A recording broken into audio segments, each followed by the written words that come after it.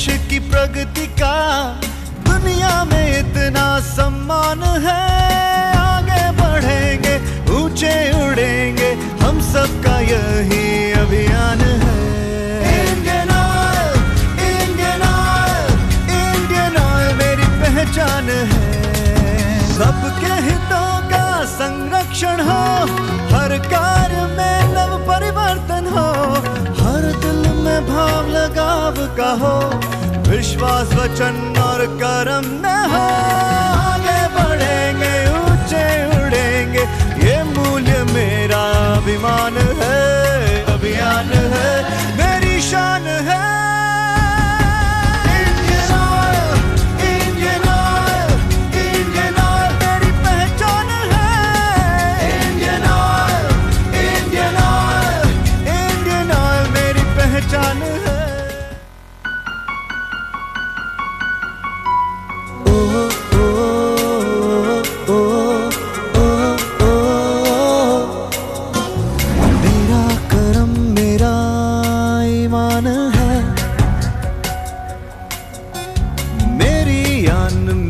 शान जान है।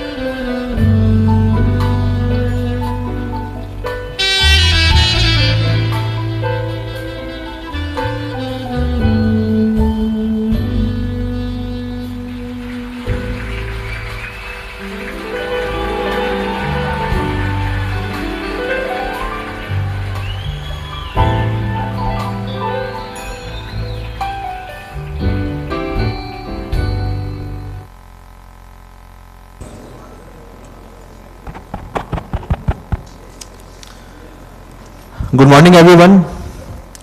Before we begin, I would like to request everyone to just put your mobile phone in the silent mode to have a uninterrupted session. So as we know that safety is the paramount in all aspect of life, even if we are working with the equipment in the plant or even we are having in the meeting. So in order to having remain safe and aware about the hotel safe practices and what the emergency evacuation route is there, I would like to request Mr. Iswar, security in charge of the hotel, to have a safety briefing, please.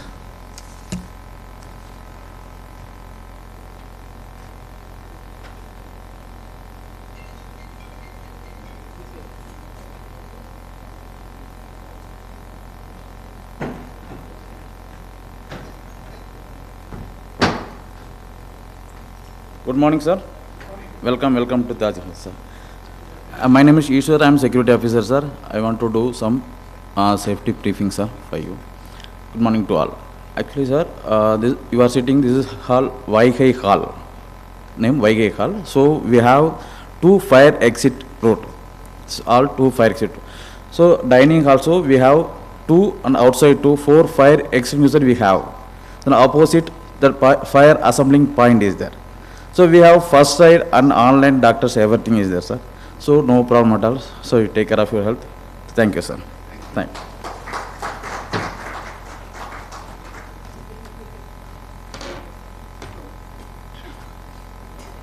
Thank you, sir, for just sharing the evacuation route and the systems available at the hotel. Now, before we begin the program, I request all to please stand up for the Indian National song. We have Indian National song, please.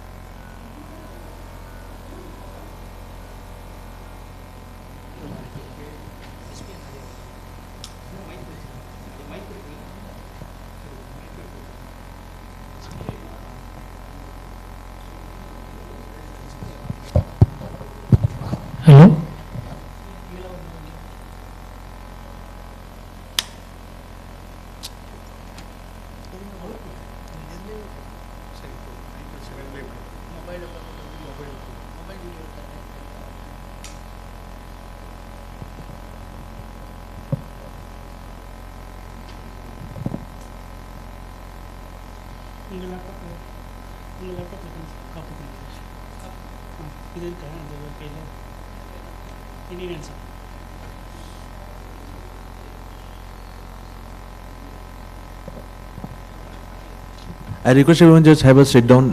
We just take out the technical glitch, then we will again take it. Sir, please.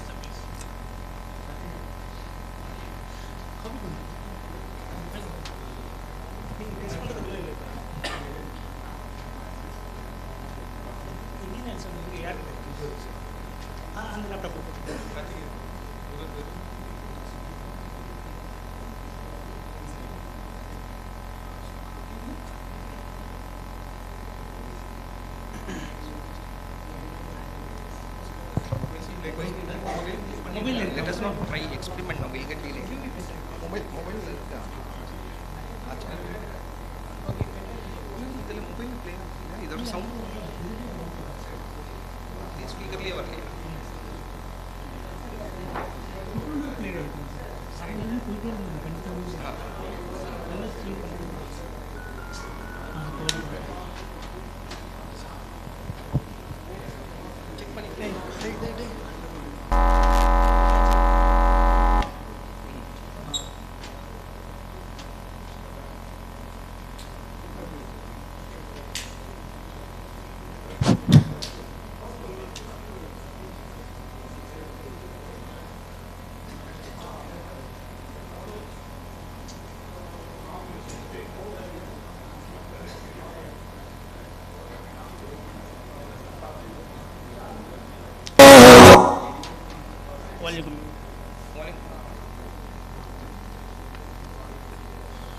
Okay.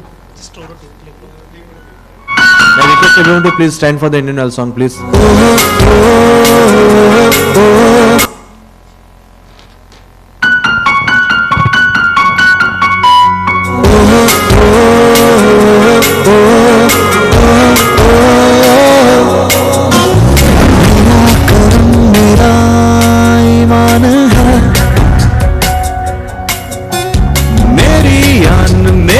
शान जान है आधार देश की प्रगति का दुनिया में इतना सम्मान है आगे बढ़ेंगे ऊंचे उड़ेंगे हम सबका यही अभियान है Indian oil Indian oil Indian oil मेरी पहचान है सबके हितों का संरक्षण हो हर कार्य में नव परिवर्तन हो हर दिल में भाव लगाव का हो विश्वास वचन और कर्म में हो आगे बढ़ेंगे ऊंचे उड़ेंगे ये मूल्य मेरा अभिमान है अभियान है मेरी शान है Indian oil Indian oil Indian oil मेरी पहचान है Indian oil Indian oil Indian oil मेरी पहचान है Thank you all. Srpl Tox is a unique initiative taken by the management. It ensured that every person who is in the organization can come up with his idea of excellence and can join the journey of this excellence toward the summit. With this, now I'd like to invite the chair of our today's event. I'm very much delightful to invite our chief guest, Shri Shailesh Tiwari sir, Executive Director SRPL. I request sir to please come forward to join the dais and occupy the honorable seat. Sir, please.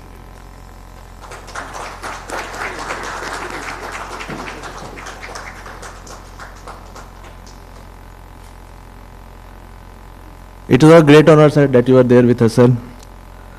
I welcome you, sir, on behalf of everyone. Now I would like to request Shri Vijay Kumar, sir, CGM Finance, to please come forward and join EDSRPL. Sir, please.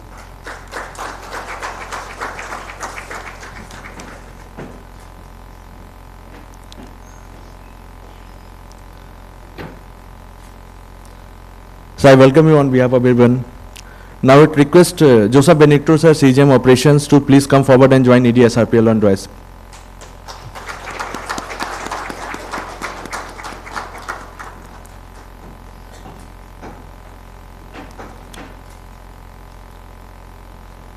Now I request Johan Kumar, sir, CGM Construction, to please come forward and join ED SRPL. Sir, please.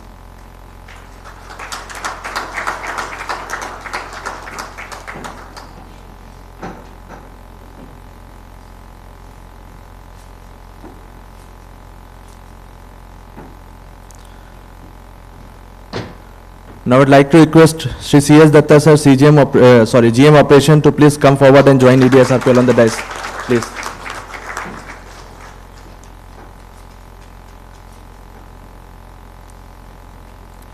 Thank you, sir.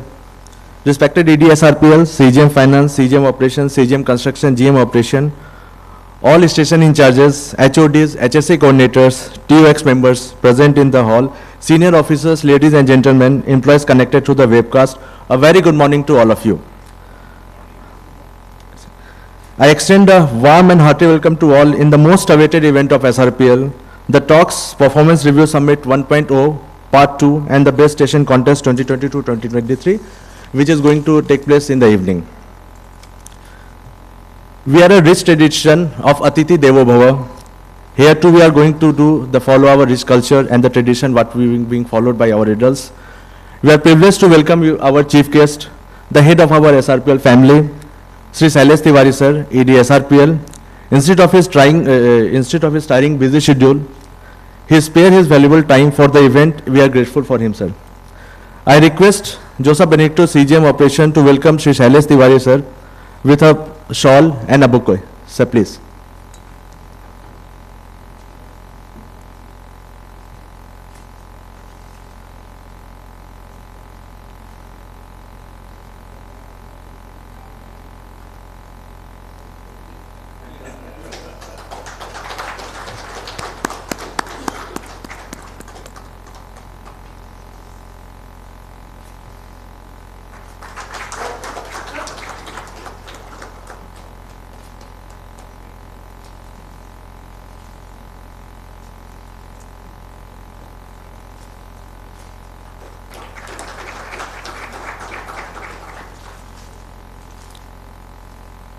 Thank you, sir. As a token of respect, I request Sri N.V. Deksikan, sir, SIC Trichy, to welcome Sri Vijay Kumar, sir, CGM Finance, with bouquet. Sir, please.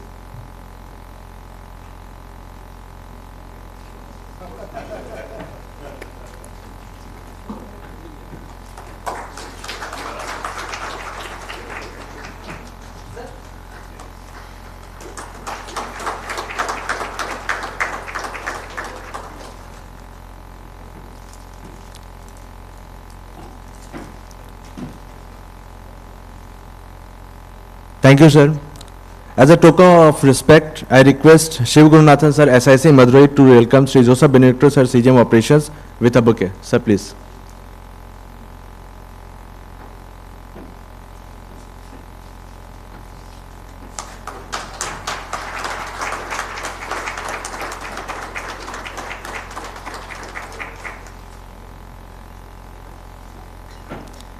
Thank you, sir. Now I would like to request Sri Karthik Kumar, SMNM Madurai, to welcome Sri Johan Kumar, CGM Construction, with a bouquet.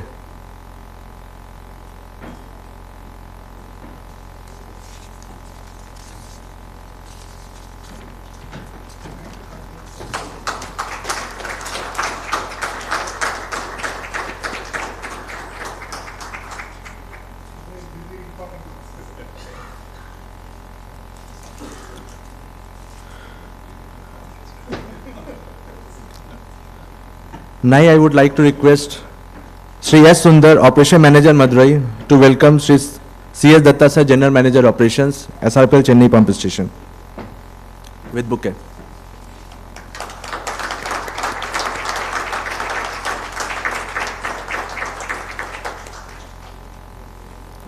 Thank you, sir.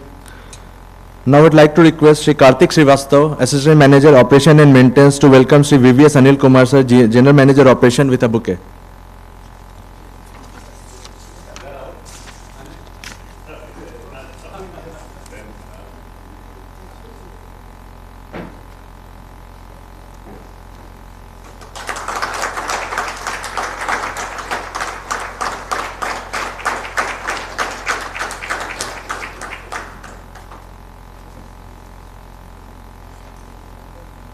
Thank you, sir. Lighting a lamp is a symbol of brightness and prosperity and has always been an integral part of our Indian culture. So to mark the beginning of today's event, I request ED SRPL Shri Sailesh Tiwari sir and the dignitary on the dais to please come forward for the lighting of lamp. Sir, please.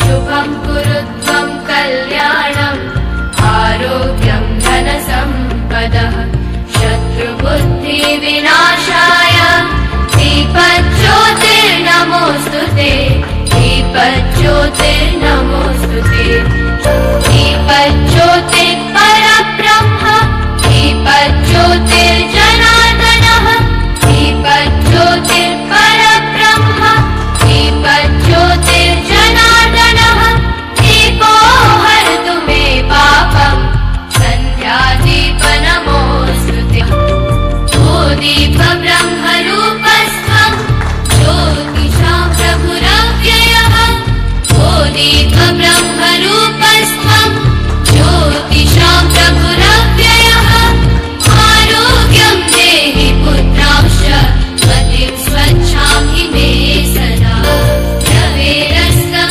समारभ्य यावत् सूर्योदयो भवेत् रवेरस्तं समारभ्य यावत् सूर्योदयो भवेत् यस्य तिष्ठेत् गृहे दीपः तस्य नास्ति दरिद्रता शुभं कुरु त्वं कल्याणम् आरोग्यं धनसम्पदः शुभं कुरु त्वं कल्याणम् आरोग्यं धनसम्पदः शत्रुबुद्धिविनाशाय दीपज्योतिर्नमोऽस्तु ते दीपज्योतिर्नमोऽस्तु ते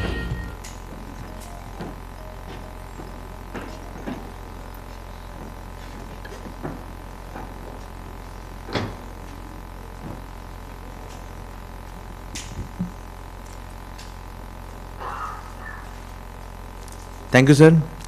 The team of excellence was constituted with the 10 different teams of different origin and different expertise. And with that current need, the 11th team was added in our the last performance review meeting, which is the making the SRPL a green and clean SRPL and a net zero SRPL. For creating the belongingness in the team members, each team have their own coach, flag, their own slogans.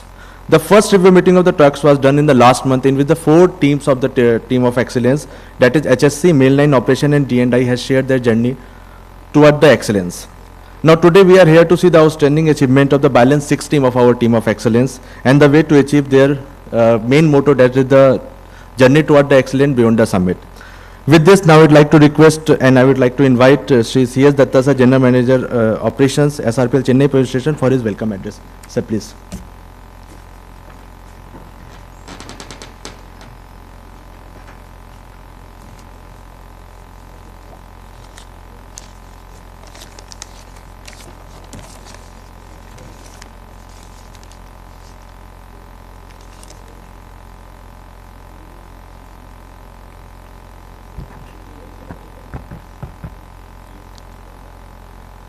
Good morning, everybody.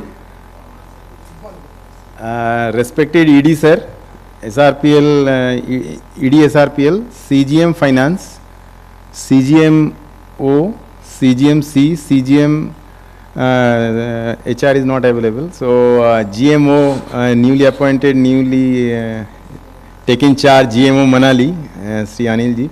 All DGMs present over here, SICs, dear participants of talks present in this room, as well as those who are connected through web, a very warm welcome to this wonderful event of TOX Performance Review Summit. I think this is a wonderful venue. Shiva Gurunathan and his team has done a wonderful job. We should really appreciate the kind of effort, because usually we are accustomed this with HR participation, but here only I think 3-4 persons along with Desikan was also there, so they have done a wonderful setup. So thanks to the team. And I will start with a quotation that dreams are like stars. You may never touch them, but if you follow them, they will lead you to your destiny. So the dream and vision of our region, led by ED Srpl, has started a journey called Team of Excellence at IIT Madras Incubation Center. I think I need not elaborate what that IIT Incubation Center is doing. I think they are the hub of the maximum number of startups in our country. And we are fortunate enough to be there, to be part of that system for 2 days and started this journey. So the seeds of talks were shown in an environment where creativity and innovation are the buzzwords. We in Pipeline are doing a lot of activities, ranging operational maintenance activities, as well as we are doing a lot of energy saving activities. We have some integrated management system. So we have a lot of activities that we are doing day to day. And these objectives of the talks was very simple yet innovative. It is often said that if you want to achieve your goals, you must be willing to step out of your comfort zone and take risks. I think that is the very essence of this TOX summit, that you have to come out from your comfort zone and start doing something which you have not done yet. So that is in a nutshell the objectivity of TOX. We are running our O&M activities in an optimum manner. However, in ever growing competition, we need to optimize and we need to do things in a different manner to be more energy efficient, because everywhere you are hearing the word that we need to be energy focused on our energy management system, because that is how we can be competitive, that is how we can be more nearer to our goal of net zero and every other objectives. So in this competitive environment, we need to be more efficient and agile to our systems. So that is where our alert minds will come into picture and make us question the system. We have a lot of young bloods over here. They are just fresh from the colleges. They have joined in our organization and they are trying to understand the nitty-gritty of the system. But they have a fresh mind. So that is where the beauty of this system, the entire team of excellence system has been conceived, that with some experienced coaches and experienced leaders, we also have a lot of young blood in the group. So they will actually drive the motive of this innovation and everything, that is questioning the system. That is very often we forgot that this is the way it should be done, तो ऐसा ही चलेगा, ऐसा नहीं चलेगा, आगे हमें दूसरे ways and means we have to find it out. So questioning starts from an agile mind and innovative instinct. The very basic structure of talks has included a lot of freshly passed out graduates, just I have mentioned. They should think differently, prepare their ideas in a technically acceptable manner, because that is the most important thing. I can dream of that I will go to moon, but how I will go to moon, that is more important than just dreaming of it. But dreaming is the first activity. But to realize those dreams, you have to work hard, you have to think differently, you have to work towards that goal achievement. And you have to come out with the new ways of working. You are our future and you are our shining stars. Your willingness and participation with heart and soul will ignite the talks event and will bring a fresh lease of life in not only the activities of SRPL, O&M setup, it will eventually change how pipeline division may work in future. So that is our expectation. Today we have gathered here for review how for you how far you have progressed and how much you have innovated. We need to walk the talk. That is the most important thing. Just thinking about the innovation, just thinking about the way we want to change ourselves doesn't serve the purpose. You have to work hard. And you have to go beyond your routine work also, maybe at many a time. So innovation in any work requires a lot of passion and hard work. I hope teams under the guidance of senior leaders will come up with some ideas which are unique and simple in nature. Minor changes in good numbers will be resulted into a big change. We often talk about big changes that is not possible overnight. And in our system, there is also a lot of maturity also there. So you need a little changes here and there, and that will lead to eventually a very big change and make our system more robust. I urge all the participants of TOX Summit to be innovative, skillful, and enjoy the journey of working together and achieving together and growing together. That is the most important thing here, because we look at the future. All the leaders of today will hand it over the reins to you, and you have to run the show. You have to be here for next 20-30 years maybe. I hope presentations of the 6 teams that is scheduled today: electrical, mechanical, CP system, IMS, energy saviors, and RCP will lead us to newer ideas, newer thought process, and make our O&M setup stronger and failure proof. Above all, I must say that the growth of our region in particular and pipeline division as a overall beneficiary will be a bigger dream and objective of this TOX Review Summit. So let your action be louder than your words and your dreams bigger than your fears. With this, I will finish my welcome address, and I welcome you all once again to this innovative saga of Srpl Tox Performance Review Summit. Have a great day. Thank you all.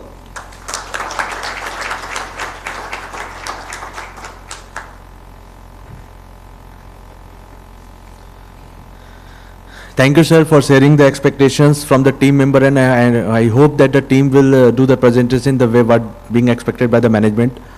With further going ahead, I would like to invite our host, Sri Shiv Gurunathan sir, to just share the few words before we will proceed further. Sir, please.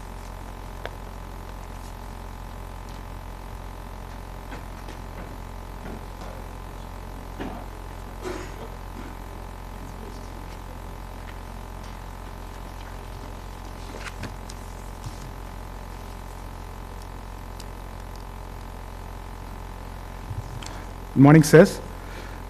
Respected Sri Sailesh sir, ED SRPL, respected CGMs SRPL, respected GM sirs and seniors, colleagues and my dear friends, a very good morning to all. Thanks, sir. It's my pleasure to welcome you all to this Talks Performance Review Summit here in Madurai, followed by Best Station Award today in the evening. We are honored to be hosting such a prestigious event for the first time in Madurai. We thank the management wholeheartedly for choosing Madurai as the venue. We put all our best efforts that everything is in place for a successful event, and we hope that all will enjoy the time at Madurai. This beautiful city of Madurai has been known for centuries as the cultural capital of Tamil Nadu.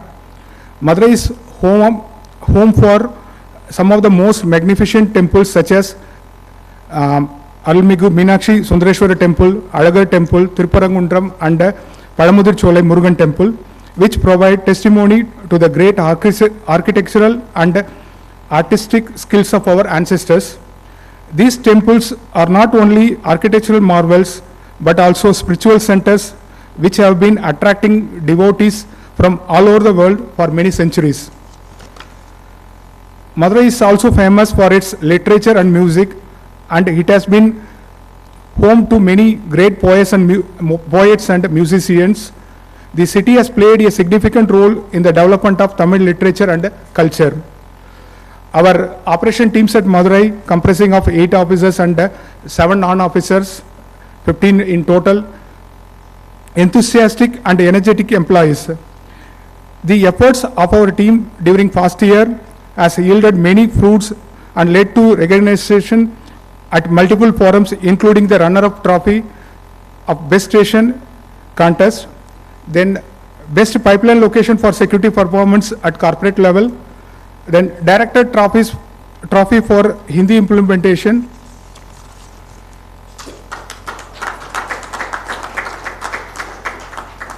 the Talks initiative by SRPL is a growth-oriented, development-driven, forward-looking of our management. The teams of excellence are working hard to achieve their goals. Friends, we are privileged to have with us today our chief guest, Sri Sailesh sir, and he spent his, for his gracious presence here today. And I welcome on behalf of Team Madurai all the dignitaries, all the seniors and colleagues for this event. Thank you.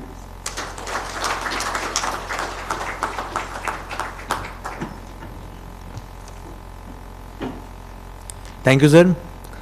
Now it's time to having a keynote address for the key person who is basically conceptualized this team of excellence, the idea of team of excellence. With this, I would like to request CGM Operation Joseph Benedicto sir to having a keynote address. Sir, please.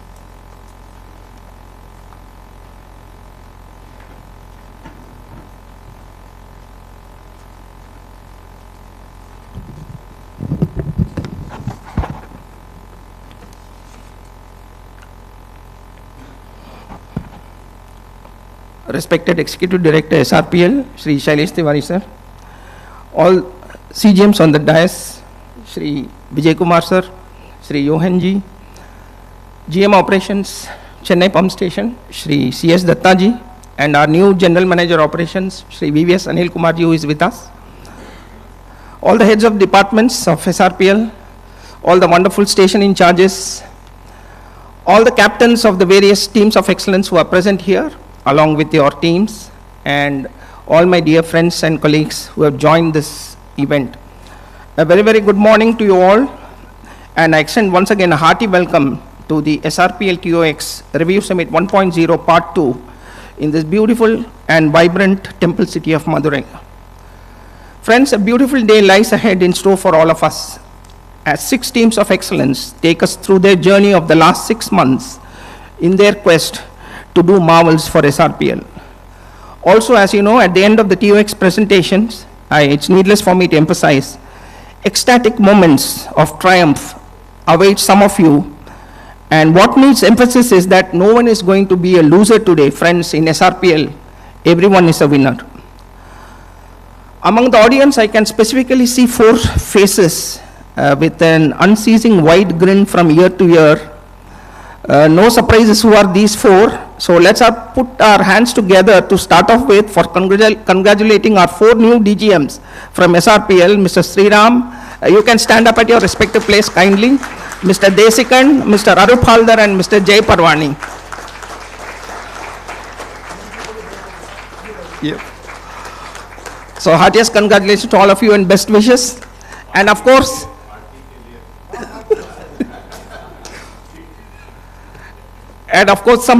a few days before, we have our new head of operations operating from Manali for all the stations, our new general manager operations, Sri VVS Anil Kumar ji, also here.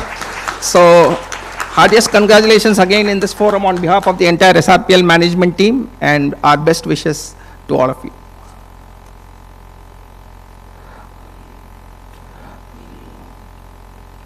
In May 2022, at the famed IITM Research Park in Chennai, we had dared to dream big when EDSRPL launched our SRPL Extra Beyond the Summit vision in the presence of Director IITM, Professor V. Kamakoti. It was a unique and path-breaking moment, the first of its kind for any region in pipelines division, or perhaps for any establishment in Indian Oil. Following our vision with pioneering action, in October 2022 at Chennai, we launched with great energy, with great excitement and belief in our own selves, In a colorful extravaganza are 10 teams of excellence marching with intent and purpose proudly across the arena with team flags in their hands fluttering high. Attired smartly in their team jerseys, adorned with their very own self-designed logo and team name, as we commenced our quest to chase our dream, to realize the vision of achieving excellence beyond the summit, through that magic of a little extra, embedded in our thoughts, embedded in our words, and in action.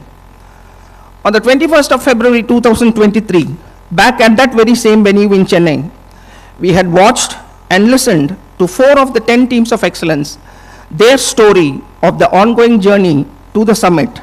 And today we are here at the home turf of the majestic RCP team of excellence led by their coach and SIC of Madurai delivery station and our host for today, Mr. N. Sivagurunathan.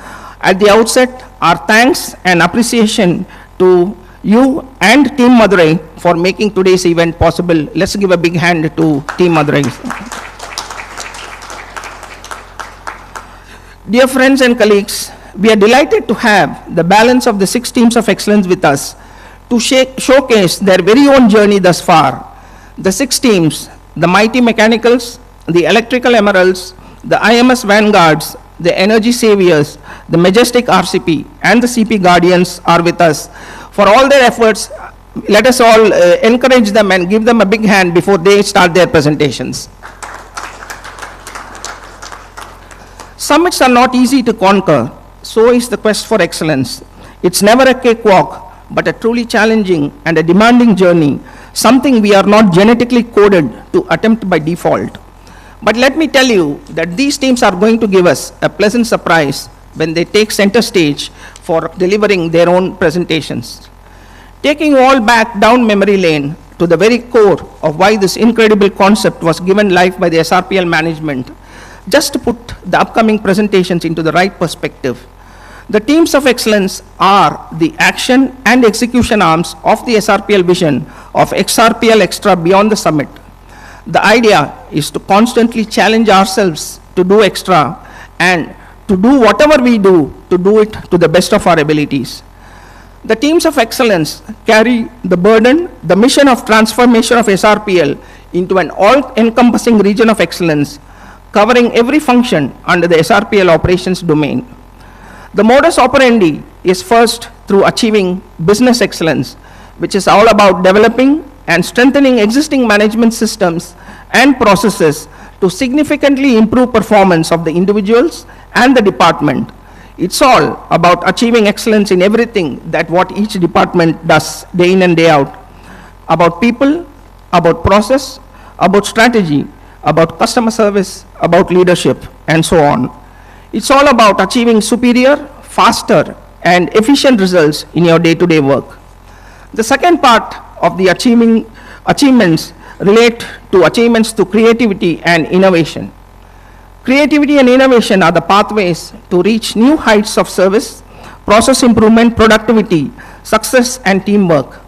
Friends, any new improvement, either big or small, to the process is innovation. A continued dedication to creativity and innovative use of creative ideas can drive performance and efficiency significantly. As you all know, the TOX program aims to strive for excellence in every function of our work, provide a platform for all executives and non-executives to showcase their immense potential in this all-inclusive quest for excellence, create cross-TOX interaction for synergy in business excellence, and remove the weakest link in our chain of our day-to-day work, to do process optimization, to enhance process efficiencies through our managing points, and improving sub-process efficiencies through control points by focusing and improving our processes and systems. It's all about setting higher and higher objectives and targets by every team of excellence.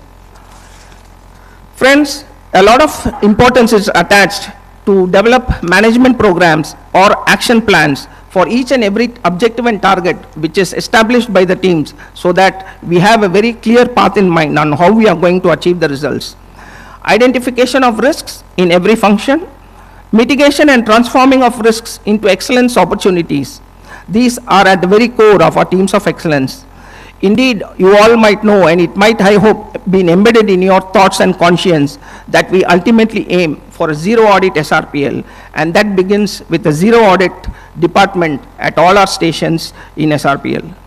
Successful innovation with value addition based thinking and action is very, very important, as I've already said. And to review our performance, monthly TOX progress meetings, sustained efforts are very much required in order to review what we have been doing. During the Talks review meeting part 1, we had added a 11th team, as earlier speaker said, to the 10 allied teams of excellence already present, and that the net zero TOX was created to achieve our 2023 New Year resolution, that is to become a net zero region by 2027, and thereby support Indian Oil and also our nation in the quest to reach the proclaimed net zero goals by 2046 and 2070 respectively. The TOX platform has been providing every engineer in SRPL, irrespective of age or designation, a unique and an excellent opportunity to join hands with your very own clan across different stations of SRPL in order to forge a formidable team of specialist engineers working together on your own domain of expertise, coming together, discussing, brainstorming, sharing your experiences, knowledge, information, and state-related specific opportunities, issues, and challenges to create, innovate, and provide solutions and take each of your departments forward. Friends, the possibilities of achievements through the teams of excellence are endless. I hope many of them have already come to life. The buzz surrounding the TOX is growing louder and louder each passing day, as the conglomeration of domain specialists cause positive vibrations and resonance, amplifying thoughts and ideas into concrete action plan and execution for delivering the fruits of excellence. This historic endeavor can become etched in the history books of our division until eternity if we are able to believe in the process and sustain our efforts and remain focused as a team amidst whatever challenges we may encounter. The support of our EDSRPL for this unique mission and his trust on the teams of excellence to deliver these results is enormous and can be witnessed at every step of this mission. I am sure that all of you will make his vision and SRPL vision a reality. With a lot of action ahead in the day, so let me conclude and let the teams do the talking about their journey thus far in the quest for true excellence in our line with our grand vision. So all the best to all the 6 teams which are participating today, and also to all of you who are in contention for a plethora of glittering awards awaiting you this evening. Thank you and all the very best.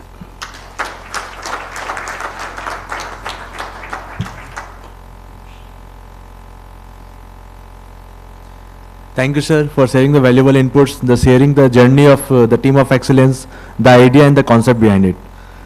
Now it's time to hear from our head of SRPL family, Sri Srpl Tiwari, sir. I would like to request, sir, to deliver the theme address. Sir, please.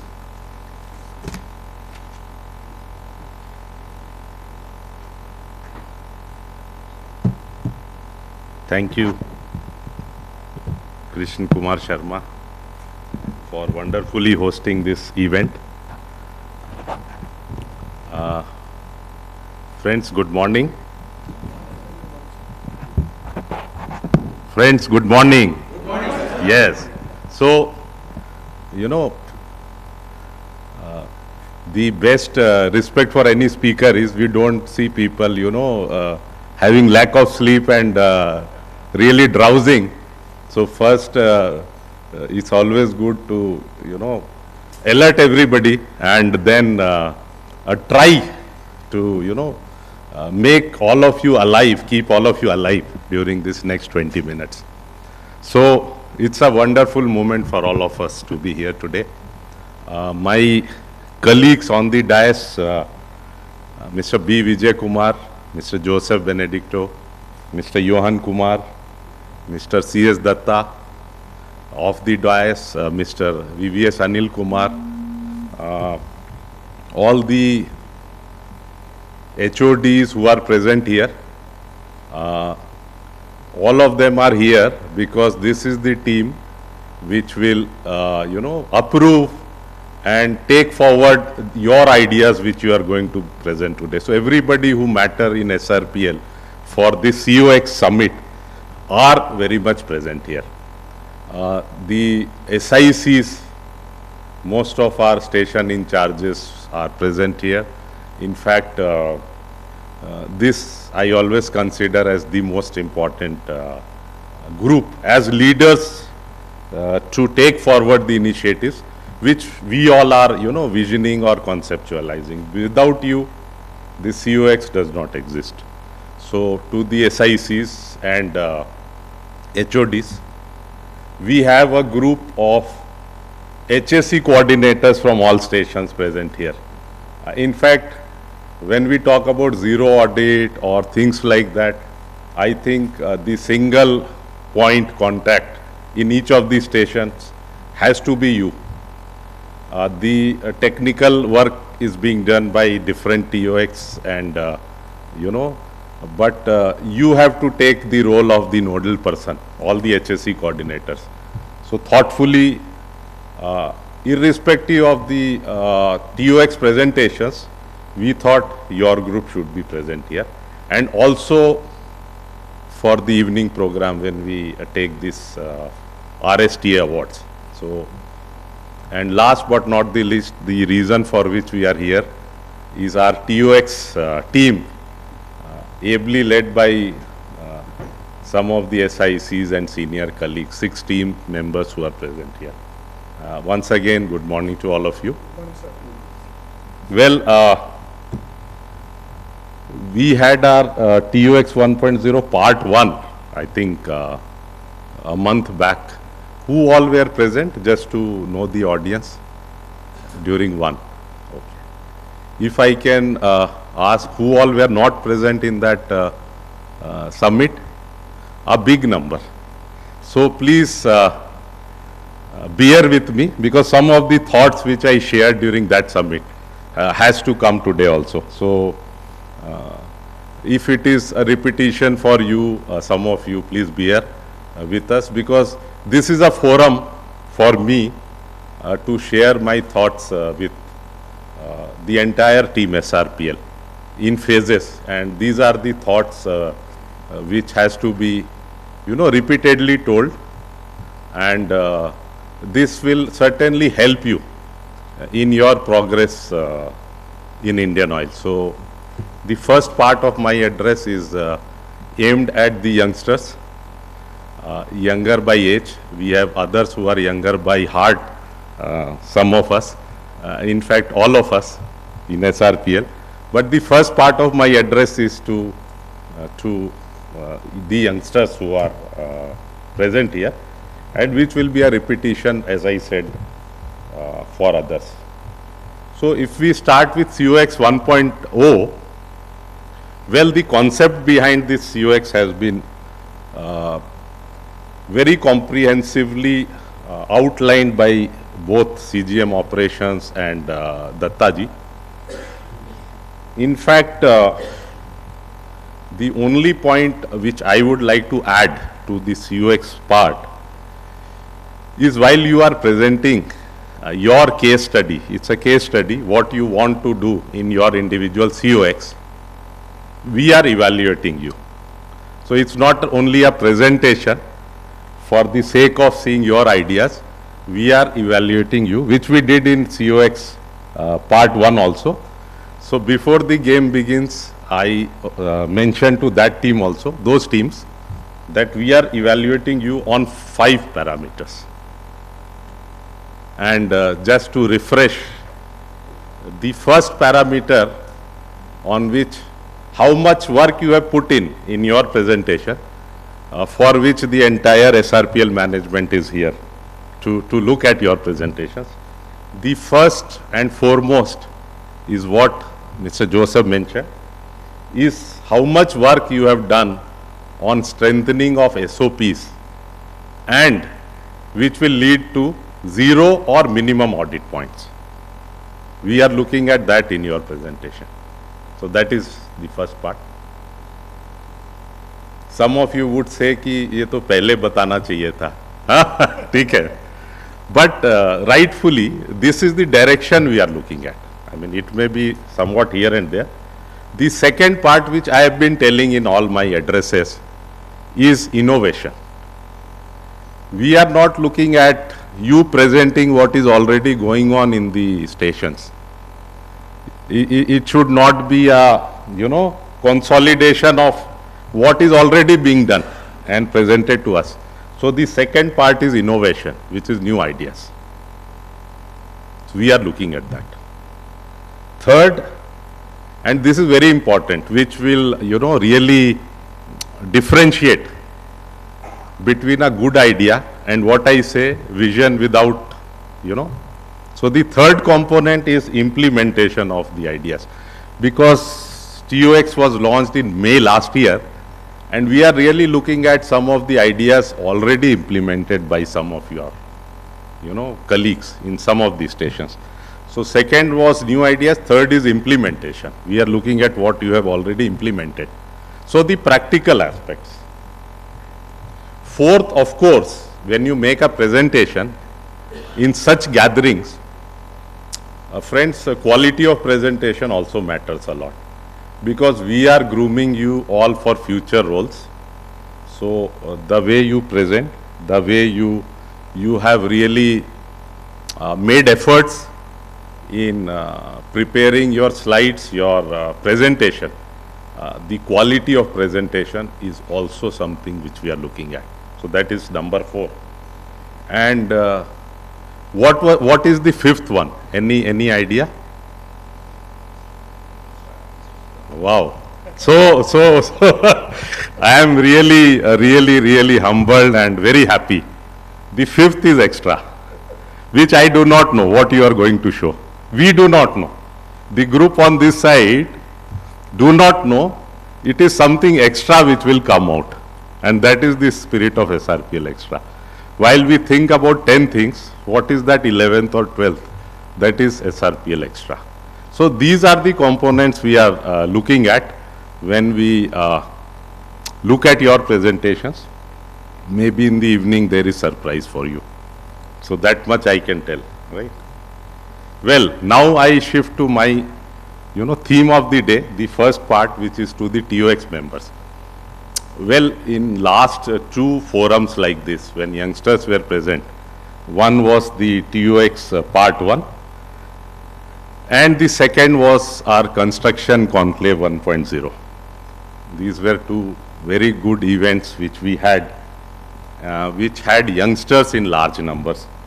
And I had, repeated something in both the forums, which I see almost 20-25 of you being new in this hall today. So I'll repeat that again.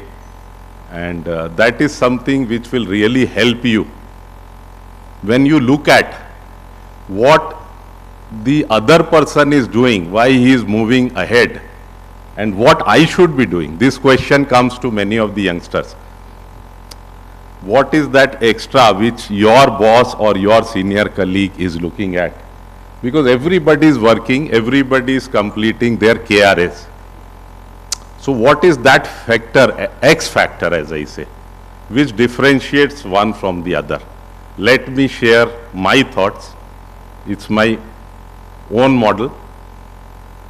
Ones who have already, gone through that can refresh. It's not a rocket science. When you are working in this organization, these are the 5 factors which I think are very, very important in differentiating our stars from the others, also ran. So these are 5 P's, 5 factors which you should all try to implement, and certainly I am giving you that assurance, it's going to help you in the long run. So with the permission of my colleagues on dais, briefly I'll touch upon, I'll not take much time, but these are the 5 P's which I call as my model of excellence. The first P is when you are doing something, and some of you, if you want, may take notes also. when you make your presentation today, the first P which is driving some of you, almost all of us, is the purpose. What is the purpose of this?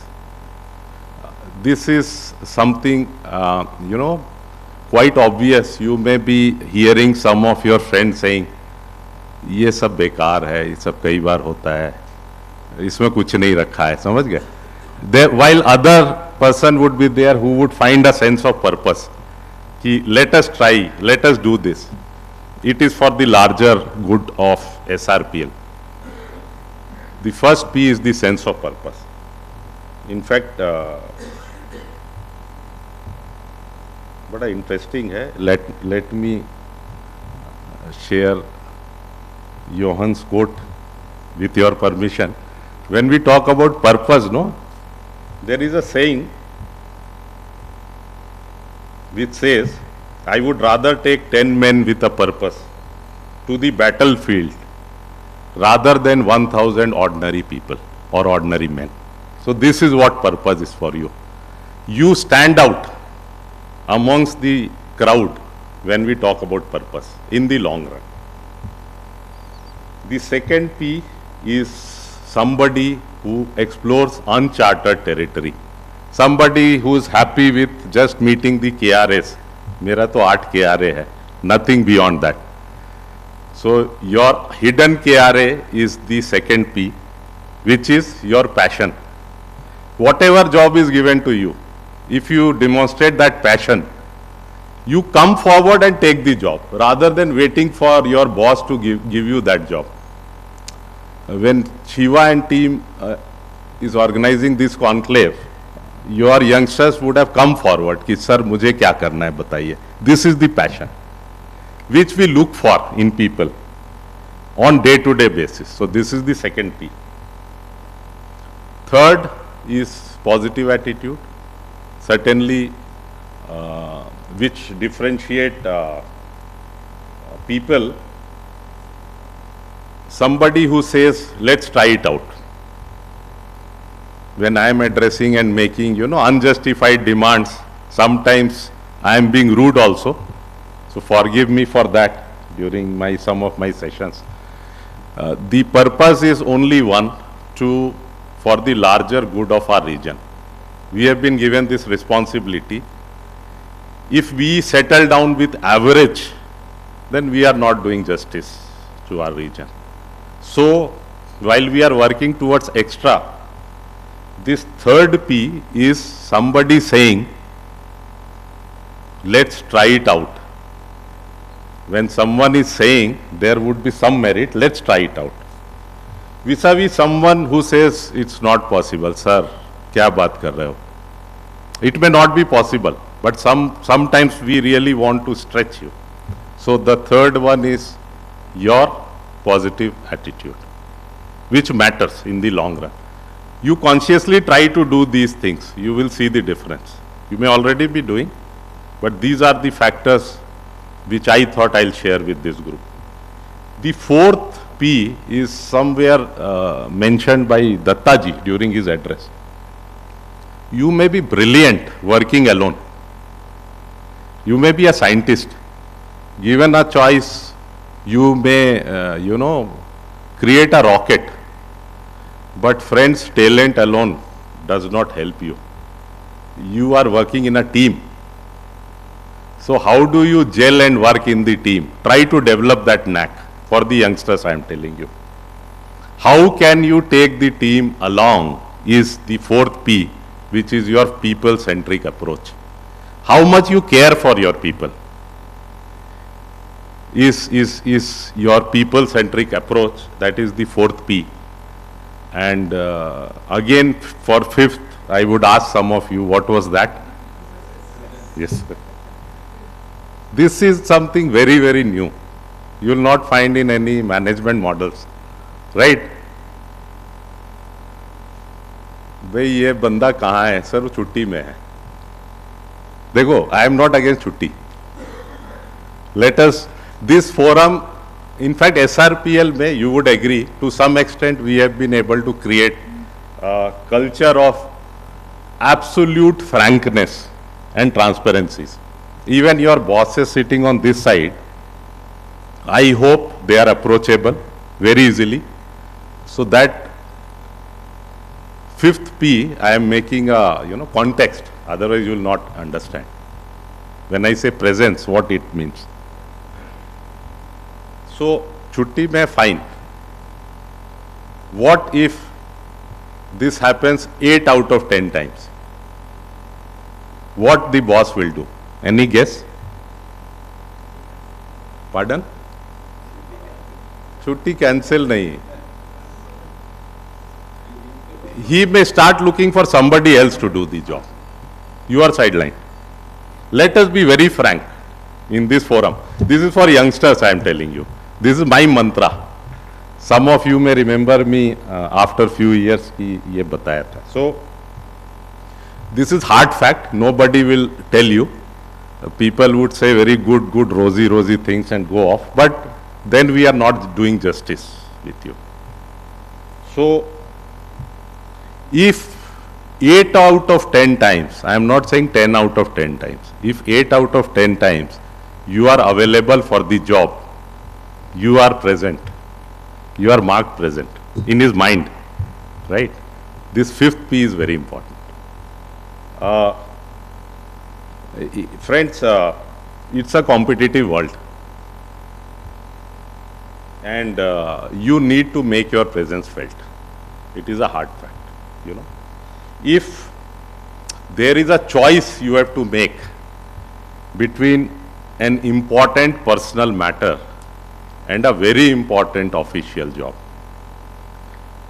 what is the choice you make defines your performance on this fifth P. Well, I am the last one to ask you to neglect your family or personal commitments. Because for me also, and some of our colleagues have seen, I don't like to work during the family time. Most of the time I devote lot of time. But whenever there is any important meeting, I have cancelled my leave also and to be present there. And for last 3 years, I have not missed a single operations review or PMC meeting or PRM. So this is something we are trying to propagate and shifting my personal matter to the next day. So it's a lesson for you. Just try to see this.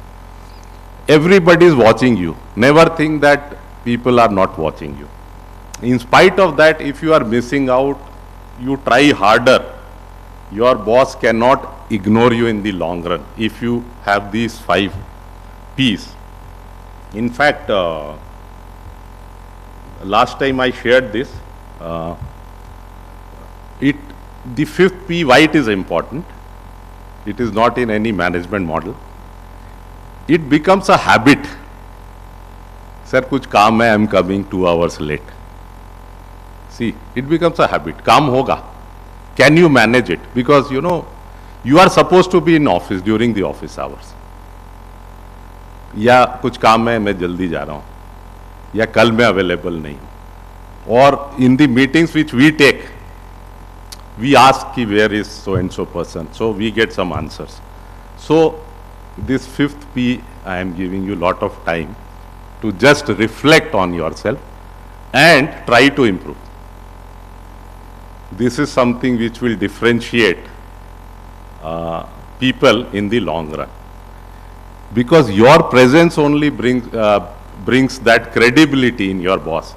यार कल एक presentation है, कहाँ हो, I am not available. So try to imbibe this in the long run, and I assure you, you are going to be successful. In fact, last time I also shared that nobody else need to judge you. There is something called a mirror test. Just stand before a mirror and try to judge yourself on all these 5 P's. And if you yourself pass the mirror test, then nobody else can fail you in the long run. So this is my mantra to the younger group. And after this address, most of the time we see pin drop silence and lot of reflection. So my idea is not to discourage you. As your elder brother, I have that responsibility to share something with all of you. In fact, this forum, I can't let it go without my thoughts of my experience reaching out to you one-to-one directly, not through Zoom, but directly in the hall. In fact, last time when we met, I had promised the group that when the meeting has our HODs and senior colleagues also, I would lay open, one more model for our HODs now. This was mostly for the youngsters. It also applies to HODs, but you have already seen all, done all. So you are as much experienced as me. So that was for the younger ones. For the HODs, this is an interesting thought.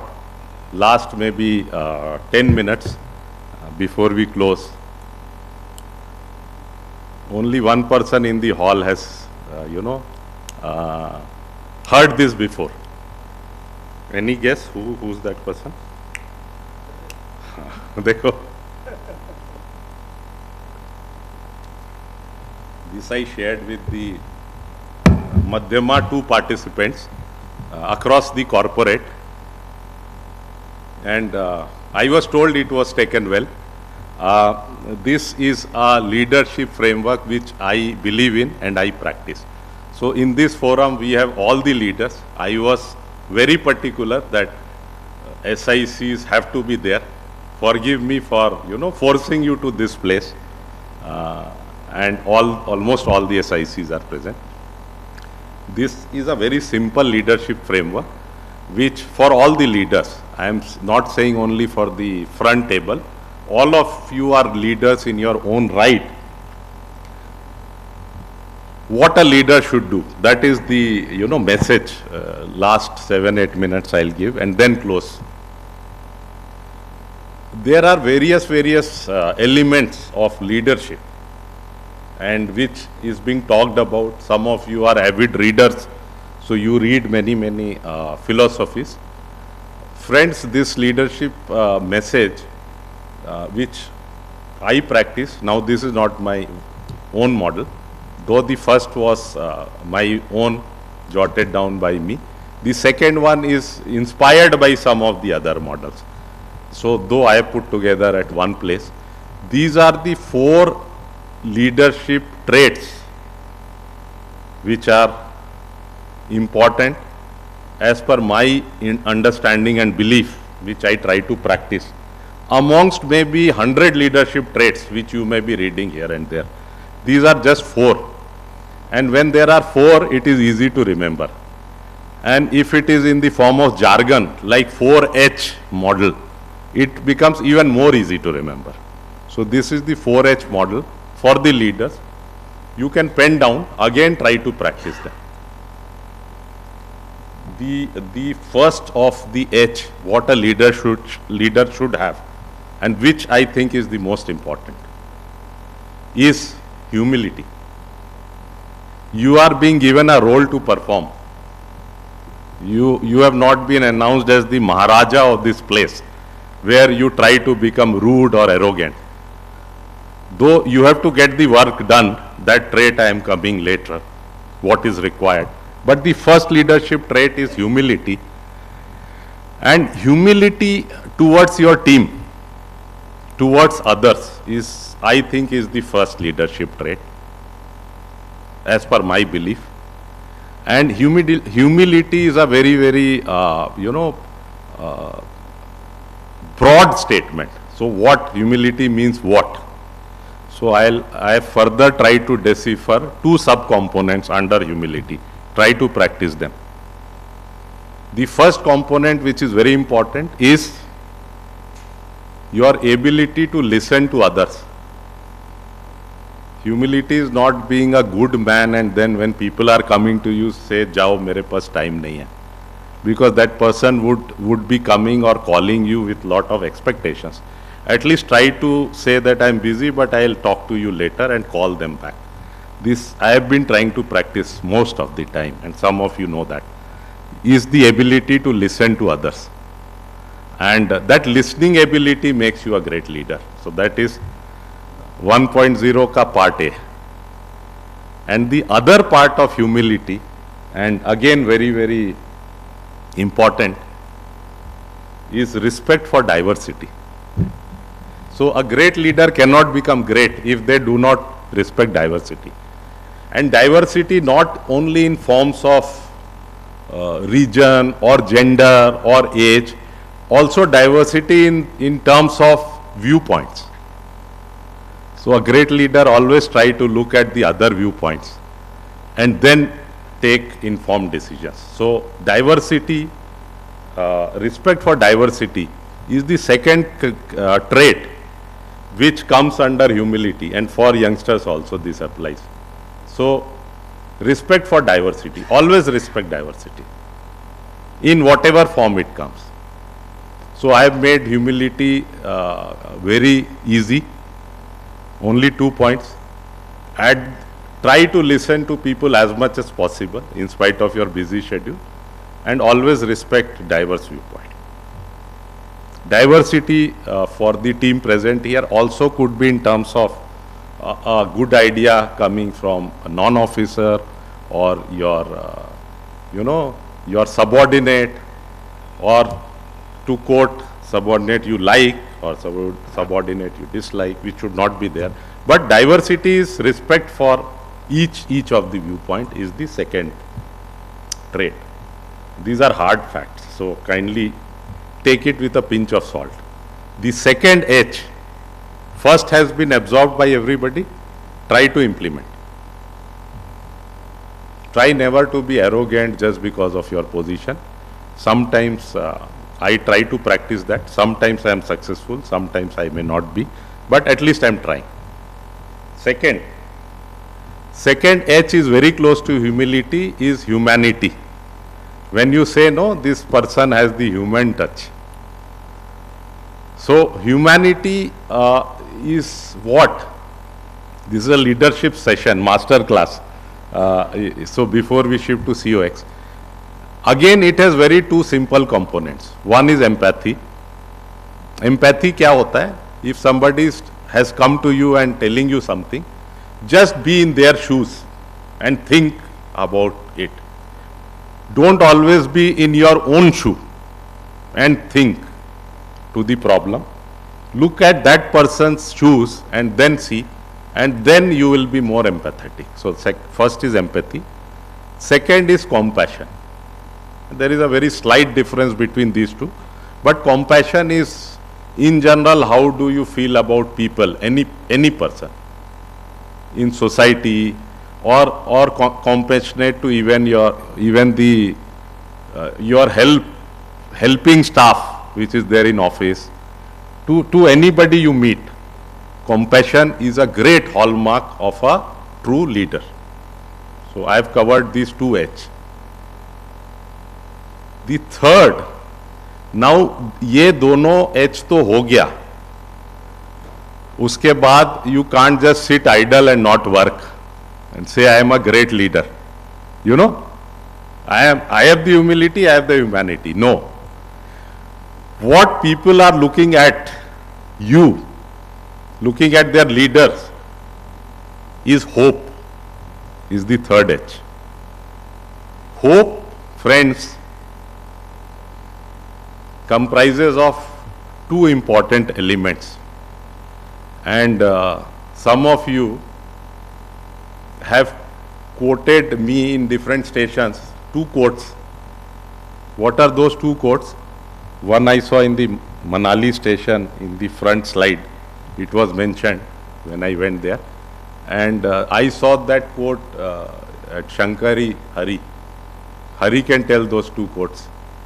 That is the third H. First is vision, without action is daydream. So a leader has to have a vision. Hope, matlab if there is no vision, there is no hope. You want to do something, you have to communicate to your people. COX is one platform where we are showing that vision. So first is vision. Any leader has to show the hope to their subordinates through vision. Every day you call your team, say, let us do this. That is hope. If there is nothing to do, you don't look at future, then there is no hope. So first part is vision. And second part, any guess? Action. So vision leke nahi baith sakte. The second part is action. That vision without action is daydreaming. Assertiveness is a big leadership trait. Assertiveness. So humility is not inversely proportional to assertiveness. At times you would have seen some of us being very assertive. For the cause of that vision, you have to get the work done, my dear friends. You can't only talk, and no work is done. So sometimes you would see me being rude also for the sake of work, not because of any personal liking or disliking.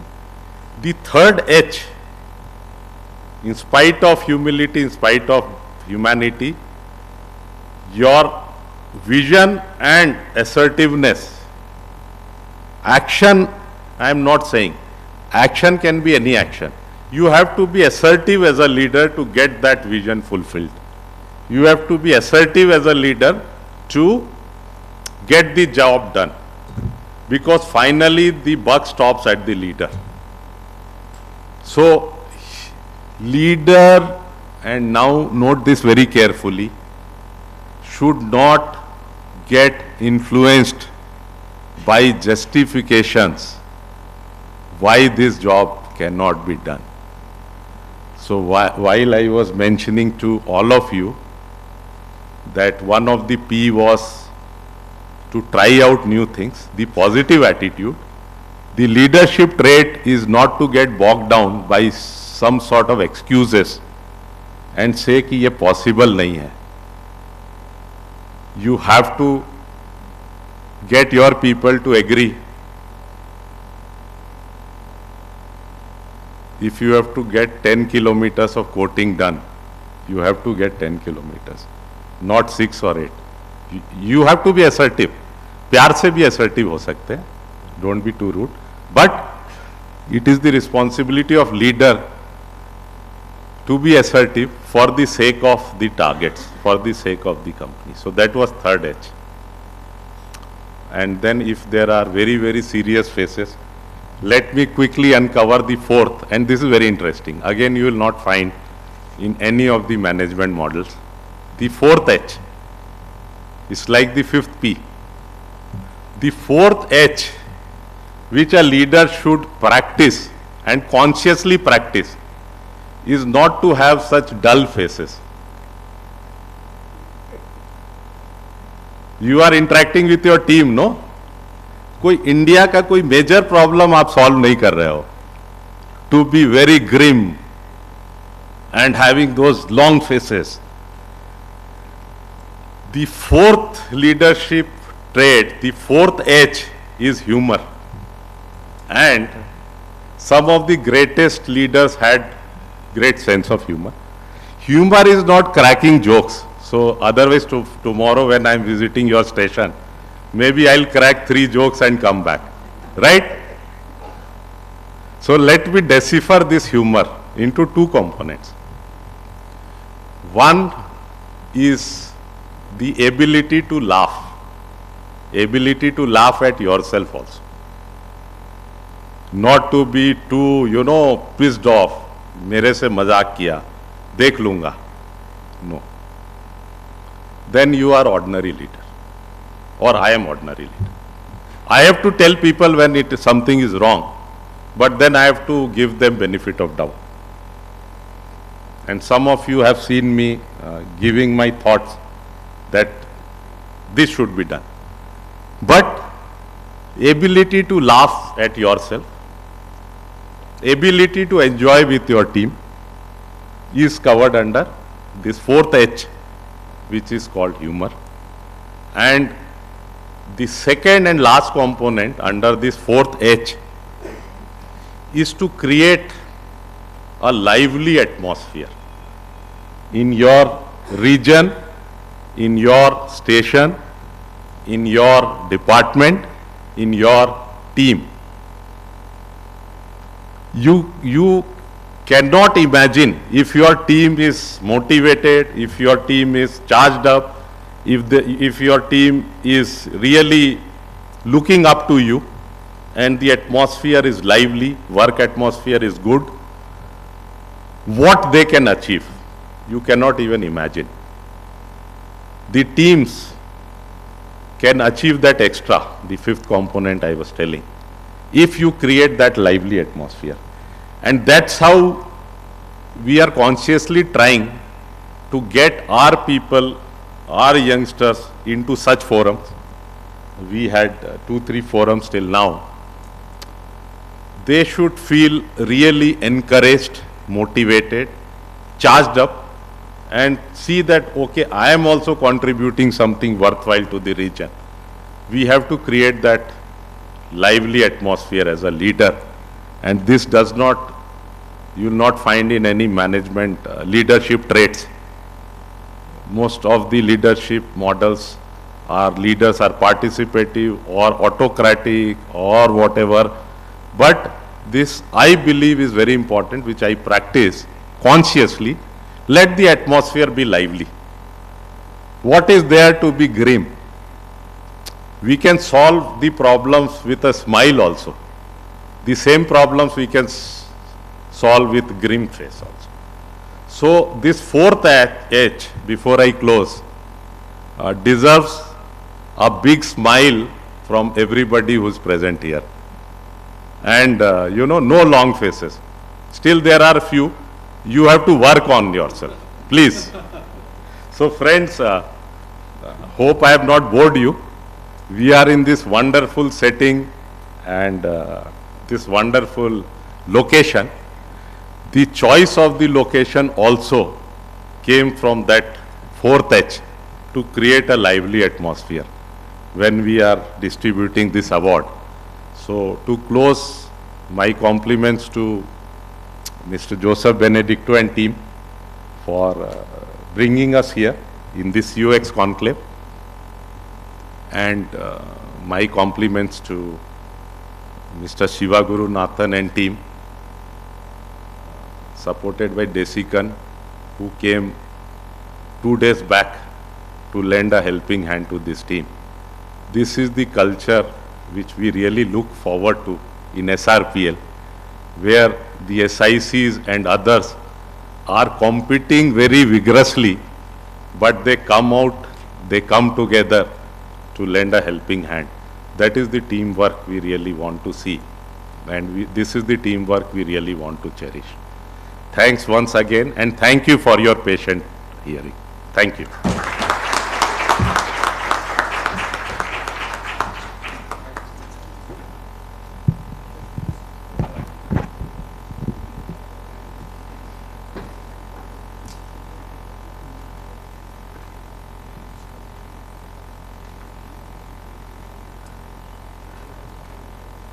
Thank you, sir. Thank you, sir, for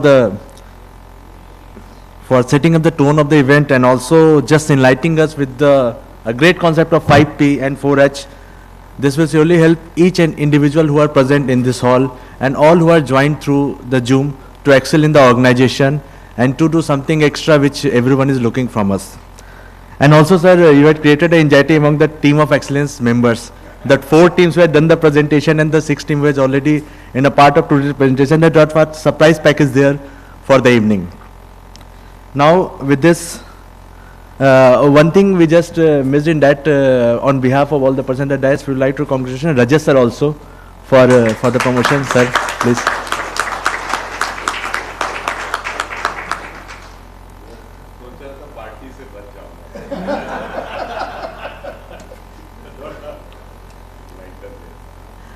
Now we can take from a break of tea, sir. After tea break, we'll start with the presentation by the team members. We will assemble here after 15 minutes. Is okay, sir? As 12:15, we will assemble here. Thank you.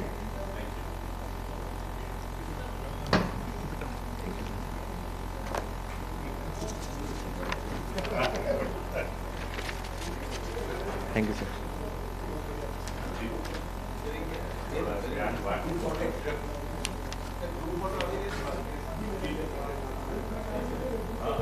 All are requested to assemble here for a group photo, please.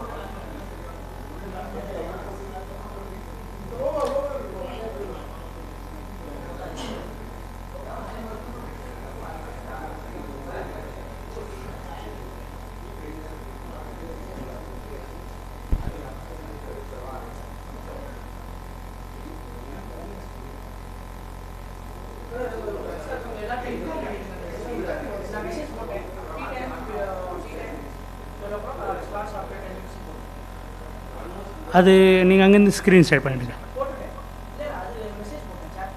சரி,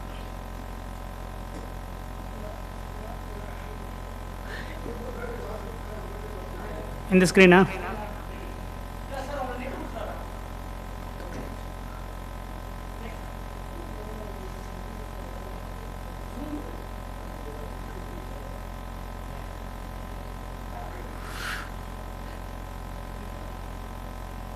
sir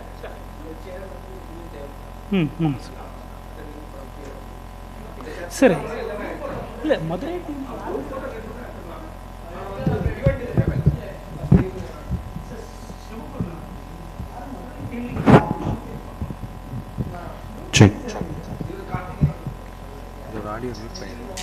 meet பண்ணிடுறேன். இதுலேயும் meet பண்ணுறேன். இதுவும் தேவையில்லை.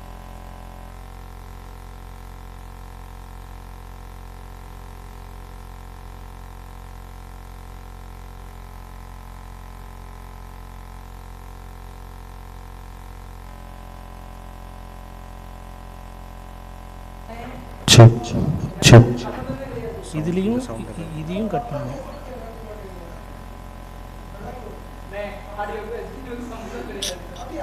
ஆடியோக்கு HDMI சம்பந்தம். Audio HDMI மாட்டினா audio விட்டு அதுதாங்க அதில் போய் அப்படியே இதாக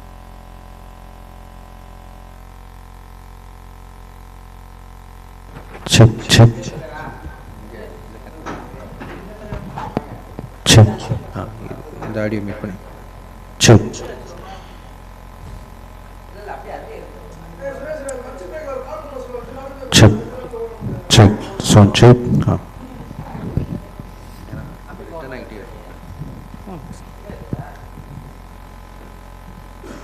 இப்போ பிபிடி தானே இது தேவை. இது ஜூம் தேவை.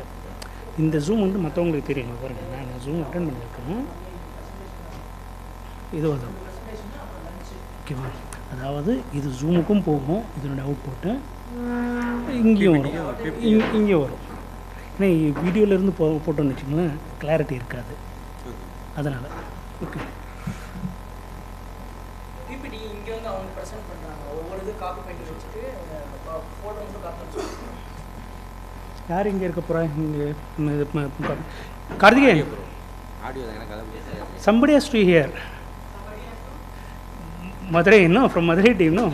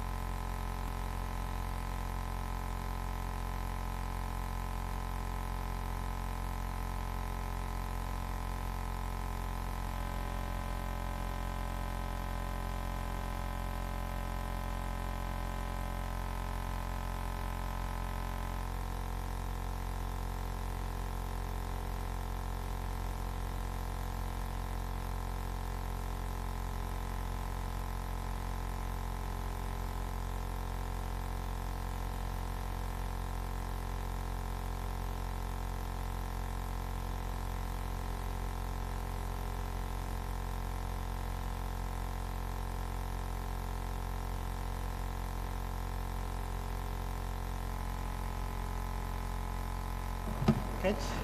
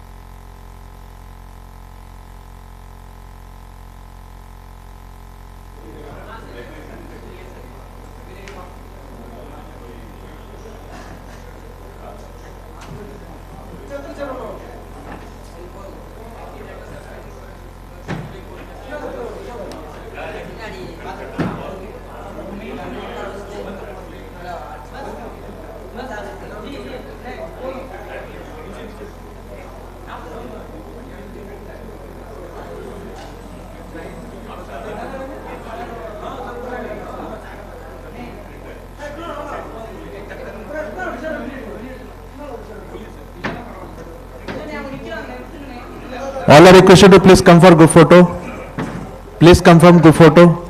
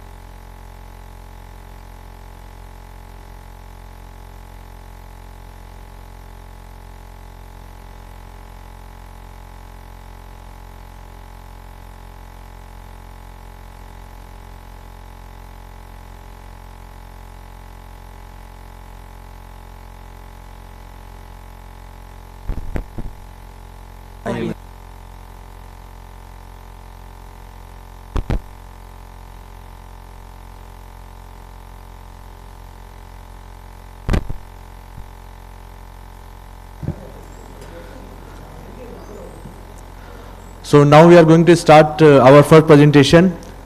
There's a old line about the upkeepment of any station, that for everything there should be a place, and for every place the thing should be there. So similarly, the first presentation are related to that only, that is IMS. For every activity there should be a document, and every activity should be documented. So with this, now I'd like to invite our first presenters, the team of IMS Vanguard, having the motto "We set, match and ache the standard." So with this, I would like to invite Sri Desigan sir, the coach of the IMS Vanguard team, along with the team member, to have the presentation on your team performance. Sir, please.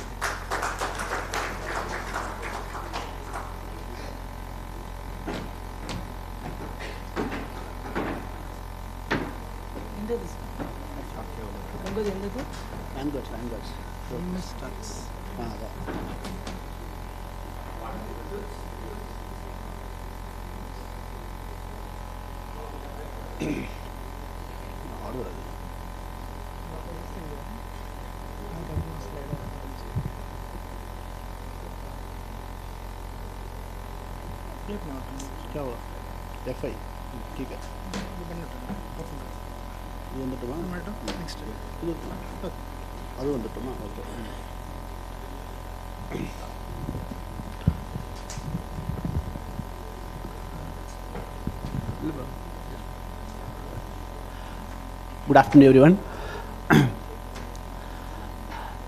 Respected Executive Director Sailesh sir, CGMs, Benedicta sir, GM Datta sir, and Anil Kumar sir, and all DGMs and my colleagues, those who are present here.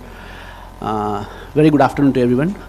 On behalf of IMS Vanguards, it's a great opportunity for us to be here, and special thanks to Benedicta sir, just because of one of our colleague is traveling today, so just small change in the schedule. Thanks for accommodating it, sir. Thank you very much. And special mention to our Shiva for accommodating me for the last 2 days. So it's a very good learning experience for me. Thanks to everyone for that.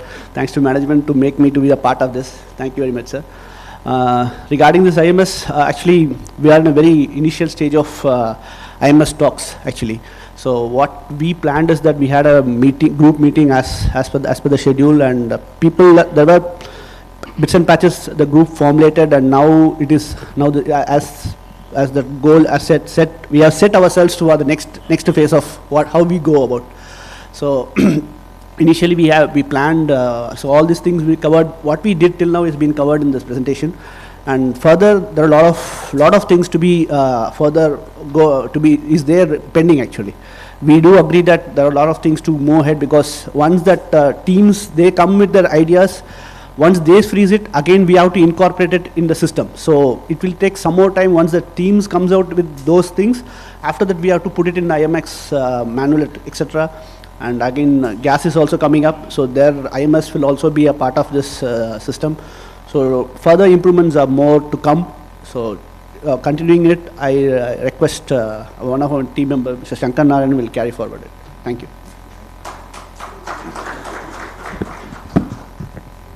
Thank you, sir. Respected Executive Director, SRPL, Shri Shailesh Tiwari, sir. Chief General Manager, Shri FX Joseph Benedicto, Shri Vijay Kumar, sir. Shri G. Johan Kumar, sir. General Manager, Shri C.S. Datta, sir. Shri V.V.S. Anil Kumar, sir. All the senior officials and colleagues, on behalf of IMS Vanguards, a very good afternoon to one and all. Recalling the launch of Teams of Excellence at IIT Madras Research Park and its first summit, let us provide you a short recap before delving into the Srpl Tox Review Summit. Vanguards. The term vanguard has its origin in French medieval, which means the leading part of an advancing military formation. Likewise, we, the IMS Vanguards, would serve as the lead line of march of all teams of excellence, leading all together beyond the summit, serving as our SRPL extra motto of going beyond the summit. The vision of IMS Vanguard is rooted in systems and procedure, documentation and reporting, review and retrieve of the documents, and ascension and improvement.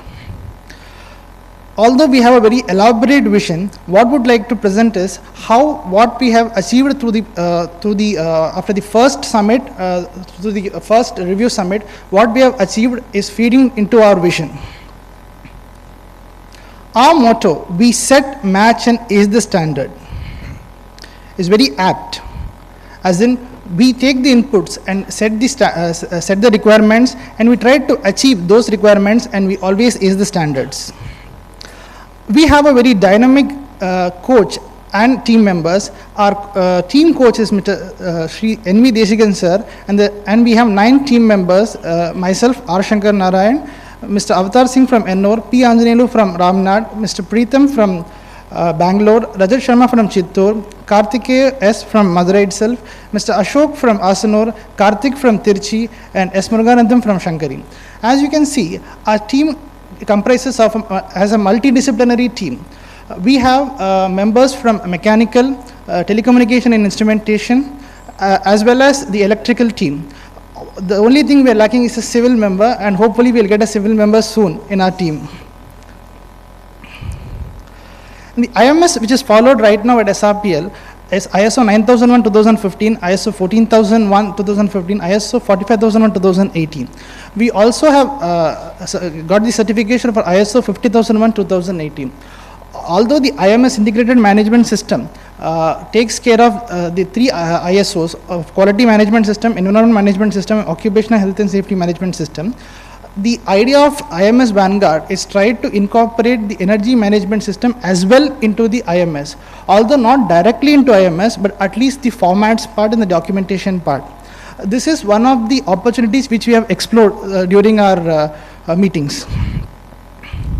The exchange system at SRPL has a standard and guidelines through which we have the IMS manuals and system processes, instructions and procedures. We initiate and review and approve the reports online, and we have an online record for ready reference. What we have done is we have carried out the SWOT analysis of all the individual team members as well as the IMS as a whole. Looking into the team members, as you can see that we have a very dynamic team from different departments. What the advantage we had was we were able to find out what are the deficiencies as well as what are the opportunities available in various departments for improving the IMS. So in that way we were able to find out the strengths and weaknesses of each and every IMS, each and every department which can be incorporated into the IMS. Now coming to the SWOT analysis for the IMS itself. That is the strength, weakness and opportunities and threat analysis. The strengths which we identified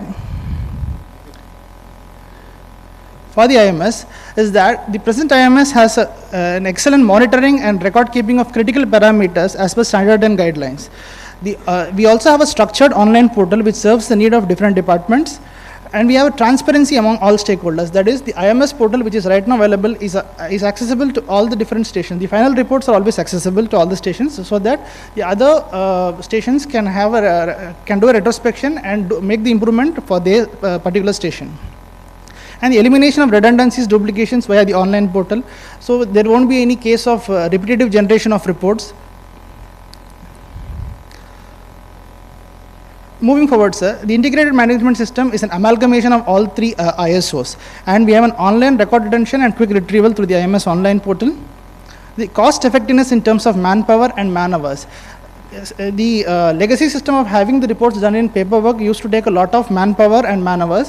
When we're switching over to this particular IMS online portal, which is already adopted, has caused a lot of reduction in cost effectiveness in terms of manpower and man hours. And the paperless system, which is the motto of Indian Oil as a whole, also strengthening the greener resolve. We are moving forward for a zero carbon footprint, wherein we have all the reports in the digital form itself. Of course, if there are strengths, there would also be some weaknesses in the system, as no system is perfect. The few weaknesses which we have identified and we are aiming to take action so as to eliminate these are, the one thing which we identified was clarity on the system instruction procedures as to which falls under which ISO certification at a user level is not known when we use the IMS portal.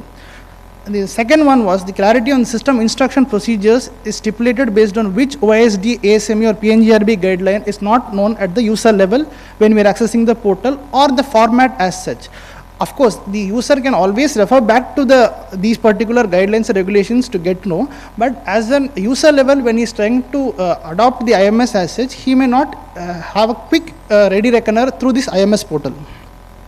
Non-availability of provision of amalgamation of reports and parameters from various departments for a unified report. That is, there may be some cases like we do the maintenance for an MLPU on a wholesome basis, wherein the motor as well as the pumps maintenance would be taken. It would always be prudent to have a report which reflects both, as the unified report would reflect as the actual availability or non-availability of the particular asset. Next is smoother data and parameter capturing opposed to the filling of the word sheet. Right now what is happening is in the IMS online portal, the filling of the parameters and data is done through the word sheet. A word sheet is generated as soon as we click the filling of the report, and we have to fill the parameters in that, and the report is to be uploaded. Opposed to that, we could have a cloud-based computing technique or a better HTML-based sheets, wherein we can directly enter the data and it will be automatically captured in a central database, and it can be used for other predictive analytics. The disadvantage of the word spreadsheet is that it will be like a picture, and we will not be able to do predictive analytics in a worksheet based system. And we also have a restricted accessibility of reports of online portal. Right now, we are unable to access the reports of the other departments. That is, a particular, say, a mechanical department is able to view all the reports of other stations of the mechanical department, but we are unable to view that of the other departments. So that we found it as a weakness which could be easily taken care of once we approach the IS team so as to give us appropriate authorization. Then few redundancies which we observed in major maintenance reports. Some of the major maintenance reports, although scheduled in nature, would also have a certain monthly maintenance to be carried out when the major maintenance is being done. What happens is the IMS requires us to make these two reports separately. So a provision could be made in the IMS so that we can amalgamate these two reports, and once the major maintenance report is done, automatically the monthly maintenance report is already getting generated. Online IMS portal for operation department is not in vogue as of now. The operation department although has all the IMS formats, but they are paper based. And with the recent implementation of EOMS, we are transitioning into an online capture of the data. Sir, we'll be discussing more about that in the opportunities part, sir. And no reminder facility in online portal as of now.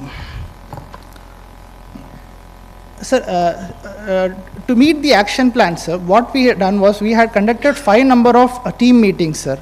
The number of participants, we had more than 90% attendance for all the team meetings. What we did was we used to have Zoom meetings, and most of the data collection was done through Google spreadsheets. We wanted to use all the available technological facilities available so as to make our team meetings much more productive. We also used to have few WhatsApp calls, and we have a dedicated WhatsApp group to take care of any immediate information which is being disseminated or any queries or issues to be raised. The mantra which we have followed is to endeavor to improve the strengths and strive to eliminate the weaknesses. So over in all, sir, we have identified the strengths and weaknesses. The whole process, what we have done is we wanted to further endeavor to improve our strengths, and we are trying to make the weaknesses to zero.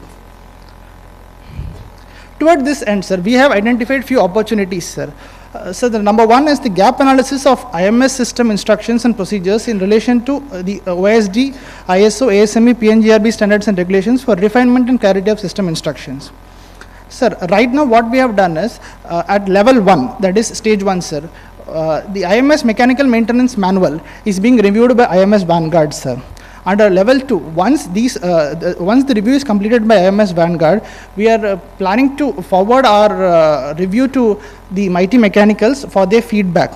Once we get that, we are planning to incorporate. So what we are trying to do is we are trying to find which particular ISO, OSD, ASME codes are relevant to which particular clause, and get the data ready and forward it to the mechanical Mighty Mechanicals, and respectively for T&I Top Guns and for other Tox members, so that we get their feedback and we incorporate them in a feedback system, sir. We wanted to have a feedback system so that it is a cumulative effort, sir.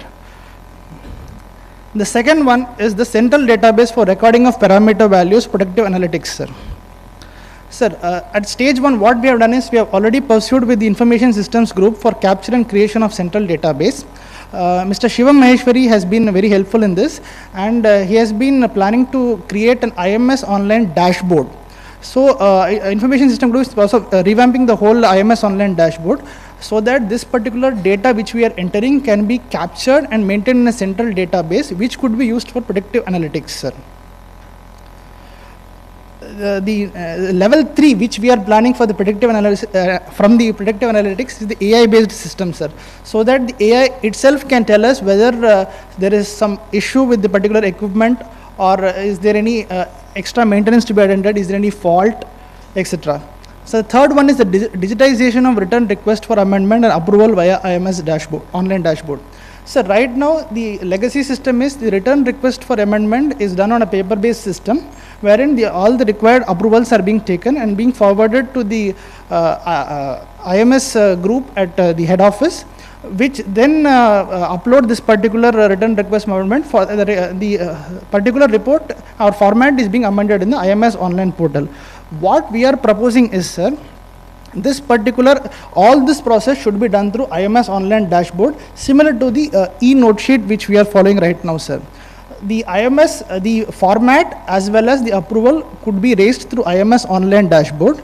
The appropriate approvals will be taken, and once the approval is done, automatically this particular format which is submitted by the engineering department will get updated in the IMS online portal and would be available to all the stations, since most of our formats are common for all the stations, sir. So this would be totally time saving as well as energy saving process, sir, and there would not be any red tapeism. That is, once the paper is sent, and it will be available for all, and there will be full transparency, sir. So the next one is the hyperlinking of system instructions and procedures to relevant ISO, OSD, ASME, PNGRB codes for clarity and understanding. So this we wanted to incorporate with an intention to make the user level, which are who are generally the ABC grade officers, to have a better understanding of what we are doing and how it is related to the relevant codes. So once we are doing a particular activity, for example, we are doing a pump maintenance, we are doing, say for example, the checking of the alignment. Why we are doing the checking of the alignment? Whether it is required by some particular code. Once we have a hyperlink available to that, it would automatically give us a link to that particular code and clause, which stipulates us to take the measurement of this particular alignment or checking, and through this it will be win-win situation, sir. We would have a clarity in the report as well, and the person who is actually making the report would be getting the overall information about the whole process, sir. So in this, the level 1 is the pursuing of information system group for capture and creation of the central database for the hyperlinking, sir, so that we can have the relevant codes and link it to the particular system instruction or procedure. And we are hoping that this could be incorporated in the IMS online dashboard revamping, which is planned, sir. The next opportunity which we found was the establishing of link between the SAP and IMS online portal for maintenance planning, permit management system, critical value entry for creation of central database. Sir, in this, what we have proposed is an integration between the SAP database and the IMS online portal, sir. Right now, what is happening is we take the permit and the maintenance order, maintenance planning, everything is done through SAP. And once the whole activity has been completed, the reports are generated, and again all the relevant parameters, details, etc. have to be re-entered in IMS online portal. By having a facility to integrate these both, what we are planning is, we are planning to integrate the PM modules such as maintenance, planning, permit management system, and this critical values entry, so that we have an option of auto populate. That is, once we know that we have taken a permit for, say for example, a pump maintenance, the relevant field which is available in the IMS online portal gets auto populated. And similarly, auto capture. That is, we have, say for example, we are taking the vibration reading of a particular mainline pumping unit. There is a provision of entering these particular vibration detail in SAP as well. So those can get auto populated in the IMS report as well. The added advantage of this thing is, we will have a single copy database, sir. That is, it will be very unique in nature, anybody who wants the data will only go to one particular source to get the data. There will not be any multiple copies of the data, and there won't be any confusion. That will be the master data for the maintenance as well.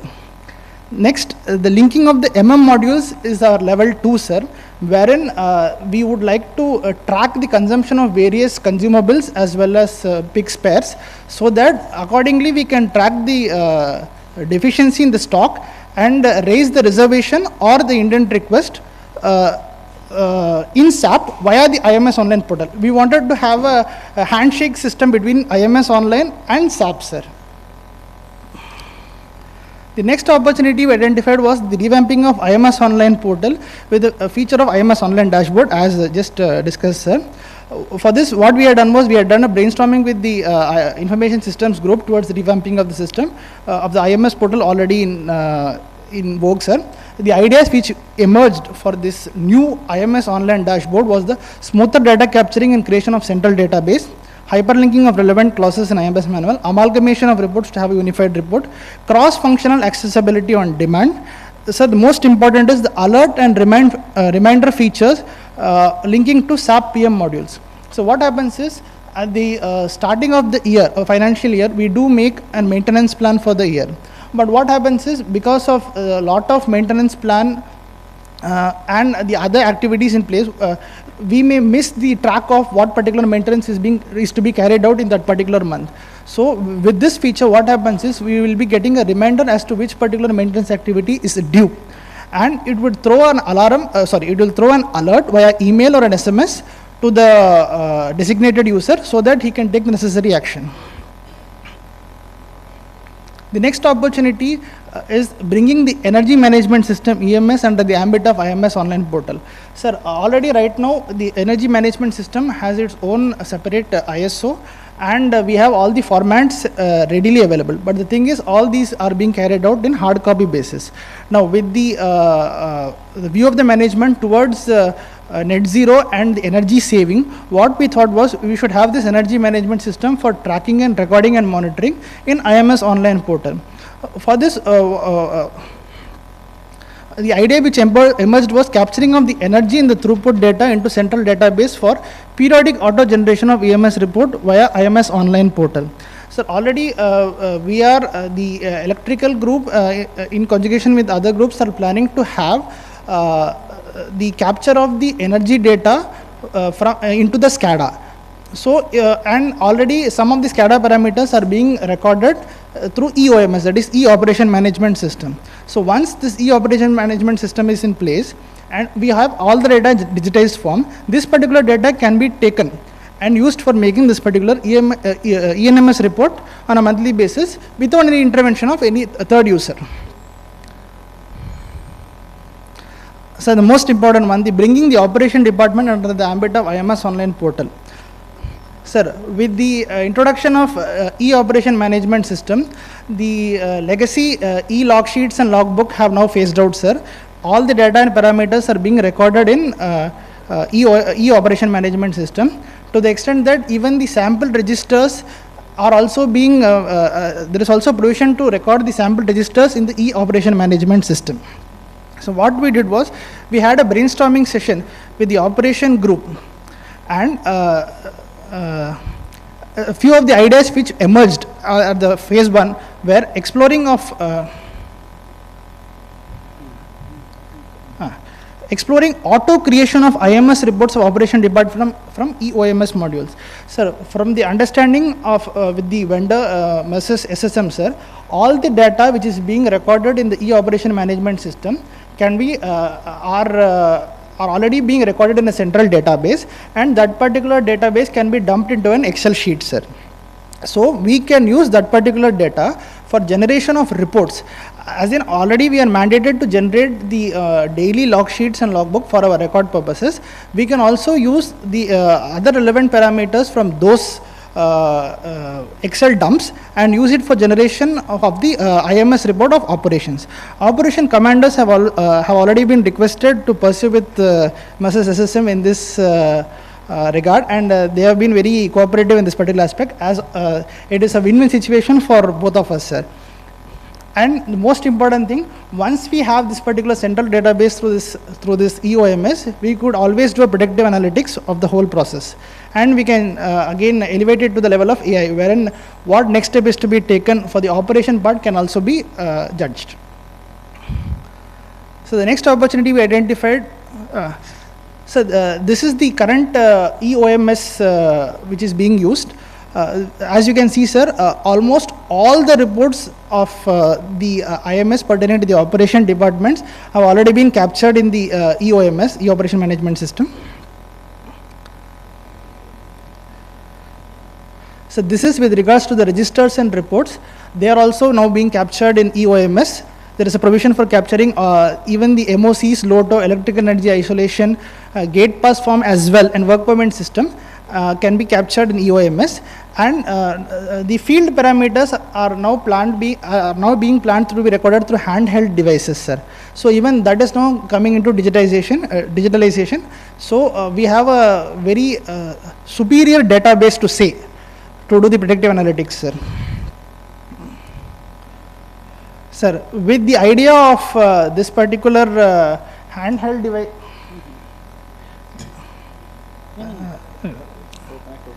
okay. Minimize.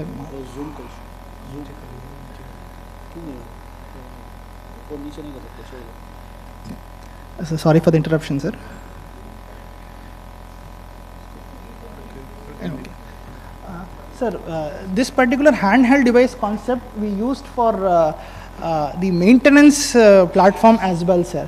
Since we have this handheld device concept for recording of the field parameters, when the maintenance group goes for carrying out any particular maintenance in the field, these handheld devices can also be given to the maintenance group to directly enter the field parameters into the handheld devices, and thereby going for the auto generation of IMS report itself. So this would be very much helpful in time saving, sir. That is, the personnel need not first attend the maintenance in the field and then jot down the findings in a paper and then come to the seat and enter these details in the PC. So once this is done, automatically the reports are generated.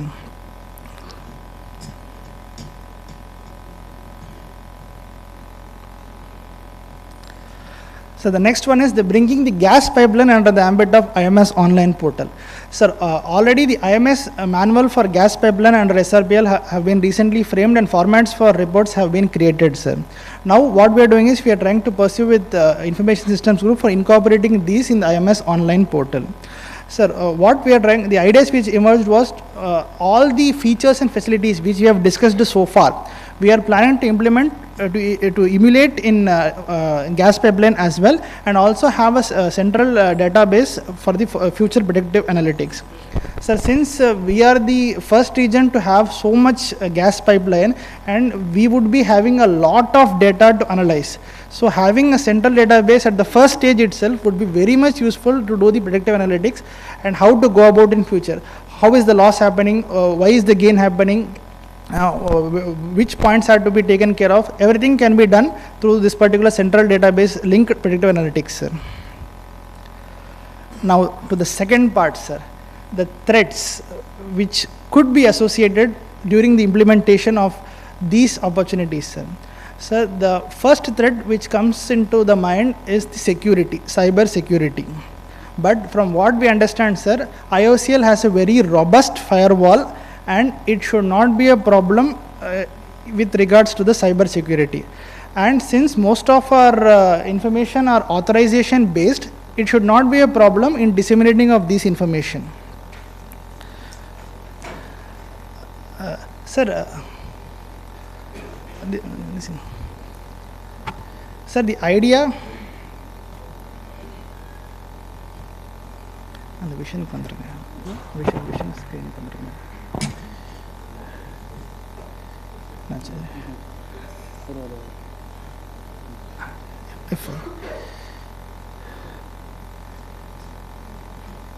if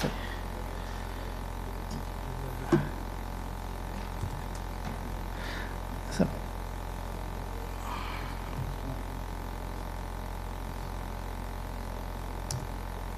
thank you. Mission.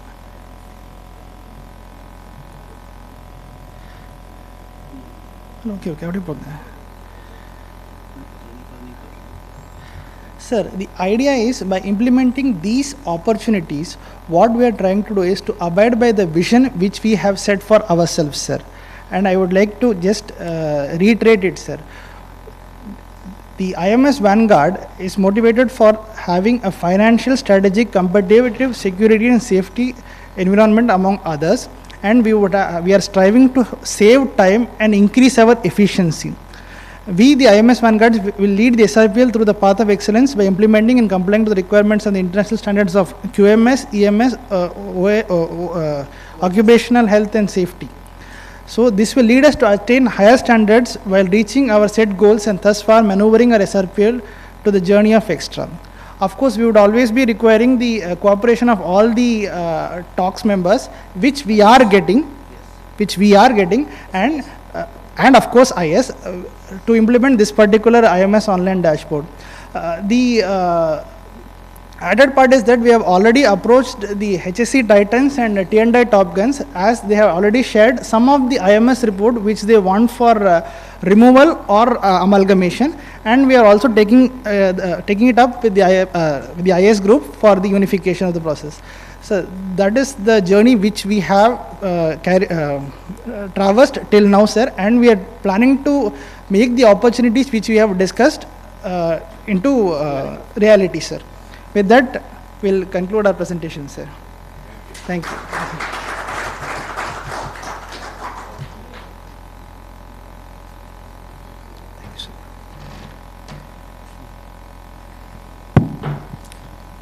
Thank you for a very wonderful presentation, team IMS Vanguards. Friends, it is now time for Q&A. So I'm sure that members among the audience will have some pertinent questions to ask. So the mic is here. Anyone who's having specific questions can ask the team.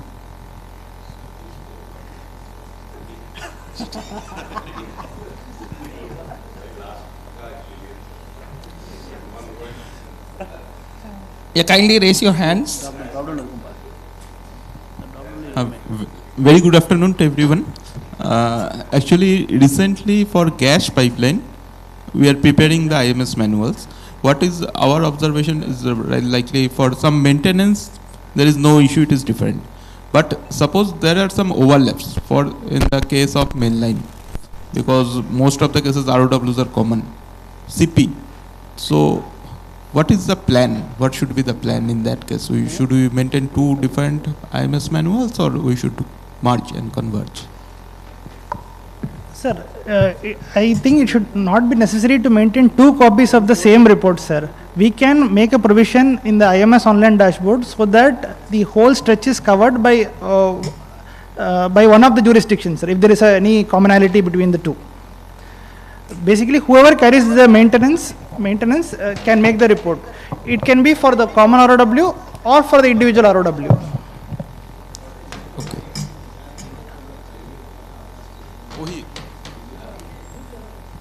From gas line point of view, we may have to maintain.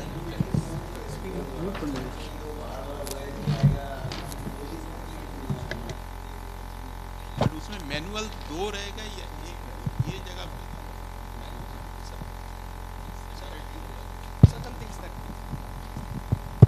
So I'll answer that certain things.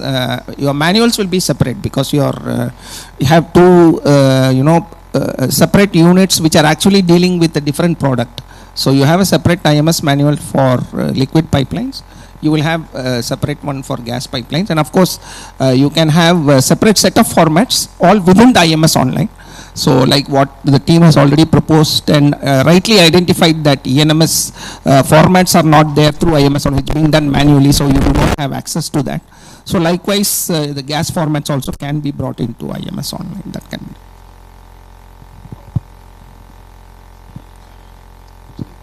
Shankar, एक चीज है जो whatever maintenance schedule we are preparing at the beginning of the year, we can do a scheduling in the SAP also. Yes, sir. Automatically those formats will come up in front of you. जो तुम reminder का बात कर रहे थे, I think that itself is a reminder कि तुझे miss नहीं होना है. If you have that checklist तो वो ऑटोमेटिकली SAP में जनरेट होता है. I think we are not following that here. Sir maintenance orders automatically generate होता है सर, बट जो प्लानिंग साइकिल हम लोग फुल फ्लेज्ड उसको एग्जीक्यूट नहीं कर रहे सर.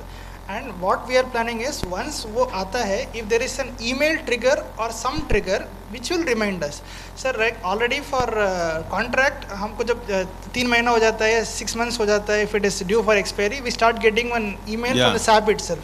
सिमिलर थिंग इधर फ्रॉम SAP और फ्रॉम IMS ऑनलाइन. तो तुम्हारा ये तो एक बार महीना के शुरू में हम लोग क्या करते थे, साइकिल चला लेते थे and we have a list of the maintenance. तो उसके हिसाब से हम करते थे. मान लो उसमें कोई स्पेयर की ज़रूरत है, so we can put our spare requirement there. We can मान लो उसमें कुछ मेंटेनेंस असिस्टेंस की ज़रूरत है, कोई किसी को वर्क्स भी देना है, तो we use to generate RFQ through that and then get the, उसमें ही PO बनाते थे. So all things can be integrated. और एक मेंटेनेंस में खर्चा कितना हुआ, manpower and material, that we get at the end of the. तो ये सब है provision. I think you are doing it, but on above two जो बोल रहा है ईमेल आना चाहिए, वो अभी SAP और IMS का एक इंटीग्रेशन होने पे ठीक रहेगा सर. आइडिया ये है कि SAP में सब फैसिलिटीज है sir. Due to lack of awareness or this thing, we are not using it, and we are not aware of some of the facilities, sir.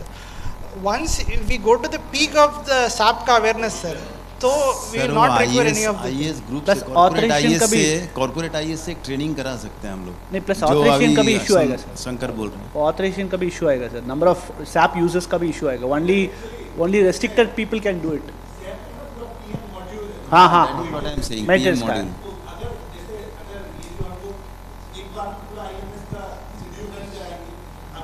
Third को मेरा लास्ट मेंटेनेंस मैंने किया, ठीक है. अभी थर्ड को जरूरी नहीं है कि मैं वो सेकंड मेंटेनेंस भी मेरा थर्ड को, वो हो सकता है 23rd को. बट वो ईमेल में लेके करूंगा क्या फिर? नहीं सर, हम फ्रीक्वेंट ईमेल आपको नहीं बोल रहे sir.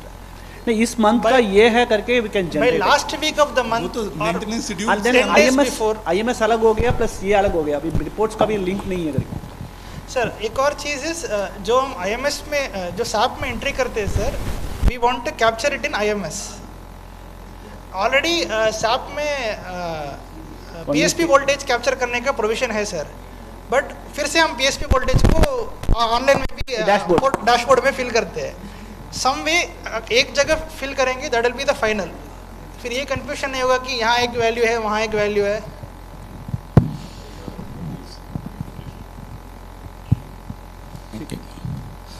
So it was a wonderful presentation, as I said. A lot of new insights you people have brought, especially in terms of linking requirements, system instructions, procedures written in the IMS manuals to the requirements of the external standards, codes. So that is a big thing what will help us in our ultimate goal of trying to have a zero audit point. Because if those requirements are brought into the system and made a part of our regular practice, which right now there is a gap, for example, between what OSD requires and what is there in our respective manuals of the different functions. So that gap addressing is a very, very critical part in terms of not being surprised during OSD audit because of lack of awareness, because that was not mentioned in our formats of procedures. So that's a really big thing what all departments can do. And quite a few ideas what you have brought in. So really we appreciate your efforts, and also like happy to see that you have had 5 meetings with almost full house participation in all those meetings. So that itself shows that you people are on the job and doing your efforts. One more I like to add as a role. This is one more thing what emerged before I forget to add is during our presentation I could see the birth of a requirement for you to interact with the other teams of excellence. So that is the cross-functional interaction of TOX what we have been sharing in our presentations as a next level of taking the teams of excellence to the higher performance level. So that has now started. So, and you have also shared that the teams have responded to you, at least 2 teams. Of course, when you are reaching out to other teams, they also will do. So that's really, it's a very good and positive sign for us in terms of synergy between the various teams of excellence. Very happy to note that.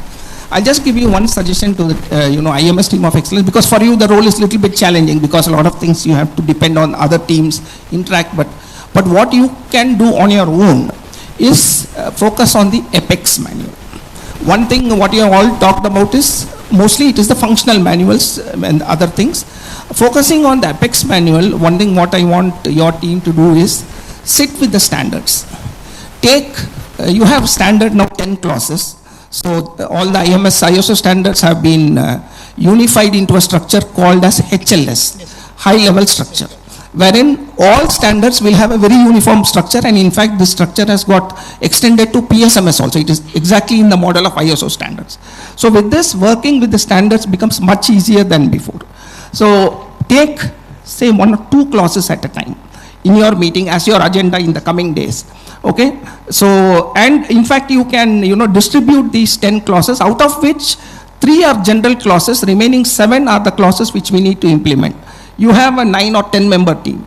Share these clauses, assign 2 clauses to each subgroup of your team.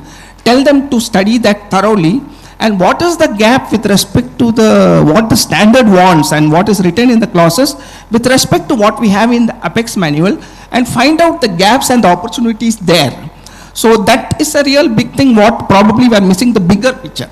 Here we are definitely, what all you have said is really wonderful things in terms of improvement of our existing processes, but there are something probably we are not touching at all. So in terms of there again, the opportunities come for the auditors to point out that these things are not there. So that is also going to go a long way in plugging the gaps with respect to what we are not addressing in our system. So there's quite a few things there.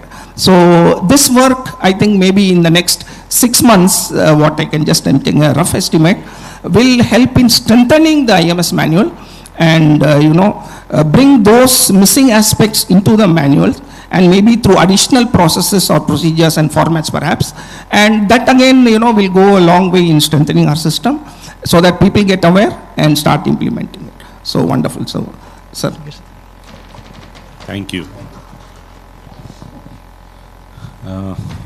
Well done, team IMS Vanguard. I like the picture which you showed, depicting the Vanguard. In fact, leading from the front, not, maintaining the database, which is a back-end activity. That is the best part, So you have actually led from the front in terms of, taking over things like bringing operations into IMS, taking this mechanical and giving feedback to, Amit and team.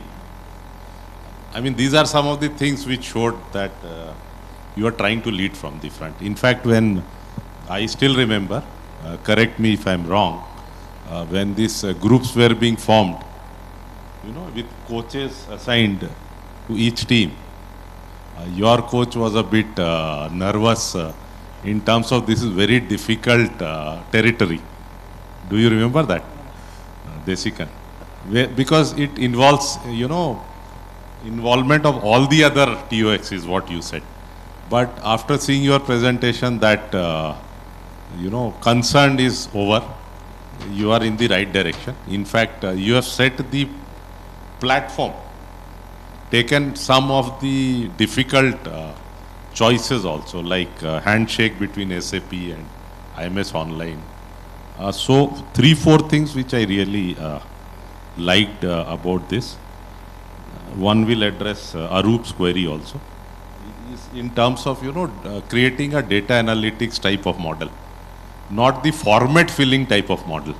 This is one thing which I think will go a long way, where you can capture data out of IMS and then different formats can probably talk to each other in the long run. What your concern was, I have to maintain one format, the other format is being maintained by mainline group. How these different, things can talk to each other. Because abhi hum log format, why we are filling the format is for some audit or some review, which is not a healthy sign. We are not working for audits or reviews. We are working for system improvement. I mean, clearly how you can make use of data. Otherwise, this format filling has no meaning unless you can use that data effectively. So your first thing I liked was that predictive analytics and things like that. If we can achieve that and maybe linkage with SAP, we can further build upon that is one. Two, three other things, of course, what CGMO mentioned, 5 meeting with good number of participants. In fact, this we look forward to in other presentations also, which shows the involvement of all the, other team members. In fact, why this has come is during last presentation in some of the teams, my observation was that presentations were heavy towards one of the stations. I mean, this was my observation which I shared with CGMO then, that one team is presenting, but you will see many of the initiatives concerning one particular station. So somehow it creates a doubt whether all the team members are involved. Our idea is everybody should get a voice. Everybody should be given a chance to, voice their opinion. So this is the spirit of TOX. So 5 meetings with 7 to 10 participants is a healthy sign. Lastly, your presentation actually covered 3-4 good things. One is system improvement from the 5 parameters which I had mentioned in the morning. Some new ideas. And to top it all, your quality of presentation was very good. I think one of the best till now in terms of the way the presentation is structured, the way slides are presented. I mean, content is one thing. How do you present the content also goes a long way, which all of us should actually see. So that is something which I really admire. And right platform for 1.0. We may see some implementation in 2.0. So that is my, expectation. Thank you. Well done. All the best. Right. Thank you, sir. Thank you very much. Thank you, sir, for the wonderful presentation. Not like.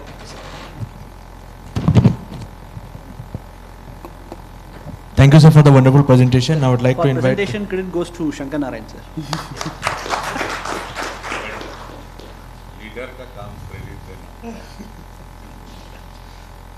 Now, sir, I'd like to invite ED Srpl, sir, for giving the memento to the team members of IMS Vanguard. Sir, please.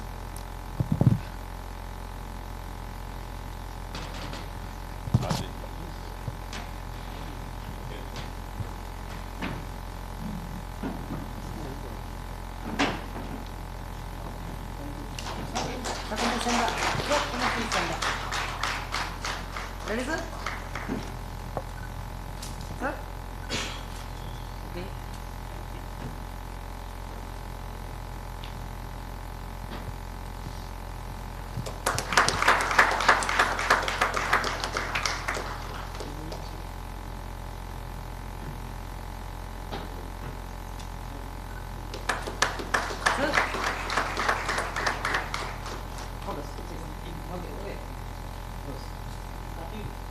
Karthikeyan, you can also join. You are also a team of IMS only.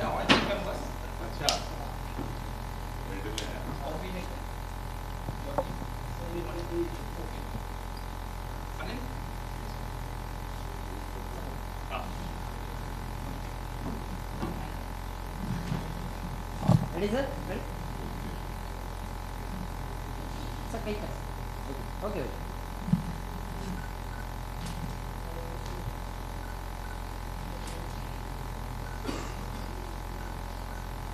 Wait, sir, wait, sir, wait, sir. Yeah. Wait, 1 second. Thank you, sir. Thank you.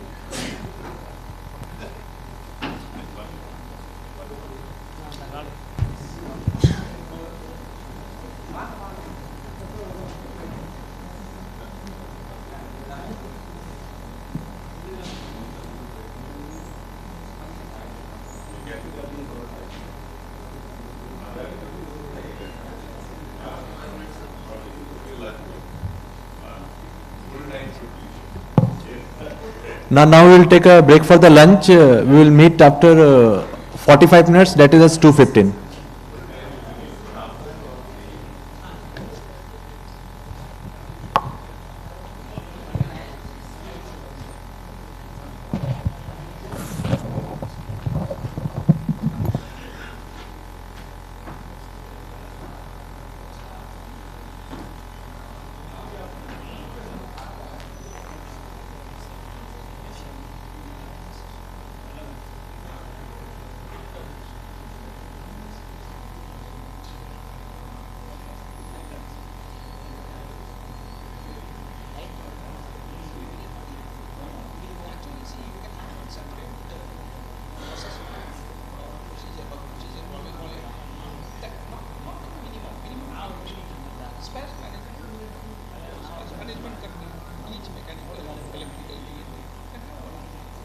there you can outline at what frequency you check the SLT for your spares, this thing, and what is the minimum.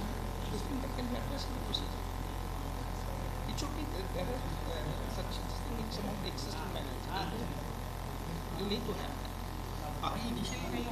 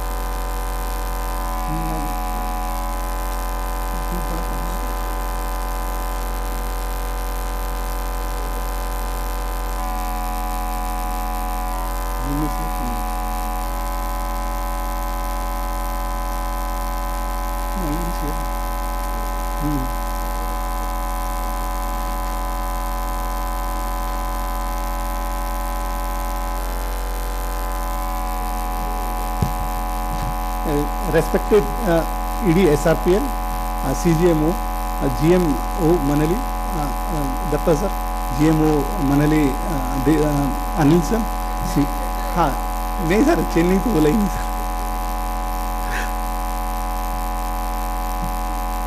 Seniors and colleagues, very good afternoon to all. After lunch, this is very huge responsibility on our team. We Mighty Mechanicals feel privileged to present before you our achievement, future outlooks, including short-term and long-term goals. As goal, the title, we are a team of a powerful and mighty mechanical team of 16 members. So this is our team, sir. Amit Gupta from SRPL Chennai PS, Dinesh SRPL Tirchi, Tushar Bangalore, Kusal from Madurai, Piyush Sharma from Innur, Satyanarayan Sahu from Chennai PS, Satish Kumar Tirchi, P. Suresh from Madurai, Raghuvanshi from Chittoor, Nagarajan from Sankri, Syed from Ramnathpuram and N. Mugaraja from Bangalore. Sir, we have 6 team meetings.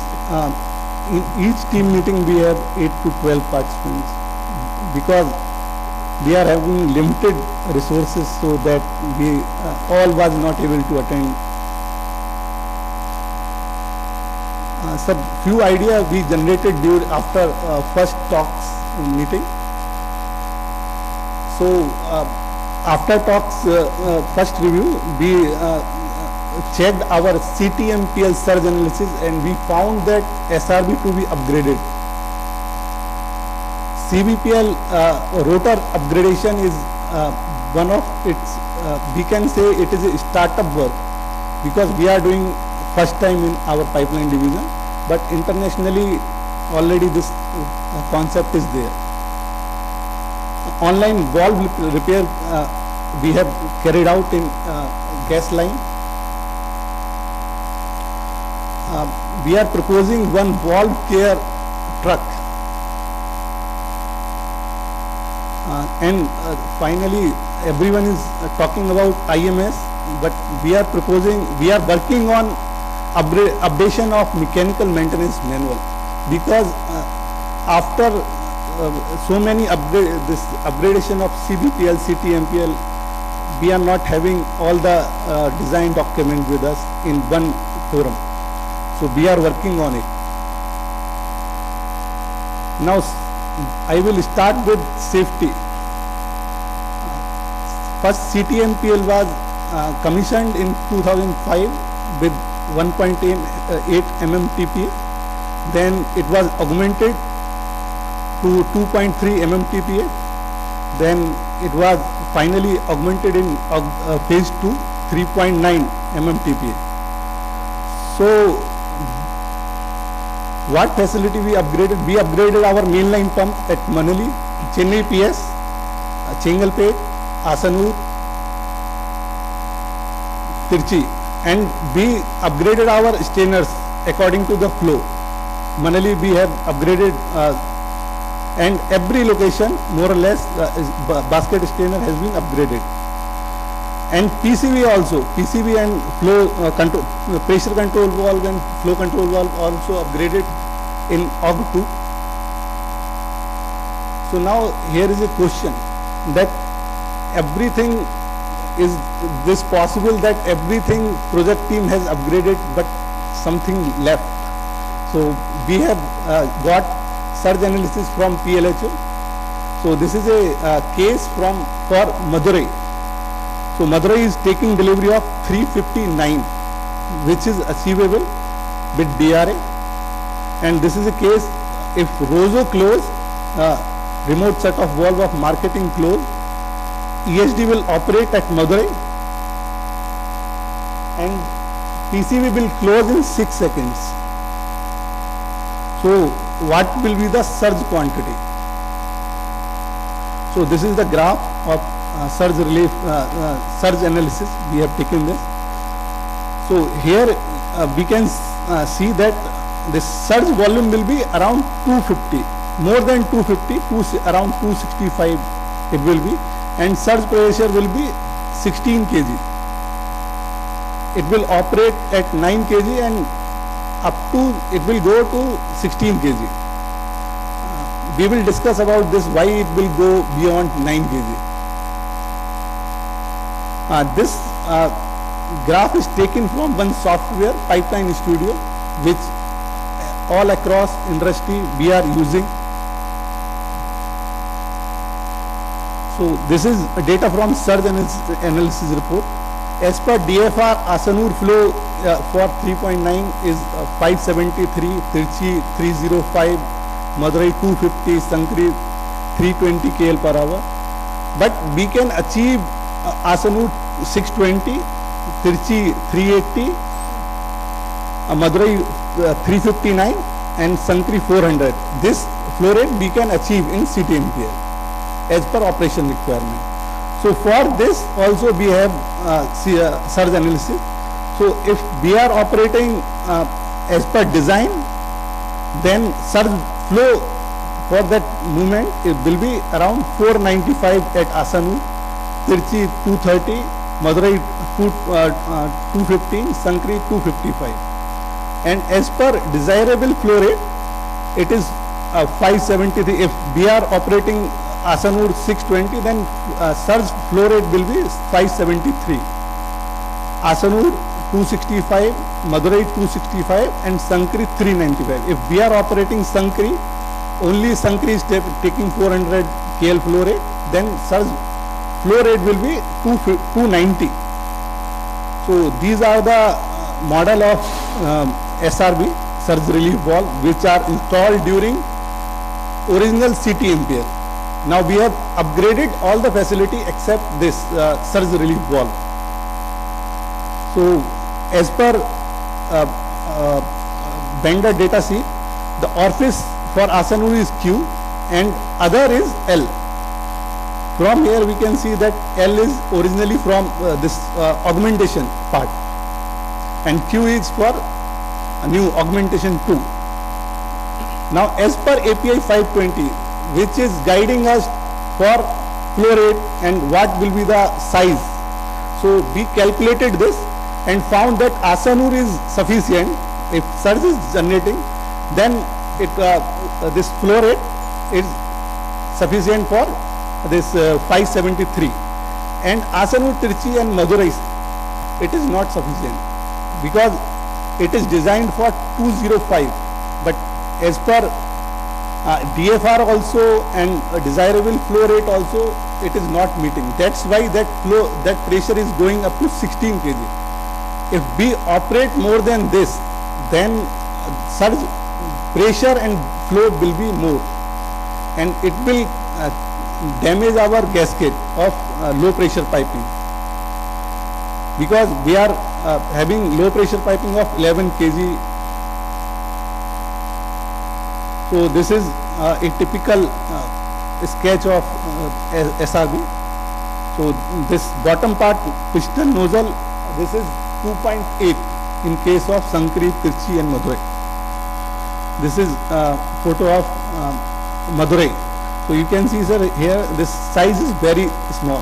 And I observe one more thing, that this T connection in future we will provide this direct SRB here, and this connection will be upside.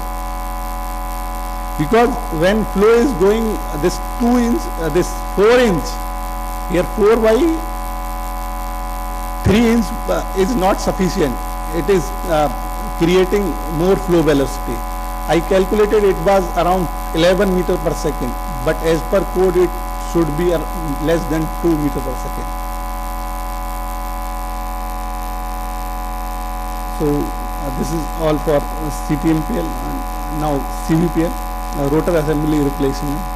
CVPL was commissioned in 2010 with flow rate of 213 with Chennai pump station only. Then it was augmented with Chittoor pump station with flow rate of 294. Then CVPL DRA injection was started in 2021 and flow rate was increased beyond 360.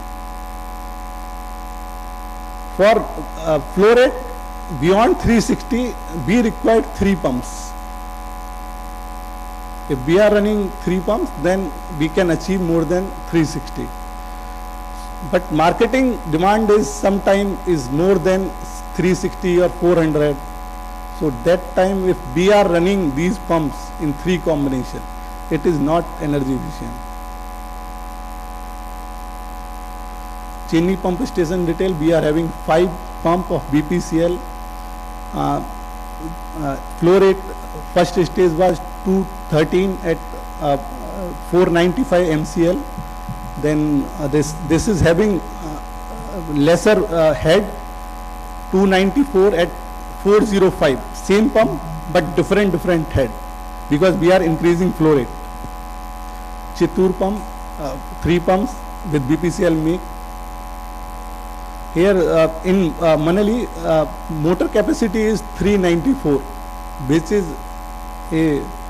which is creating problem to run these pumps beyond 360.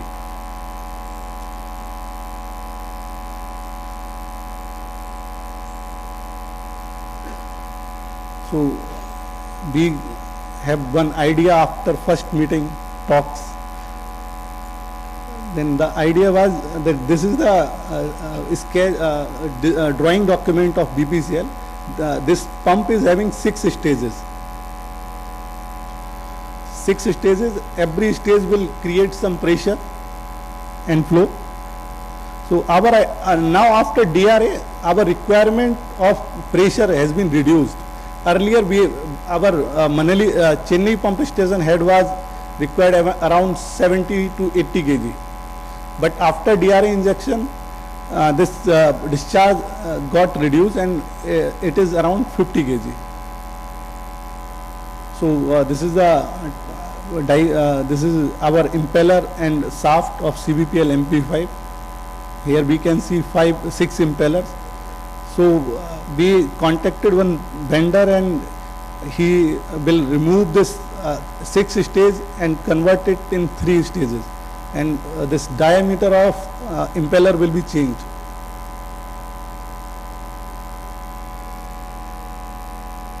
So if we calculate the energy,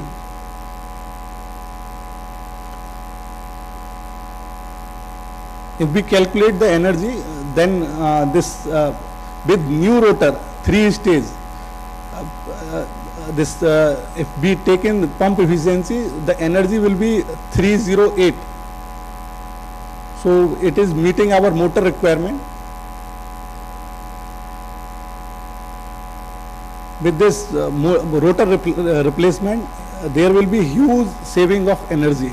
So we can achieve net zero target very soon. If we take the case of CVPL, and saving of money also 2.8 crore per annum. If we are taking flow rate of 400, if we go beyond 400, the saving will be more.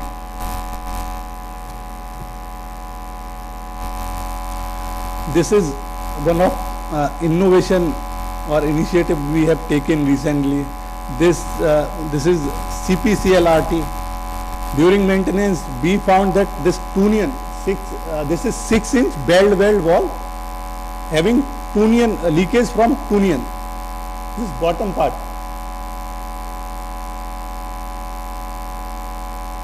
And this valve is not having any positive isolation before this. So it was very difficult to repair this online. So we was having challenges that one vendor we contacted, he required 0 pressure here. But when we checked, it was having around 80 kg pressure.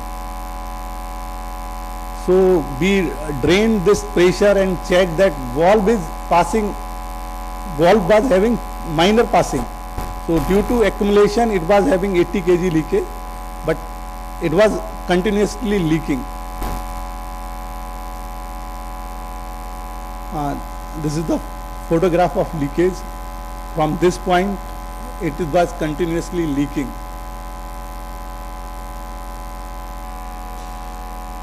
So first Bender tried this. This is method Bender is adopting for pipe repair. First he prepare the surface, then he will apply this metal putty, then carbon fiber cloth, then superior metal, then it will provide UV protection. First he did this job, then we found that after this job also valve is leaking. Sound is not there. Then he attempt second time also. So actually volume नहीं है इसमें.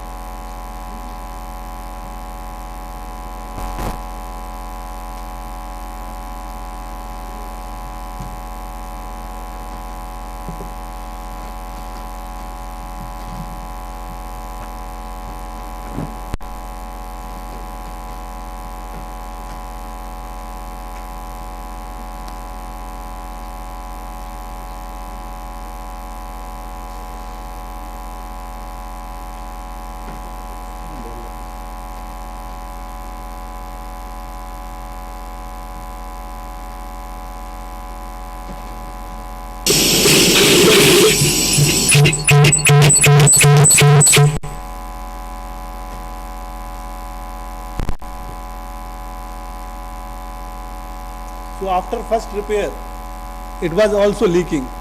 So then he attempt second time, then done the same thing. Then we got this crack on bottom. Up to 40 kg it was holding, but beyond 40 kg again it is generating one crack. So we suggest Bender that why you are doing this all putty, then wrap, directly apply superior metal on the belt joint. Then he done the same thing. Then finally we got the success. Now up till now that valve is not having any leakage. So we will apply this in Ballur valve leakage also. This is the condition of Ballur valve. This single drop it is coming. Earlier it was around 20 bubble, but now it is only 3 bubbles. So we will try this, but Bender requirement is this, that no positive pressure should be there. Only single requirement. If pressure will come, that metal will not sustain. For 24 hours, this curing time, any positive pressure should not be there. So we are planning to attend this valve leakage.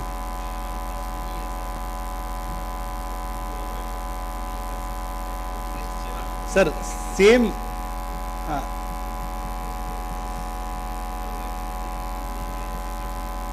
Sir ये है ना sir, ये जैसे CPCLRT है, ये जो first valve भी bypass है, मतलब ये पूरा मेन लाइन से ही कनेक्टेड है. तो यहाँ पर हम लोग कुछ कर रहे हैं, मतलब आइसोलेशन नहीं है.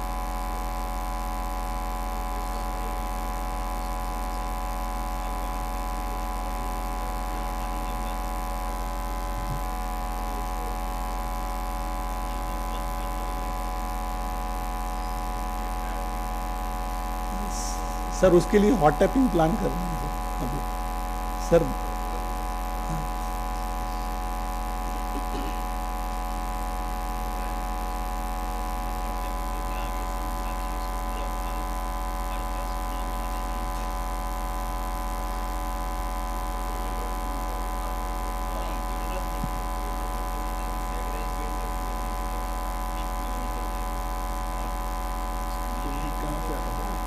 नीचे बोनेट गैसकेट है.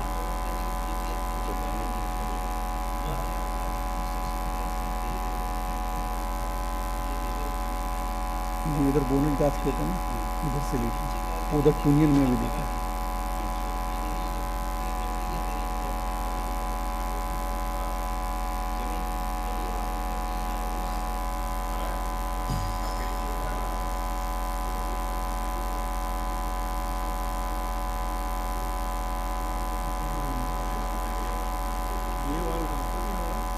बल्लूर का भी रहता है ना।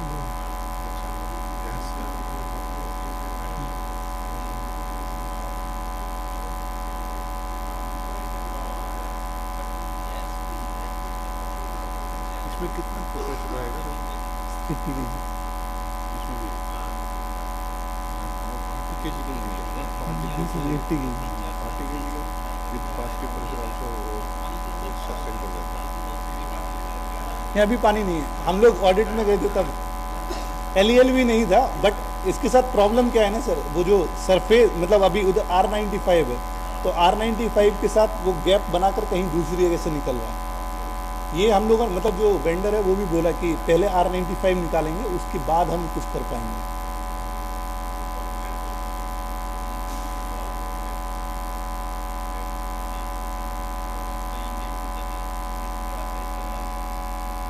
So now Tushar will. Thank you, Amit sir, for briefly explaining about CTMPL, CBPL augmentation stages and how we in future plan to meet up the demands of marketing, how are going to change our pump impeller design. And now taking the presentation forward, sir, I will discuss about few best practices that we have followed in different stations, how we are like replicating the same in all the stations. So in front of you there is one example of mobile flame proof centrifugal pump, sir. So this is one mobile flame proof centrifugal pump, sir. So what basically it does is like during the times of exigencies,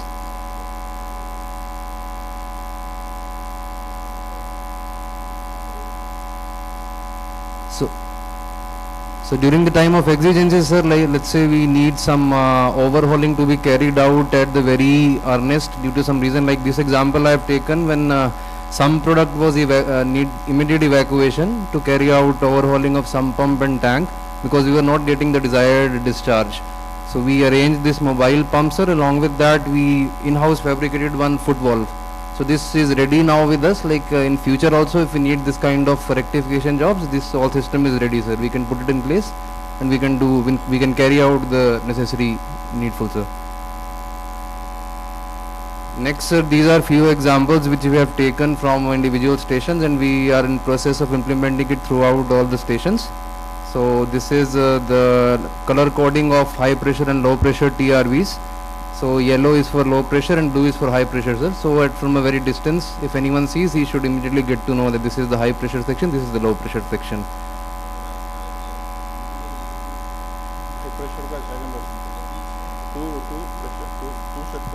Two set pressure, sir. It demarcates two set pressures. Similar example in the pump shed area also, sir. So the red lines are the high pressure lines. So visually, even person who is who is a layman who doesn't know the nitty-gritties of that area, he will also get to know immediately this is the high pressure and low pressure lines.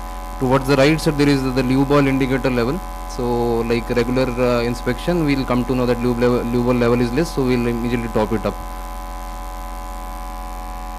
So this is like this one of the things, like we discussed last time, what challenges we identified, what are the common audit points which we are getting time and again, and how we have rectified it before today's meeting, sir. So the first one is this TRV test bench, sir. Now every station is having carrying out in-house calibration, the DRA injection hose and the other calibrations, sir. This we have already raised the WRAs for the equipments which we were not having till date, and we are already rectifying those, streamlining those, which was a duplication of like valves and other like plug valves, gate valves. Wherever we found any duplication, we have already raised WRAs for that, sir. The second observation which comes very frequently is the short bolting, sir. So what we have is like we are planning to provide this high powered torque wrench. We'll give it to the individual stations. So using this torque wrench, sir, it will be very easy to properly tighten it uniformly. it is of the like especially for the gas stations, sir, because even a slight misalignment can result in gas leakage, sir. So we are providing this one. And then UT testing of process piping, sir. This was like the recent during the recent audit, sir, and in the previous talks meeting also it was discussed, sir. Now most of the stations are having isometric drawings as per OSD 130 for the station piping, and for RLNG we are under process of making the isometric for that also, sir. Next, TRV calibration and set points, sir. Like I already mentioned, this WRAs we have already raised, sir, so that we can streamline our IMS reporting online. Moving on to the next slide, sir. This is the same example, the short bolting replacement. We have identified in all the stations whatsoever this audit point, it has been attended, and for future to prevent recurrence, already measures we have taken, sir. So this is the from the last presentation, sir, the talks one. We have just kept it here so that we can see what changes we have done and what are still to be done, sir, just to give a glimpse of that. So total 5 activities including TRV test bench, wall maintenance, DRA skid, we have raised WRA. Next, as Amit sir already told, we are in process of updating our maintenance manual because it is very outdated. Many augmentations have happened, many instruments have changed in all locations.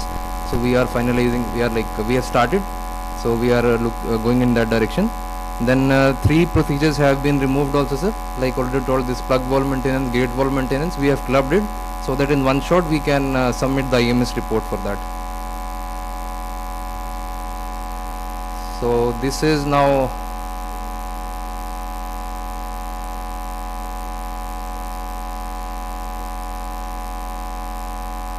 moving on to the next topic, sir. The ideas in action, sir. Moving on to the next topic. So here, sir, you can see image of a typical RT station, how it looks like. Basically, it has 3 components. The first is the filtration skid. All the like at the receiving terminal, first filtration process takes place. So going next, there is a metering skid, sir. So for metering and all, second is this skid. Downstreams of this is the pressure reduction skid, what we call as PRS. So this we have identified at from one earlier incident. We have a takeaway which we wanted to prevent in future, sir, for our RTs. The observation was like this on the screen, sir. The first thing you can see is a CRV, sir. It's like a pressure relief valve, or for cryogenics we call it CRV. So what it does is like in case of any like if the CRV is not working perfectly, it's not in a sound shape, it will release natural gas from it. And since natural gas, as we all know, is lighter than air, it will just vent in the surroundings. This incident has happened earlier, so due to malfunction of CRV, there was a huge loss of natural gas because all these RTs are unmanned stations. So before we could do anything about it, there was a huge financial loss by that time. So to circumvent this issue, sir, what we are planning to do is we have 2 options actually. So the first one is the mounting. We can use the RTDs for this, service mounted RTDs, sir. So in cryogenics, sir, what happens is like in natural gas, when it expands, sir, there is a drastic drop in temperature. So if we have RTD which is integrated with SCADA, we'll immediately get to know that there is a temperature drop and there is some leakage happening. So this we can monitor from the nearest station, sir. So unmanned location, this can work very well, sir. And the second option what we can have is this detection of PRV leakage by dedicated cavities, sir. So the methodology adopted in this one is like we'll be having an orifice kind of thing, sir. Like it says here, with cavities will be there, which will mimic different frequencies, which will be detected by the ultrasonic sensors. So we can place both also like next to each other so that we have a backup. If any of the instrument malfunctions, we'll have a standby. Or we can in nascent stage, we can start implementing RTD, sir. So this will in turn will be beneficial for unmanned locations to prevent the accidental gas leakage due to malfunctioning of CRV, sir. Moving on to the next slide, sir. This is one of the novel solutions, sir, which is not new in the industry, I would say, but we are yet to implement it for our like Shailesh sir was already discussing, like we will be having many RTs in the future as our gas trunk line is expanding. So this is a waste heat recovery from gas engine exhaust, sir. Ramanathpuram, if I talk in particular about Ramanathpuram, commissioned in March 21 last year. So it has gas compressor pumps. So basically they operate on, I'll show you in the next presentation, sir. This is the Ramanathapuram gas engine detail. So we have 4 pumps which operate in 2+2 configuration under normal operations. So each pump is emitting a flue gas at a temperature of 430 degrees Celsius, sir. And the quantity to the amount to the tune of 1000 kg per hour on approximately. So this is an energy we are losing to the environment, sir. We can harness this energy. This figure 1000 kg per hour at 430 degrees Celsius, it can, if we utilize it, if we can harness this one, this will be a huge cost saving, sir. So how we are planning to do this, sir? There are 2 ways to do that. Both of these ways have been implemented in the industry, sir. And we can, like, I'll go through both one by one. The first one is the steam based power generation, which is already installed in this RK power plant at Spik, sir. The second one, which is a better alternative, more suited to our requirement, it's the organic Rankine cycle, sir, with a cycle efficiency of 15 to 25%.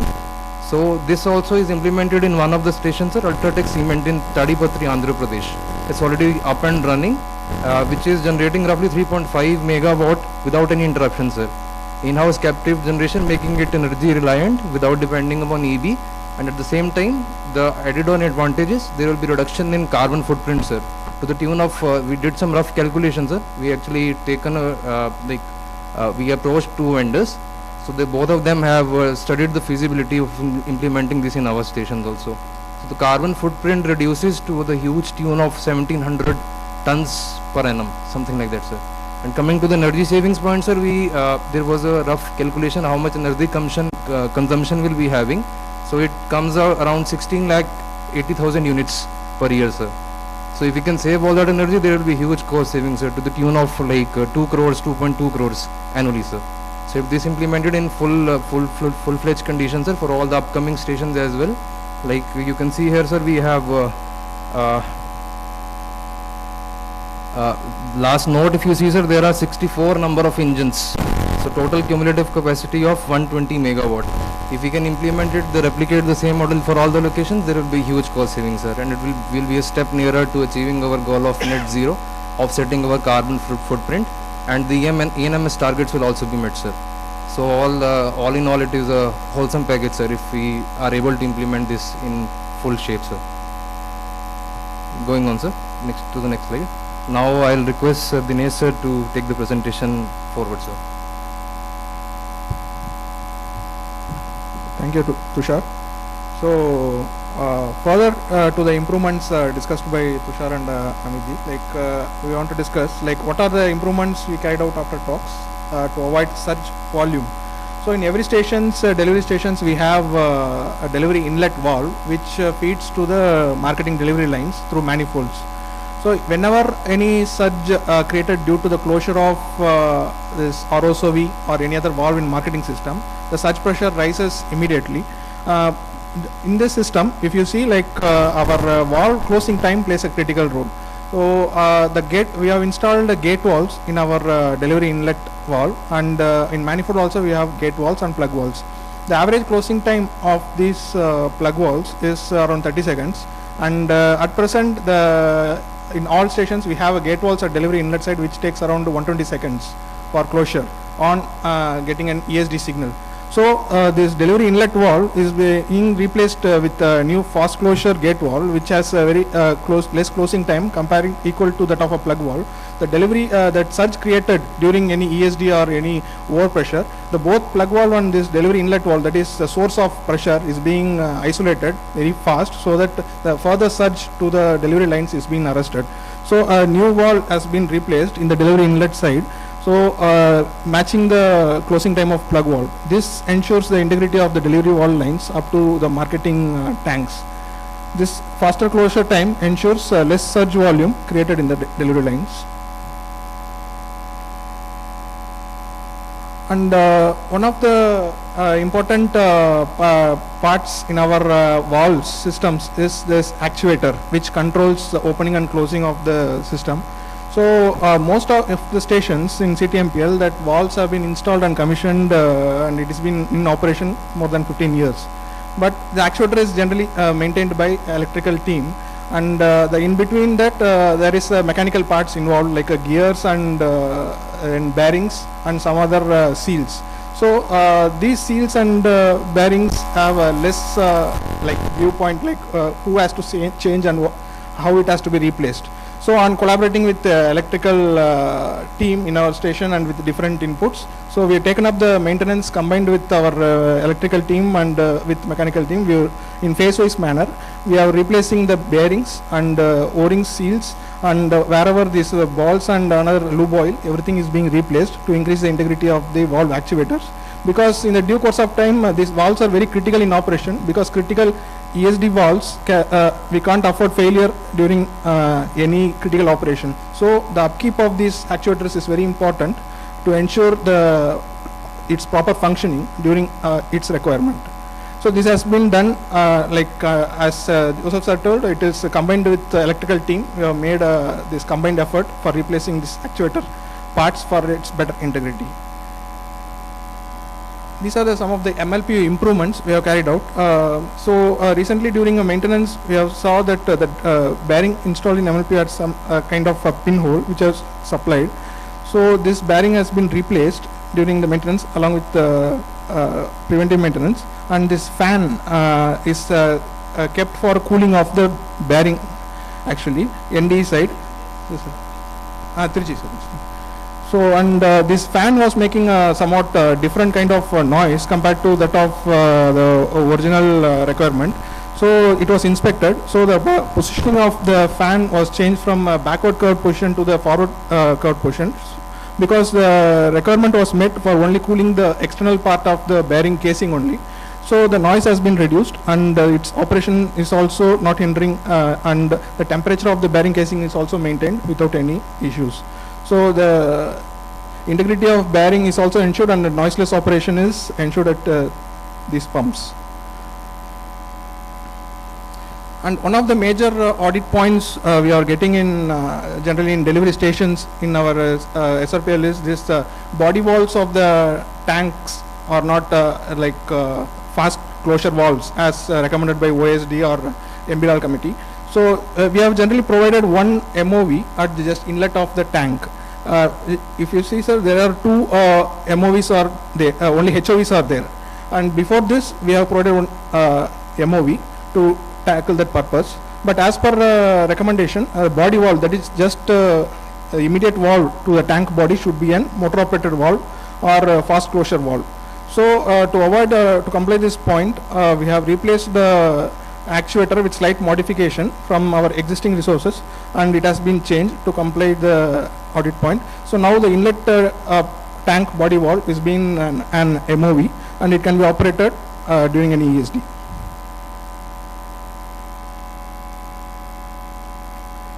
And these manifold valves are from commissioning. It was kept as an HOV. This orange color you can see as HOV. It has been converted to double bleed and block valve, which reduces the interface generation. Generally, the time of closure of the gate valve placed behind is more than around 70 to 80 seconds. On converting to motor operated valve, the time has been reduced drastically to 30 seconds, which has reduced the interface generation during our normal operations and during product changeovers. So these are the improvements we have implemented already. Now the way forward for our next 5 or 6 months is these are some of the ideas we have thought of. One of the idea is the valve care truck. So on commissioning of this entire gas lines, and we have so much of mainline valves. So to tackle any kind of exigencies or emergencies, like in gas, you can all know, like during commissioning you can experience leaks in the bonnets or in some seal cooling lines or in some of the drain lines. So the dedicated valve care truck with the compressor facilities for injection of the sealant immediately into the valves during any exigencies to be kept ready, like in Arsenal, like maintenance base, it can be kept ready, so that on attaining any exigencies, that simply truck can be moved easily to the location, and the necessary sealants can be injected based on the requirements and needs. So we can have that heavy passing sealants also can be kept, and normal sealants can also be kept. So based on the requirement, the sealants can be injected. So all the facilities can be kept. So no external parties required, and the time to attend any leaks can be reduced drastically with this Valka truck.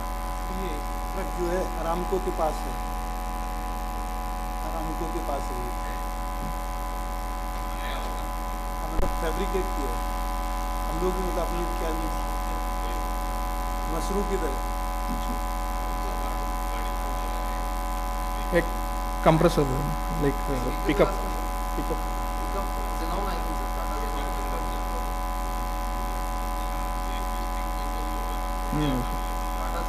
But India का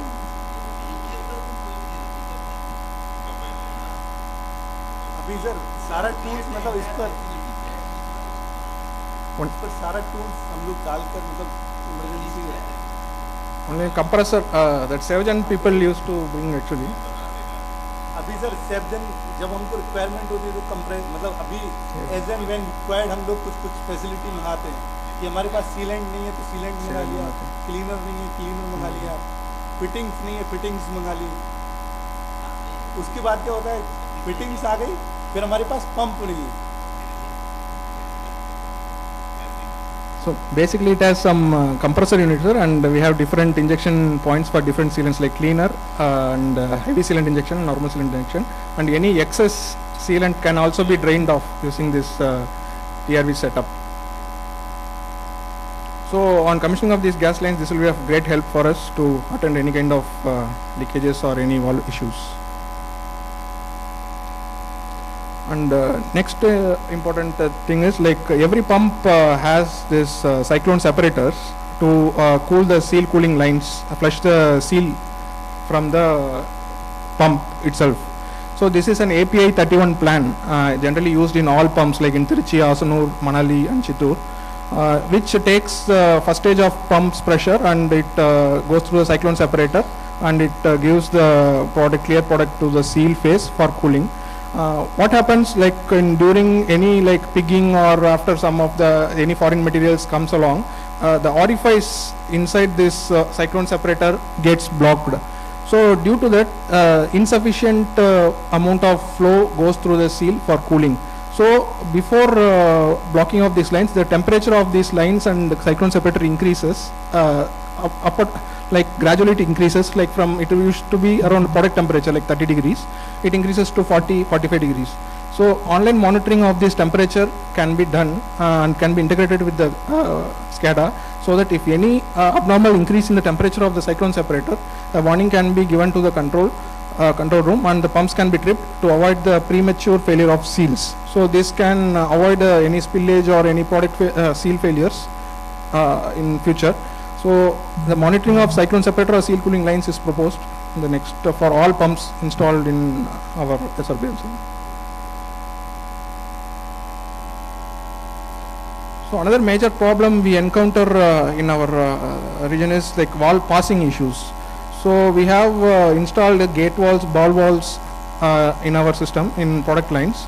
So you can see in the first image that the gates get scored very heavily during these operations of normal operations, because our products are coming with some kind of muck or some other foreign material. They get ingressed between the seat rings, and during the normal operation it provides scratches over the gate and creates passing issues regularly.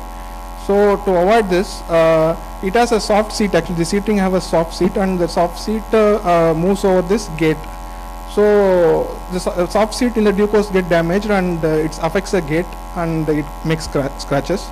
So to increase its integrity, we can go with a specialized high hardness coating like tungsten carbide coatings is they are making in some other companies like in Total and some other Italian companies. They are during purchase itself they are procuring, they are specifying these kind of coatings to be should be made in the gates. So this can improve the sealing performance of the valves, and the integrity issues cannot be can be avoided. This can be implemented in the design stage itself to avoid any further improve the reliability of the valves actually, and existing valves also can be taken up for this kind of coating to avoid these scratches.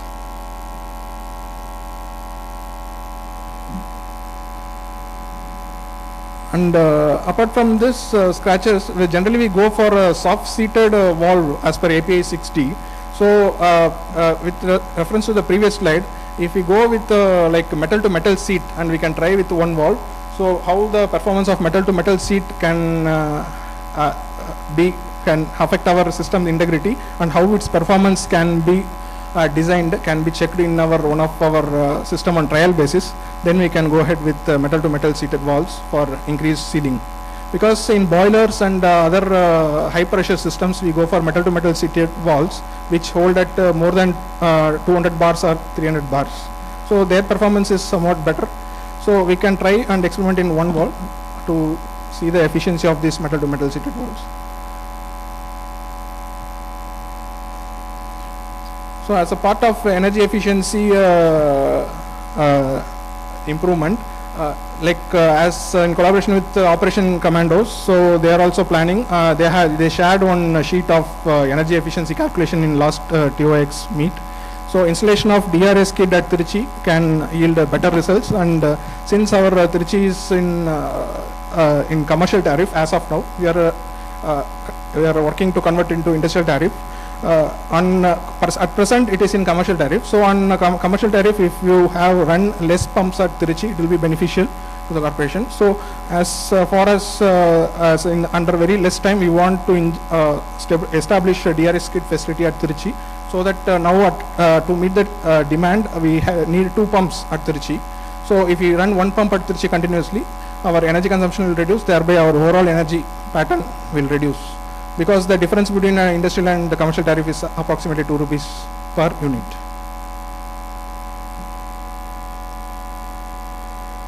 So with the commissioning of all the IPs in ETBPL lines, there are so many coal flare lines has been commissioned in all the IP stations. SVs all have been connected, which helps to vent out the gas in case of any exigencies. So like in IPs of 102, 103, where we have so much number of customer connectivities, in case of any planned maintenance or exigencies, the pressure from the 24, this is a 24-inch line in PID diagram. The 24-inch line, this coal flare is connected to the 8-inch system also, which is going to a customer point. So in case of any planned maintenance or exigencies, the pressure from the 24-inch can be offloaded to 8-inch without any coal flaring to the open atmosphere. As methane is having global warming potential higher than CO2, around 25 times higher than CO2, letting off methane can reduce our net zero target very drastically. So in order to avoid our coal flare system, so this existing 24-inch line, in case of any exigencies in 24-inch line, we can reduce the coal flare gas and inject into 8-inch line gas as far as possible until the pressure gets equalized, or the customer connectivity point can operate until it can evacuate the system. So this can avoid the unnecessary coal flaring of gas, and it can improve our gas wastage. And this is a hydraulic torque wrench we are we have all stations, we have this hydraulic torque wrench supplied with pump manufacturer. So this torque wrench has a particular socket of a dedicated pump's size only. So in all stations we are planning to procure at different sizes to meet like strainer maintenance and other valve maintenance. This hydraulic torque wrench will be used, which can increase the maintenance time, reduce the maintenance time, and it can tighten to the correct torquing load only. So additional extra tightening and damage of gaskets can be avoided. So any leakages in future can be avoided using this hydraulic torque wrench.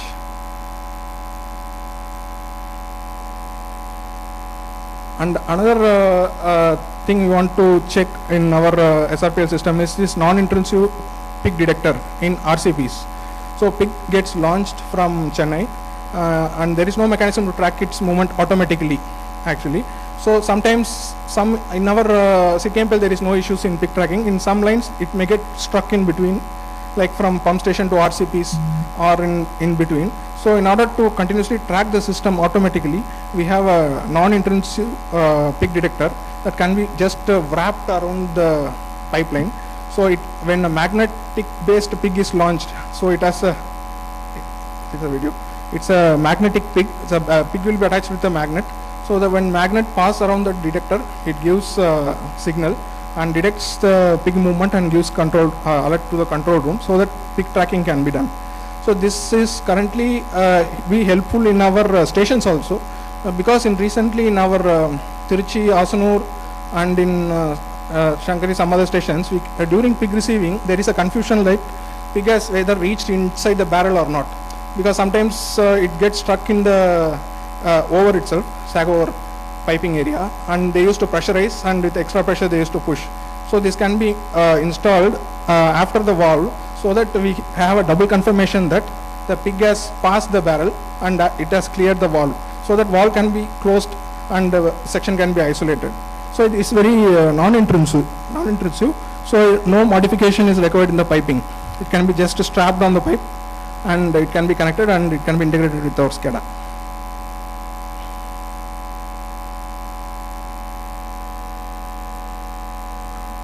And some major issues in all of the stations, including delivery stations, is TRV passing issues. So TRV, it is a closed system. TRV is installed, and TRV is calibrated every 6 months. But in due course of time, like TRV during different pressure fluctuations in our pipeline system, it has a slight passage from the seat. So it remain unnoticed. It can be only verified due to the level increase in the sump tank. Otherwise, it cannot be detected. So mechanism to detect TRV passing is being created with our existing systems. So this will be implemented soon. So as Sir told, that extra way forward is like, apart from that normal extra way forward, this is mechanical Tox extra. So zero flaring gas line to achieve net zero. So in collaboration with the net zero team, we want to have a zero coal flare in our region, in our gas pipeline. So sir, this is some of the thing, like we have mobile oil recovery units in Asanur which used to recover oil. So similarly, we want to propose mobile gas recovery system which can recover the gas and it can be dispensed and injected into the system. So as I already told, the gas global warming potential of methane is 25 times higher than CO2. So we should not release methane to the atmosphere. So this is one video. It shows that how the system is used. So it is a mobile system where it is attached to the normal trolley, or like it is a dedicated system like an Mosru. So where engine is mounted in it, and a compressor is also attached to that. So it takes the fuel from the pipeline and it operates that engine. So no fuel is required. The existing gas can be used as a fuel, and it operates the compressor, and the SV, it can be placed in any SVs, can be taken to any SVs. So if you want to isolate one section like upstream or downstream, the gas from the upstream can be injected into the downstream without any flaring, so that that gas wastage can be avoided, and it can be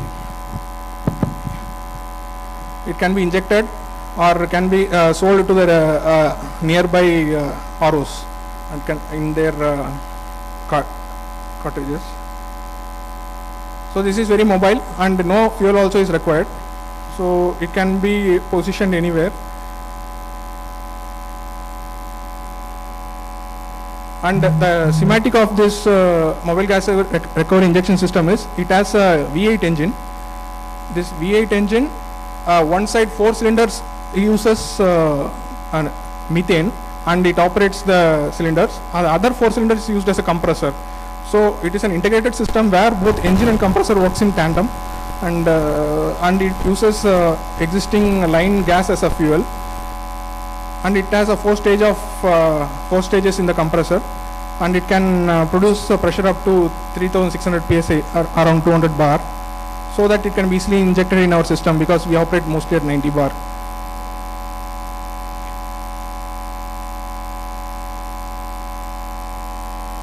Another way forward is like we have robotic cleaning of tanks to enhance M&I. So this robotic cleaning is being done on trial basis in many regions, like for cleaning the sludge in crude oil tanks or another small tanks. But they are done after decommissioning of the tanks only. So here we are planning to do robotic cleaning without decommissioning of the tank, because the transmix tank is very important for us in order to accommodate any surge during the operation. So decommissioning of transmix tanks will remove the flexibility of taking any interface. So since our tank is very small, 250 KL only, so we are planning to identify parties to do online cleaning of the sludge removal, and inspection also can be done online.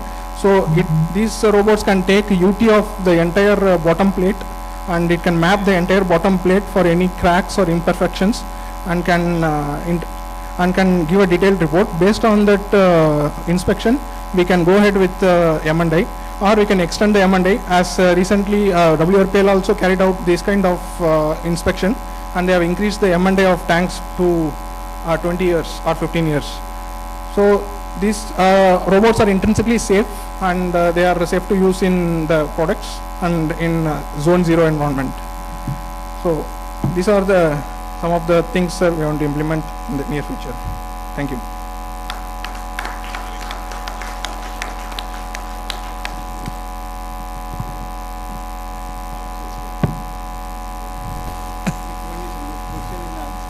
Positive. Acha, recommendation by the audience. Hey, bhai, please, the team on the stage has asked for recommendations. Satish is ready already with many one.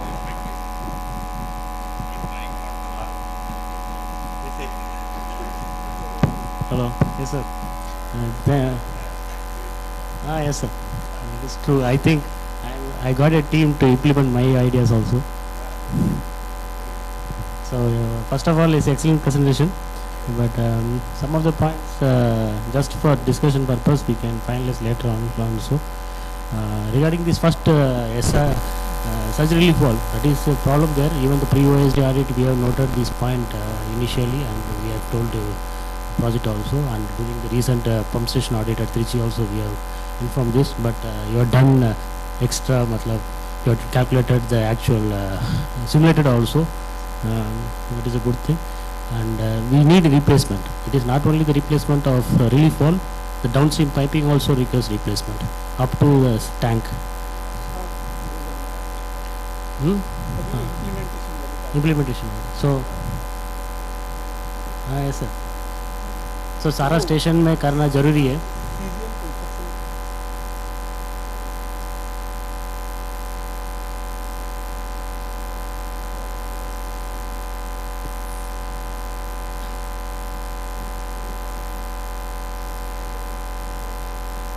City bill project closure मतलब city block 2 में हो सकता है कुछ. City block 2 में कुछ हो सकता है.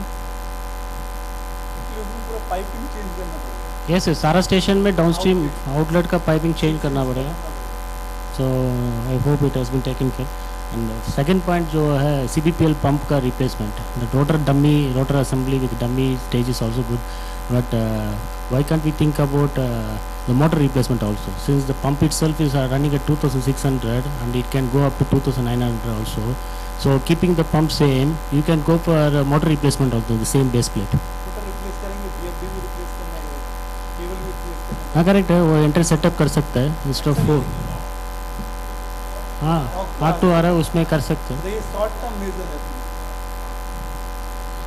हाँ यस सर, वो प्रपोजल है उसमें ऑलरेडी.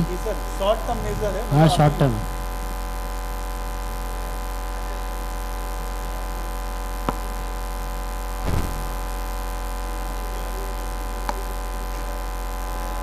कैसे for the time being it is okay sir. मतलब हमारे पास BPCL के और भी पंप है ना सर. ये पायलट बेसिस में मनली में चेन्नई में चालू कर रहे हैं. बट अगर जैसे ही सक्सेसफुल होगा और भी जगह, जैसे अभी आसानूर में हमारे पास टूबर्स संघ की बहुत इशू आ रहा है ऑपरेशन में, तो वहाँ पर हम लोग चेंज कर सकते हैं. नहीं ठीक है, it's a good initiative. So it can be done and once success हो जाएगा तो बाकी जगह पर भी कर सकते हैं. That is good also. And regarding this waste heat recovery no, so that process is already going on, but there is a technical glitch in that. It is not a straightforward issue. We cannot change all the 64 engines. So whatever we have considered is certain engine manufacturer recommends some SRPL also. So yes sir, SRPL के लिए वो the constraint is the pressure drop in the system. So it is going beyond the limit set by the engine vendor. So once we get the technical clarity from that and redesign करने के बाद then maybe possibility it can be implemented. Because of that there is a delay. So we try to limit the pressure drop within the engine recommended value. We are asking for 12 inch and already the system itself is having 4 to 5 inch of water column pressure drop is there, and in addition to that system will create another 10. So it is crossing the limit of 12 inch water column. So once we have a technical solution for that, we can go for AF.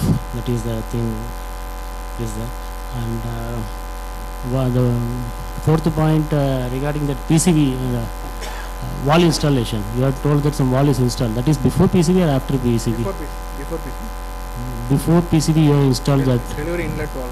Delivery inlet wall. Okay. So PCB, if the PCB is closing, so then also there is a reduction in the. Sometimes PCB may close 0%. PCB is closing. If there any passing issue in PCB also, that source is cut off to reduce any surge volume. Okay. So that is having a good result. And last point is mobile compressor. So we are already in the process of taking the offer. So I think you can help us to finalize proposal. चला चाहिए really चला नहीं है mechanical का. So that is what we are finding it difficult to implement what are the ideas. ठीक है, thank you.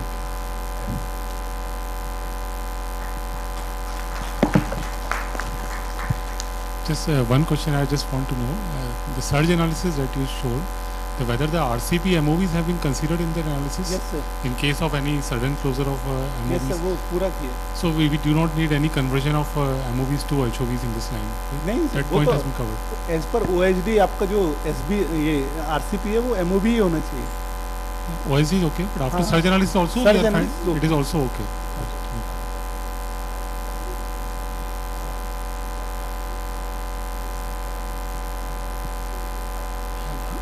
Because Western design में some conversion was required. No? That's why I'm just trying. नहीं sir वो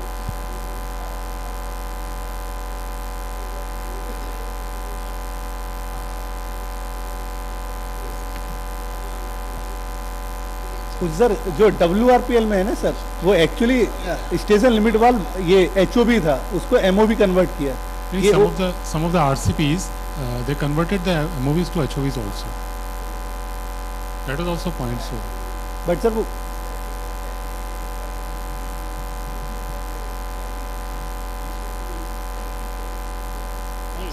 That's okay. Only thing is वो station topping के साथ नहीं किया था project department. So but OHD की रिक्वायरमेंट है सर वो. करेक्ट है वो बाद में हुआ है. शुरू में नहीं किया, बाद में after the audit we are told.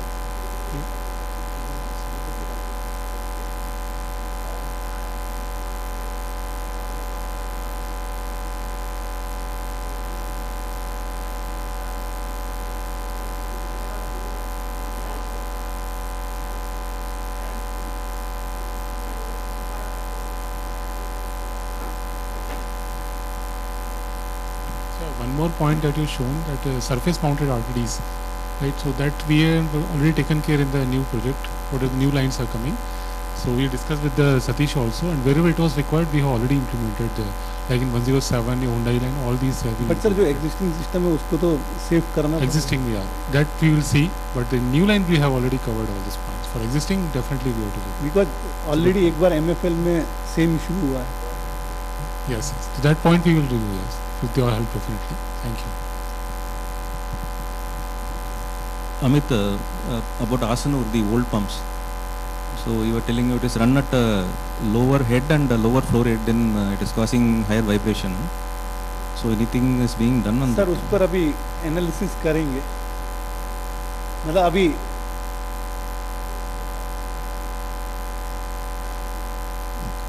अगर सर मतलब एक बार उसका एनालिसिस कर लेंगे, अगर नहीं हुआ तो फिर हम लोग जो है इम्पेलर ट्रिमिंग में जा सकते हैं एक पंप का particular. Okay.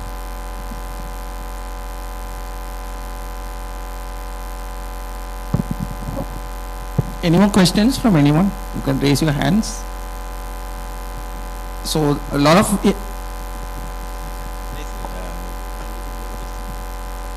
questions from this table. I think they have covered. So it was an excellent presentation, Team Mechanical. I think we can once again give them a big round of applause. A lot of things. I could see a lot of big ticket projects. Amit and team are talking about crores and crores. One project 2.8, another 2.2. So a lot of significant impacts are visible in the activities what lies ahead. So it's really wonderful. At the same time, just a couple of points just to note in subsequent thing. Regarding the valve leak repair, you have addressed how you have done the leak, but probably you can also do a root cause analysis of why that leak happened first of all, rather than talking about repairs. So how to even prevent the leaks. So you can start thinking on those lines. You might have done in other cases, so you can always do that, because we want to avoid problems in the first case. TPM implementation, some of the color codings, typically what we have seen is the codings are done but legends are not made. So many of the people don't understand what color is, the code is for what. And second part is standardization of such things across SRPL. That is very much important. So wherever anyone is doing TPM related, color codings or anything of that nature, yes, it's very important to have those standardized and displayed so that everybody understands that in the same terms. So otherwise it will have some off-putting effects. Short bolding job really is always very challenging in any of the stations. So whatever efforts have been taken is very appreciable. Some of the places we have done, but I really hope that such issues are addressed at all the stations wherever such thing exists actually. It's not an easy job, excellently done, really appreciation for whatever done so far. Kindly extend it to the other stations also, and over a period of time, you people can definitely do that. So, nice. With this, I'll request ED sir to have his final words. Thank you. Not much to say. Only thing, this group is already in action. Yes. So, you have gone beyond ideas. So, that kudos. Keep on doing whatever you are thinking. I mean, don't wait for too much of, R&D, as I always say. No? जहाँ problem है, उसको attack करो. At least this group has to do that. You have to attack the problem. And जो wall care truck है, I think will be required, because root cause for wall we have done was इतना faulty, हमको commissioning में ही मिल रहा है. It's not as if कि over period of time it is getting, जब commissioning start होगा, you will see many walls. That is unfortunate, but that is what we have got. So ये ज़रूरत आपको जो ये है ना, with so many SVs, RTs, this wall truck which you are telling, it's a novel concept. उसका थोड़ा detailed proposal this group can make very quickly. Not much to add. बाकी तो all of them have covered. So all the best. I mean, keep up the tempo. Yes. And try to involve more and more people in your meeting. Because I know mechanical group is mostly on the field. So meeting mein you are getting maybe 6 people, 7 people. You have 16 members. Yes, sir. So why I am saying this is because your group is also, learning from each other. आप जब surge analysis की बात करते हो और बाकी चीजें, so your other teammates are also trying to, learn. So this TOX is not only implementation forum, it's a learning forum also. So maximum team members should be available. Try to schedule in such a way that when you are discussing these things, now everybody at least is gaining something out of this. Wonderful thing, I think we should try to do that. Good presentation. All the best. Thank you.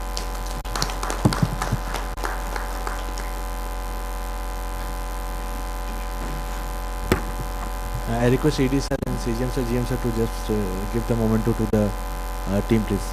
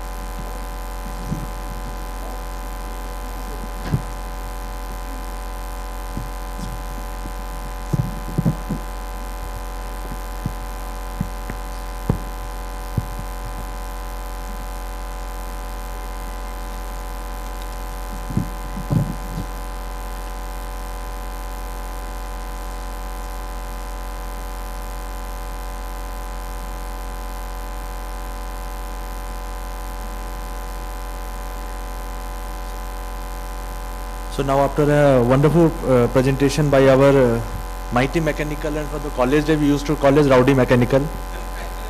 So now we are having a next set of presentation which is basically engineers, but we can say they are basically a pipeline doctors. जैसे doctors क्या नब्ज देख करके बताते हैं ना क्या बीमारी है क्या नहीं बीमारी है. So next team will normally see the parameters of the cross country pipeline और फिर वो बताते हैं कि क्या बीमारी है क्या प्रॉब्लम है कैसे उसको अटैक किया जा सकता है. So now I am welcoming the CP team of our team of excellence having the team motto zero corrosion, zero interference and 100% pipeline protection. The request to invite CP team headed by Sri Krishna Masu sir, DGM Operation Bangalore. Sir, please.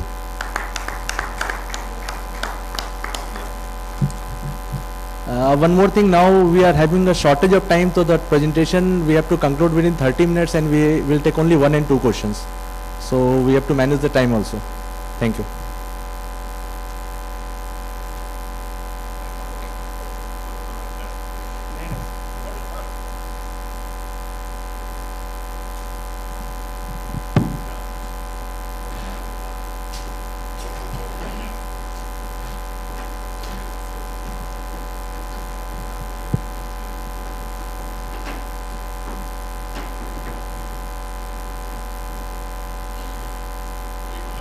We had seen during the earlier presentations, Mighty Mechanicals also carrying their flag. So CP Guardians also have done, so really it's very good. They have started the trend. So really it's, you have to be proud of your flag and really try to hold it high. Best wishes to the team. Yeah, CP Guardians. First of all, thanks Krishna for calling us doctors, from engineers to doctors.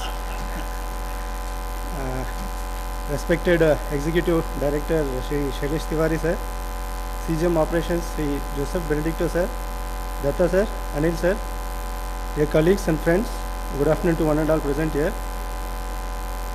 Sir, our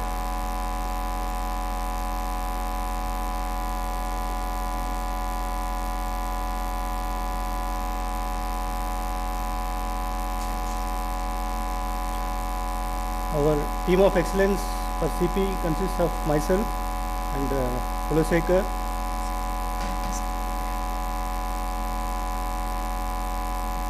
then Pira,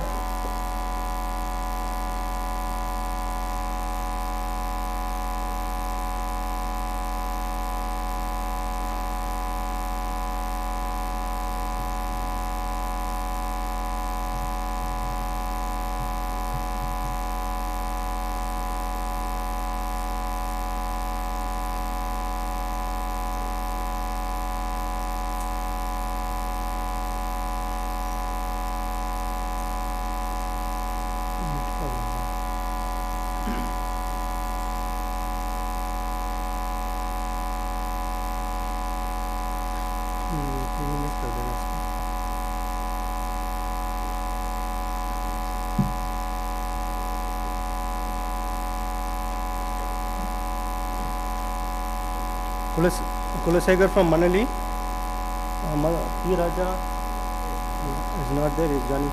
Then Manoj from Trichy,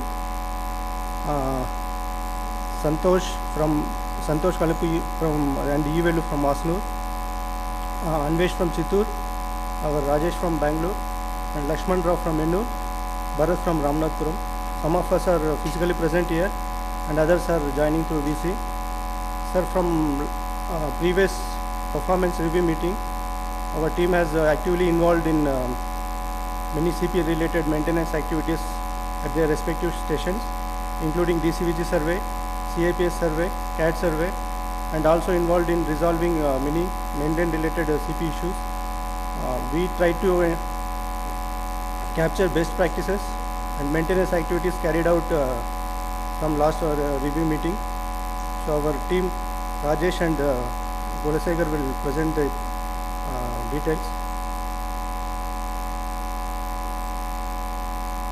Thank you, sir. The structure of our presentation goes like this: vision, strength, challenges and TOX meetings, objectives and targets, best practices, major activities at stations, opportunities for improvement.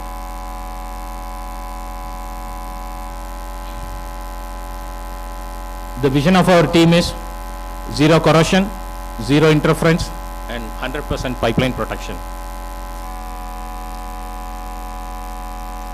Some of our strengths of our team are: we are young and energetic team handling the southern region pipelines. 3 CP Guardians qualified NACE cathodic protection technologies, that is NACE CP3 level. All officers handling CP are electrical engineers. We are having a centralized CP and PSP portal for review and analysis of the health of the pipelines. We are handling pipelines from 17 years old to 1 year old, and remote monitoring of CP TRU parameters. All our CP TRU parameters can be monitored remotely through SCADA.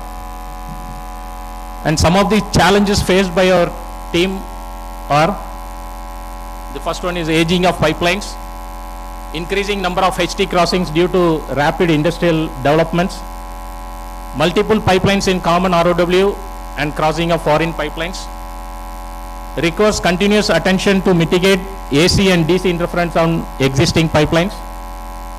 Maintenance of SSDs and PSP survey are taking more time due to increased number of crossings and waterlogged areas. So these are some of the challenges faced by our team. And our team efforts to overcome the challenges are: monthly talks review meetings we are conducting through VC for understanding the different CP issues arising in each station. One-to-one meeting through audio and video call to discuss the problems and sharing the results to the entire team. Reviewed the IMS CP manual.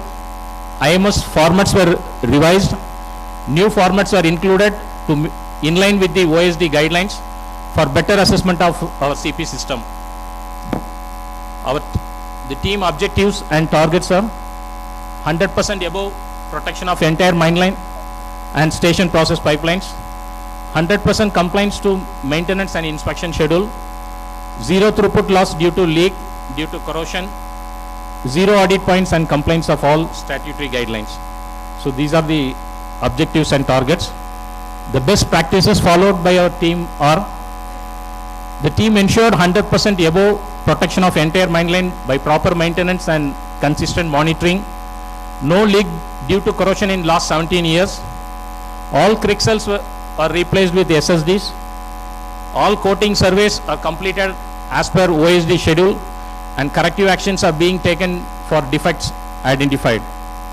Surge diverters are connected across IJ as per OSD guidelines.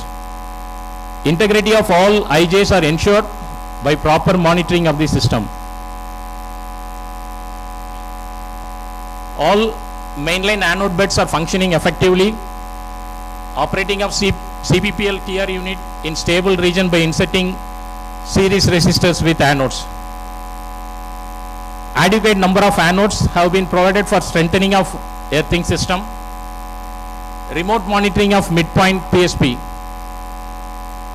Identified root cause for intermittent high AC and PSP voltage in CPPL at non-HT crossing locations.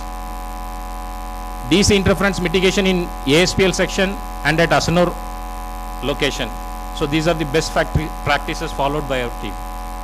And this is the CTMPL current density trend. This is the entire CTMPL current density trend. So which is the average current density is 31 microamps per square meter. That is the latest October to December quarter. So which is well within the limits. And the next one is the CPPL current density. This is for the entire pipeline, CPPL current density. So which is in the average current density is 5 microamps per square meter. So compared to the previous quarter is very less, because we have attended so many defects also. So this is and it is also well within the limits, acceptable limits. And this is the ATFPL and DDPL current density.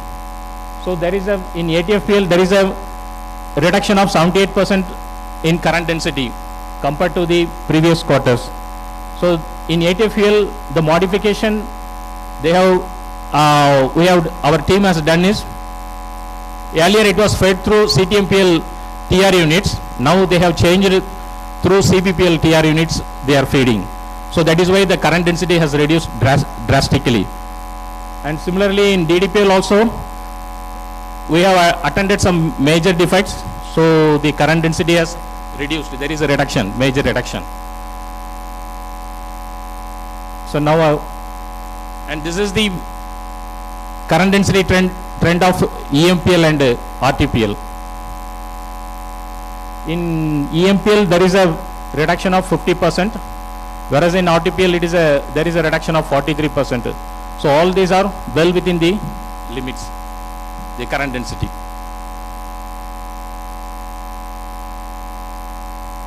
Next, Kulashekar will explain. Thank you, sir. As Sharma sir told, we are doctors to make our pipelines younger and younger.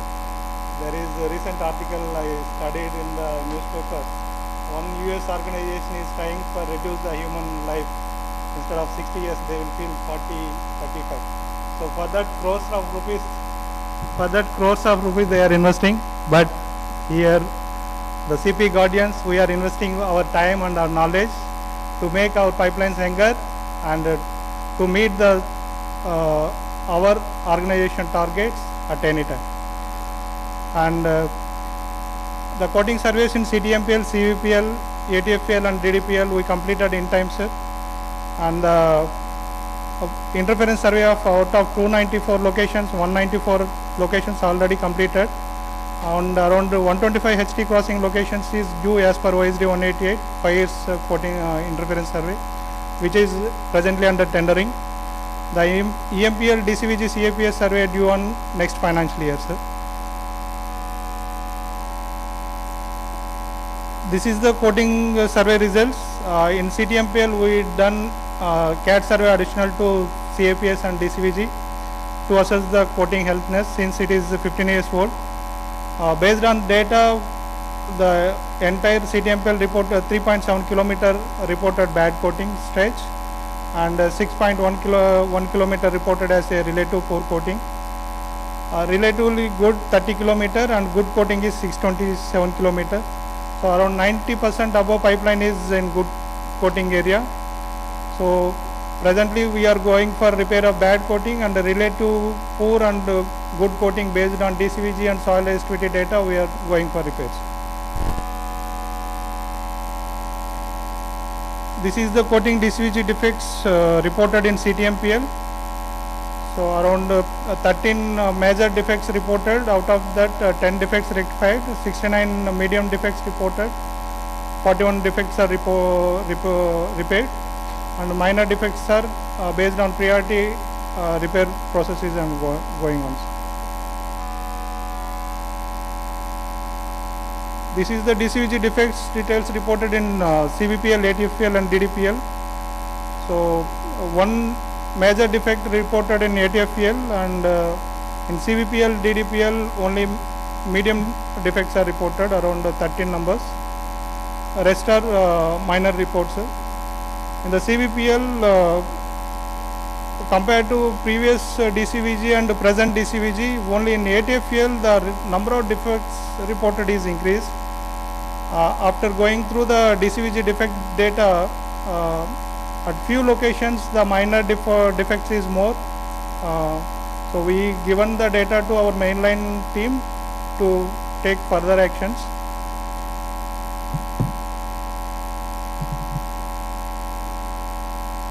The most of the defects reported is at a low depth of cover locations, maybe because of vehicles movement and other activities. And second is there is increment in number of defects reported from 2016-17 to 2021-22. That is mainly because of one is we should tell thanks to management to incorporate the previous experience and to block the procedure lacunas which is used by contractors. Now we rectified the procedure to handle those issues. Second, one technological advantage. During the survey we used to through video call, we used to frequently, we call the surveyor and we'll check the parameters. So in that way, we maximize the number of defects reported, and those defects are not created in between. It is from commissioning defects, most of the defects, and these defects are our mainline team is continuously repairing the based on priority. This is one of the defect reported in CBPL at RCP6. Our MOE is coated with primer without any coating. So this defect is not reported in previous year, but reported in this year because previously there is a one condition that the CP contractor may use our TR unit to carry the survey. So now we removed that clause. So we told them to use their temporary CP unit to carry the survey. So since they are using additional CP TR unit inside RCP locations, it is easy to find. Otherwise, if they use our CP TR unit, because of anode gradient, they will miss the defects near the RCP locations, which is both sides around 300-meter radius. Similarly, similar fault we found 2 months back. There is a high current taking in Asnur Tirchi section, and we are carried out all the tests, but finally we found that at the HOV location there is a medium fault reported. After rectifying that HOV, automatically the current and PSP become normal. Yes, sir. Here, sir, the epoxy coating which was done during the construction was peeling off, peeled off. So we have done R95 coating, sir. We excavated entire that PCC portion inside the wall. So and we have done with R95. This was in moderate criteria, sir.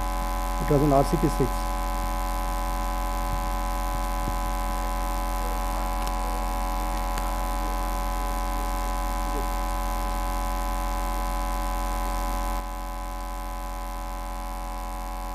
This is the one of the defect in ATFL section.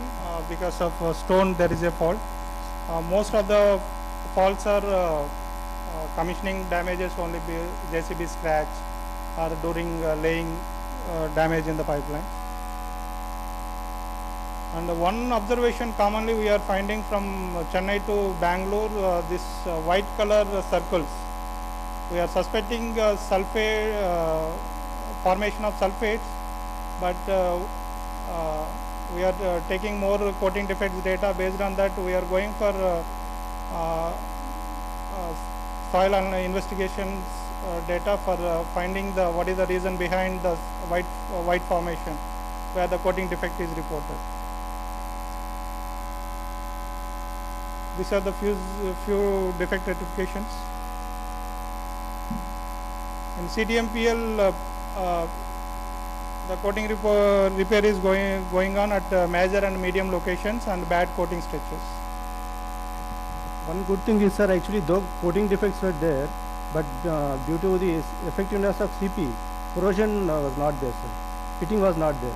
Since though pipeline is almost 15 years old, in DDPL and CBPL, we didn't observe any external corrosion, though coating defects were there. That actually shows our effectiveness of CP. In CBPL, we have one issue, sir, overprotection issue. Even though we are injecting milliampere current, at some locations we are facing overprotection potentials. And we instructed the CP contractor also to log the every 50 meter to note down the AC voltages.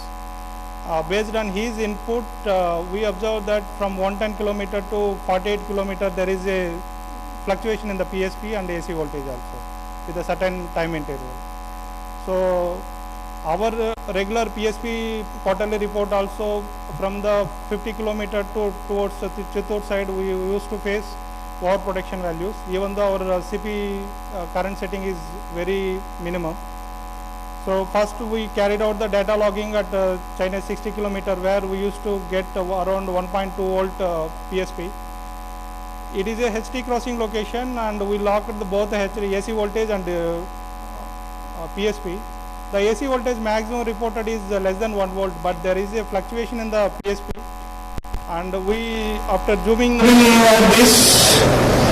one, this type of phenomena reported in 2 TLPs, which is around 200 meter distance at China 60 kilometer. This is because of HT crossing, HT line interference, maybe during the transient fault or maybe corona losses. It is affecting our pipeline and it is overloading our pipeline more negatively. And maximum intermediate fluctuations we reported minus 0.8 to 1.8. So the IPSP we got the reason because of HT crossing it is increasing, but the low PSP intermediately within short period of 1 second and 2 seconds, it is going to very less, but we are unable to find out the reason. Then we thought that maybe TRU is fluctuating because the TRU is lower rated. And we put one more data logger at the TRU and 79 kilometers, which is starting ending point of Manali. At the TR unit, we checked with TR unit without TR unit, but there is no change in the PSP at TR unit.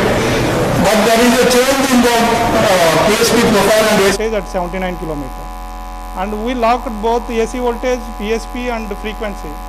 At 79 kilometers, we used to find from 0 hertz to around 150 hertz frequency we found.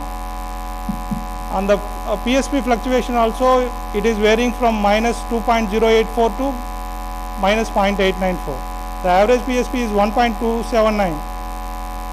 And we are further analyzed, and if you see the zoom, this is the fluctuations we are getting intermittently in the pipeline. So we thought that the PSP is maximum 2.085. After detailed investigation, the solid state device which is installed at HT crossings, which is minus 2 volt to plus 2 volt range. So more than minus 2 volt, it is grounding the DC voltage also. Then we thought that the problem is not between the 79 and 48, it is from the Chittoor side. So from 79 to RCP 3 तक हम लोग सर्वे किया था. उसके बाद intermediately तक HT crossing भी नहीं है, बट AC वोल्टेज मिल रहा था, रीज़न भी पता नहीं चल रहा था. शाम को रिटर्न वापस आने टाइम में we suspected one railway crossing in between is there.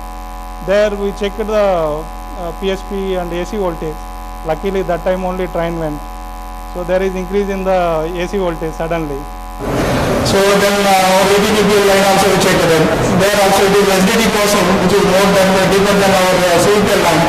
There also same similar phenomenon. There is a spike in AC and DC voltage. Then 75 hours data logging carried out at 84 kilometer. The maximum voltage AC voltage reported at this location is 8 volt, and the PSP is from minus 0.4 to plus 0.3 volt. The PSP is varying. The PSP variation is just 1 second or 2 seconds within the seconds only. The remaining time which is the PSP is within minutes. So similarly at 137 kilometer, the highest voltage is around 22 volt. The PSP is fluctuating from minus 4 to plus positive side. So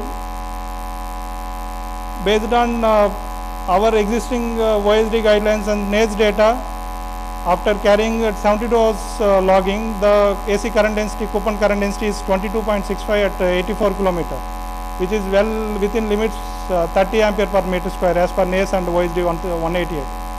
So as per that report, the mitigation is not required, but as per the graph, where the potential is shifting more positive than the negative value, which the corrosion time will be very less, but over a time, the effect will be very high because of DC spikes in the pipeline. And similarly at Chinese 137 also, maximum current density, coupon current density is 17.5. But as per NAES, it is not required any mitigation measures as per current density. But as per potential reported, which is 22.7 volt, there is a safety health hazard is there. So now at both locations we are going for copper earthing. After copper earthing, we will again load the data, log the data, and we will see the fluctuation in the DC. And for the DC, as of now there is no fixed solution. So as a trial and error method, 2-3 options we are preparing. So once the mitigation is AC mitigation is over, we are going for the DC interference mitigation. And at all HT crossings in SRPL, previously we used to install the anodes. So average 2 to 4 anodes we used to install at every location. So after installation also the AC voltage is very high and the current density is going more than 30 ampere per meter square. So we found after we modified the DAC TLP formats also, because the old format is giving only AC voltage and AC current going to the SSD. So now we changed the DAC system format where you can assess the SSD healthiness, you can assess the grounding anode resistance, anode grid grounding resistance, and the anode healthiness also. Based on that data, we found that because of ground resistance is very high, the AC voltage is still in the pipeline, even though after mitigation of, even though after installation of SSD and anodes. So instead of anodes, we went for the copper earthing at CTMPL and CVPL locations where the AC current density is more than 30 ampere per meter square. So the grounding current is, it is varying from 2 ampere to 60 ampere, which is going to the ground. Maybe it is lost to the transmission network operator, but our pipeline is protected. If we calculate the loss of this transmission line at one location, it will go around 1.2 megawatt hour per year, which he will lose because of our grounding system. At Chittoor also similar mitigation measures taken at 10 locations. This is after installation of copper earthing, we carried out the 72 hours data logging. In Manali jurisdiction, only one location we got a current density of more than 30 ampere per meter square. There I given to minimize the cost, it is a common ROW of 3 pipelines. So we provided only one grounding, but the 3 SSDs common grounding we connected. So there is, for 100 meter length of copper strip, it is maximum, it is discharging 16 ampere only. So now we are going for additional this CTMPL line, CVPL line. And similarly, Chittoor location also only 2 locations out of 10, the AC current density is 37.7, 30 ampere per meter square. Since the soil resistivity is very high in the Chittoor jurisdiction, the 100 meter length is not sufficient. So there also we are going for increasing the length of the copper strip earthing. And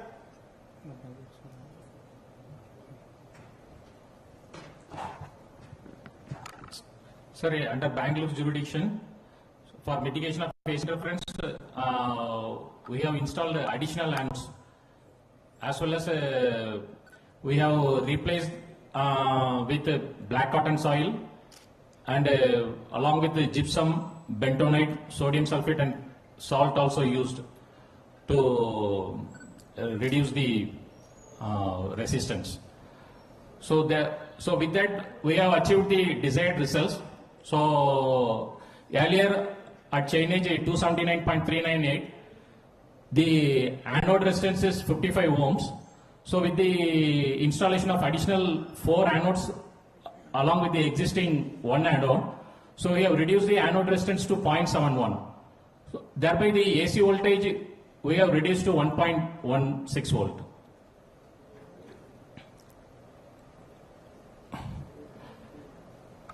Similarly, we have taken mitigation action for all 12 HT crossings. So in all the cases, the anode resistance were reduced and the corresponding AC voltage also reduced. So this is the mitigation of AC interference in DDPL line.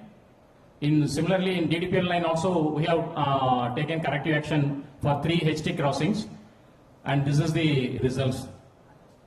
Earlier at chainage 9.4449, the anode resistance is 12.12. So after installation of additional anodes, 4 numbers with the existing 2 anodes, so the anode resistance has decreased to 1.79 ohms. So the correspondingly the AC voltage also reduced. So these are the results. So this is an audit point, OSD audit point at our station at chainage 290.741. So the audit team has observed the AC voltage at this point as 16 volts. So for that we have taken the mitigation measures. So we have installed at this location, we have installed additional 4 anodes with the existing 2 anodes. So thereby we have reduced the anode resistance from 25 to 1.48 ohms. So with that the AC voltage is also drastically reduced. So with that we have completed the audit point also.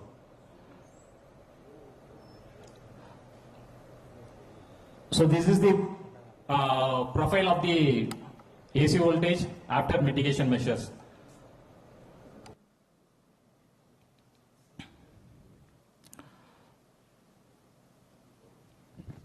Here the objective is same, sir. When the induced voltage is coming to the pipeline, there should be a least resistance path to the soil. So what Chittoor and Manali they have done, they have actually gone for this copper strip. And what we have done, we have replaced the local soil. Local soil is usually having the high resistance, depending upon the soil resistivity of that particular location. So this we used to follow in even high resistivity areas in Rajasthan, sir. We completely replaced that high resistivity soil with black cotton soil and gypsum, that carbonaceous backfill. With that we could achieve least resistance, and whatever induced voltage is coming into the pipeline, that is getting drained into soil. So that that AC voltage, which is the induced voltage into the pipeline, is getting earthed, sir. So both the principles are different, but the concept is same. So with that we could resolve that AC interference at crossing locations. Thank you, sir. And one of the DC interference is in our ASPL section, where 2 BSNL exchanges is interfering with our pipeline system. And from the inception of the pipeline, we are trying for mitigation measures. 2 years back, we decided 5 recommendations to tackle this issue. And after 3 mitigation measures also, the issue is not resolving. And the 4th mitigation measure we took this in the 4 months back. After the mitigation is just we are providing grounding return short low raise to grounding path. At the same time we don't want to drain our CP current also. So to avoid the drainage of CP current, we are using diodes. So if the current voltage is more than 1.2 volt, then the diode will allow the drain the interfering current. So after installation of this diode and copper strip earthing combination, the voltage is now it is within limits, and the further study is going on to optimize the setting of resistance so that it should be within the limits of 1.2 volts. This is one more DC interference observed at Asnur station, where our marketing is pipeline is going for delivery terminal. The pipeline is which is near to ASPL anode bed, where around 150 meter length there is more than 1.2 volt overprotection observed in the marketing line, both the diesel and MS lines. So different combinations we studied with their TRU unit setting and with our TRU unit setting. Finally, we arrived, we will feed the line from our existing CVS ASPL TR unit so that both the lines will be protected and the control will be in our end. So now after feeding from CTMPL TR unit, ASPL TR unit instead of marketing, the problem is resolved at Asnur. And our CTMPL existing RCP stations is having 36 volt charger system and 36 volt battery bank and 36 volt TR units. And during replacement of these chargers, we face 2 times tender was cancelled because of high budget offer by vendors. because only one vendor is available who is quoting 4 times the conventional 48 volt charger. And we thought to make the TR unit and charger system 48 volt. So CP charger unit and battery bank we can change by installing additional batteries. But the TR unit is, if we want to go for entire TR unit replacement, it is difficult because the changing is, it won't economical. So we talked with the vendor and additional circuits included to operate this TRU in 48 volt input also.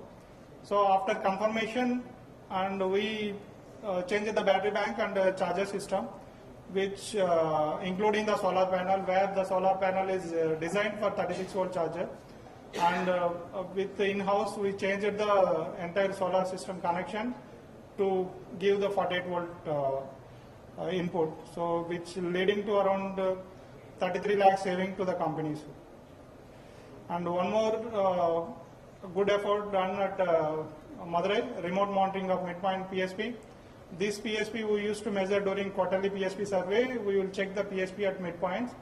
If accordingly, we will set the TR unit parameters. So here we installed midpoint remote monitoring of PSP, where you can access the data through SMS, and lively PSP can be monitored. So through this system, we can avoid 1 day setting time. We can directly set that CPTR unit. This system is it is in-house installed by our Madurai team, sir, and here the idea is that the furthest point from the CP is the midpoint, sir. So when the midpoint is protected, we are assuming all other points are protected. So our Madurai team has done a very good job. So they are monitoring that midpoint PSP and ensuring that all other points are protected. So that PSP is coming through SMS.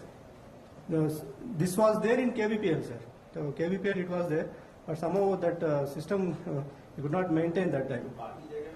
बाकी जगह में भी कर सकता है, sir. It's a very good system.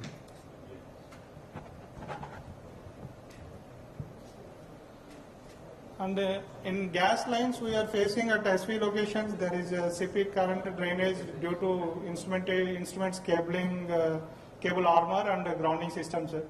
Both at Vallur station and SV 125 in Ramanathapuram also similar issue faced because of non-isolation of instruments with the CP system. And maybe in 101 and 104 SV station also similar effect observed during the joint inspections. These areas of improvement for our CP team is we are frequently facing IJ shorting at Trichy because of muck particles in the pipeline. So we are coordinating with our mighty mechanicals to get the better solution for this. We are doing with magnetic picking also, but over 6 months or 9 months, the frequency is not regular. It is over a time, the IJ is shorting and it is taking more currents. And prioritization of minor DCVG CAD defects at vulnerable locations, particularly at HT crossing and lower soil resistivity locations. And strengthening of DAC TLP earthing system at HT crossing locations. And calibration of BTEP TLP and calculating of coating current resistance data for the future coating replacement in CTMPL, sir, which is the BTEP TLPs. We are yet to utilize the benefits of this BTEP TLP, and we are waiting for the major and medium faults repair. Once it is repaired, then we can go for this BTEP data to assess the weak stretches in the CTMPL for coating of those weak stretches, so that directly we can reduce current density further.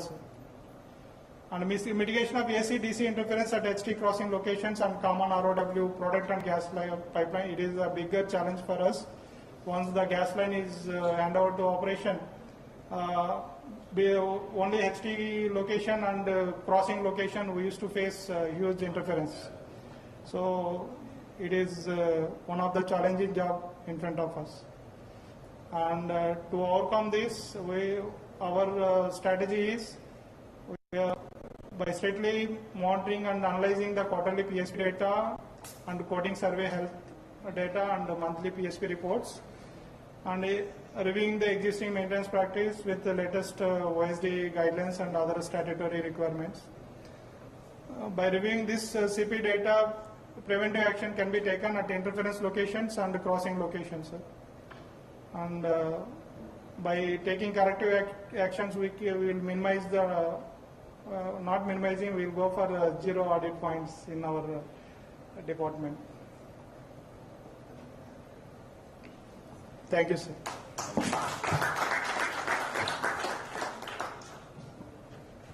Yeah, thank you for a wonderful presentation, CP team. Any questions from the audience?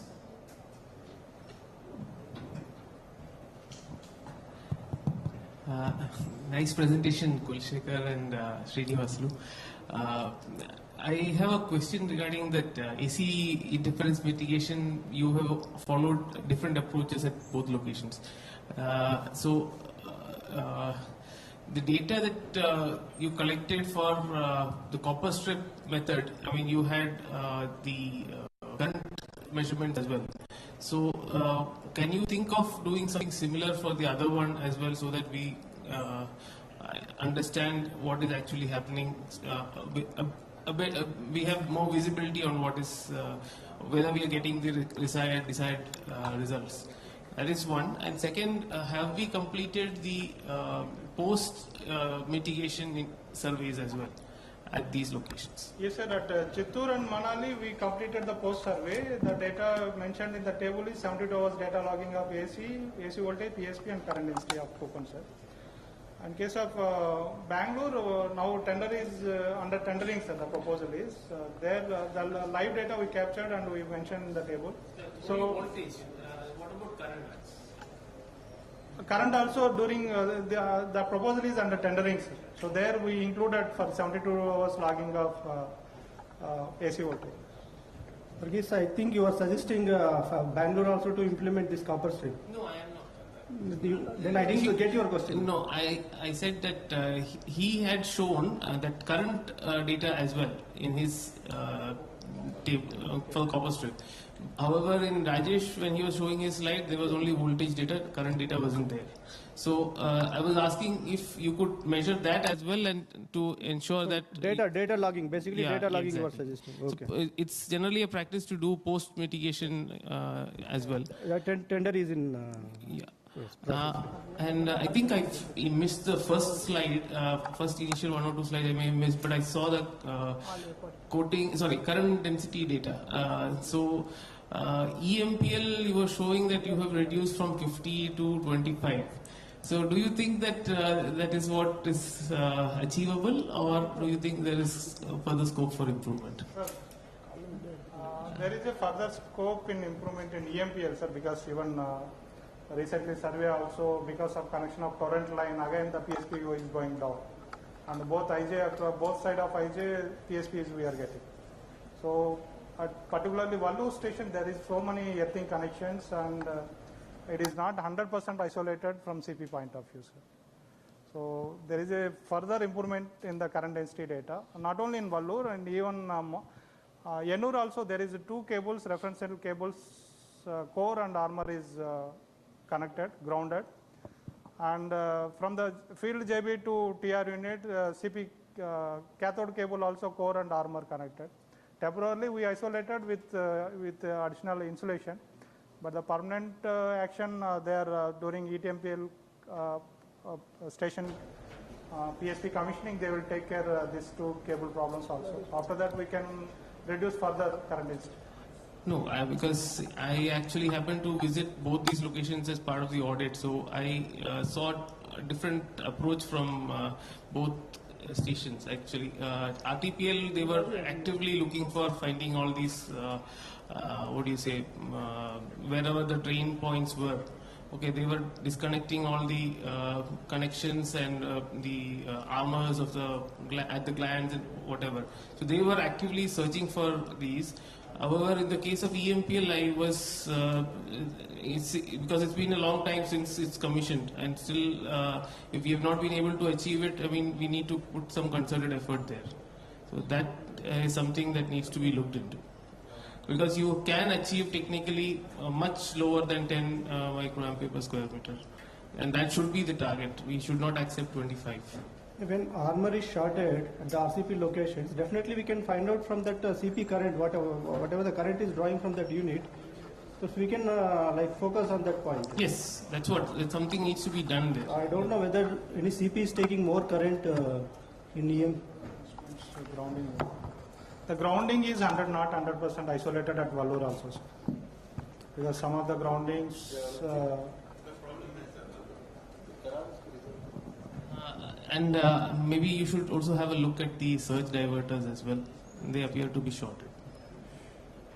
Sure, sir. The one issue, sir, that valve which is passing, which is under the water.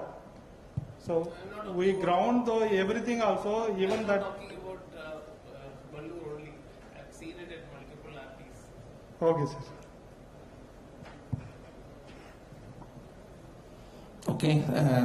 Thank you for a very wonderful presentation. Again, a lot of result-oriented slides were there, in the sense, a lot of achievements in terms of reduction of unwanted this thing by 30-40% we could see, and especially the current densities, and then reduction in your AC interferences. So I think really, if you see 6 months to 8 months back down the line with what we are, I think our pipelines in a very much more, healthier and a safer way. And like what was being discussed along with the query of Chirian, again, what target we can achieve, I think all of you are, definitely agreeing that there is a scope for improvement. Definitely, I think, I'm sure that, as part of this CP Guardians in the subsequent days, you will work on that, because we are just reviewing what our activities you have been doing and what we have achieved thus far. So in the coming days, I'm sure that the team will take up with more, tougher targets set for yourself, so that what optimum levels can be reached, that can be attained, and I'm sure your team will be able to do it. Just one suggestion, what was, in my mind when you are talking about CTMPL, this thing, just out of curiosity, I was just feeling a thought that, even where there are the good coating locations, what was shown as around 600 kilometers of good coating locations we have. So even probably, I think there also, I think we need to just on a trial basis need to dig up and see whether it's really good or not. Okay, because there is still an apprehension, because again, CTMPL being an old pipeline relatively. So wherever you have dug up, you have found that, based on your surveys, you have found the coating to be much worse than expected. And we have a huge stretch where we are saying it is a good coating. But just to see what exactly the health is at those good coating points. So maybe each jurisdiction can take one such location. So we can just, see that, okay, this is exactly what it is. Maybe there may be some, unexpected surprises also in terms of what is the health of the coating, and what, in terms of the survey results, what we are getting, just to ascertain that. So wonderful. Thank you very much. Over to ED, sir. Sir, here I would like to add one thing, sir. Sir, 16-17 that ILS was done, sir. So I was there here in Madurai. We have done lot of locations digging and verification. In the process of attending that defect, there was no external corrosion was observed at any location, sir. So that is one good thing. There was no external corrosion at any location. So that shows actually CP is effective. Yes, that actually coating condition, not about this. Coating conditions, sir, it depends. Physical coating conditions, it depends on location, sir. Somewhere it is like peeling off easily. That bonding was there. Bonding was not there. So other locations it was generally good, sir. I think most of the coating damage photos, if you see the photos, sir, there only at the damage location and on both sides 1 meter or 2 meter, the coating disbondment will be there because of coating damage. Rest of the places, the primer is intact. If the black color is there in the surface of the pipeline, the primer is intact, sir. So that itself indicating the coating at minor locations where the good coating reported, it is coating is good. Even at major defect locations also only 2-3 meters only the disbondment is observed because of defect. Since this water will enter and it will increase the disbondment area.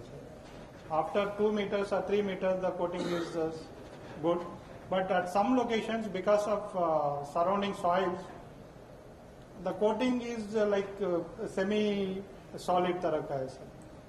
So maybe that is one reason will be soil, and at some location because of manufacturing defect in the coating during coating of the pipeline. If they maintain well temperature and other conditions, the coating will be intact.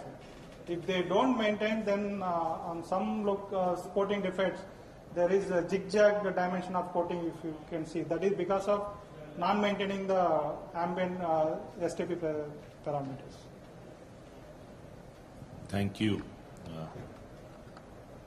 Well, Srinivas and team, good job done. Like what was said, you have diagnosed most of the problems like good doctors, and you don't have one-time job to correct all the problem in one go. So you have to be there, this team has to be the guardians, as rightly said, of the pipelines. More so when we have this gas pipeline, as you rightly pointed out. Once it is commissioned, so we need some continuous monitoring per se. I mean, in terms of, protecting our pipelines, that midpoint PSP which has been implemented by Madurai, kindly make a plan to take it across if it is helpful. If the doctors think it is required, kindly take it, at region level. Because for us, probably your results are very, very important. Maybe most important as compared to any other team.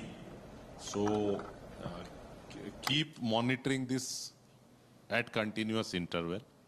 And as a team, apart from what we are doing at department level, keep monitoring at continuous interval as a team. And secondly, when you are discussing and having team meetings, as I said in case of mechanical, kindly try to involve all your team members, because this is also a learning forum.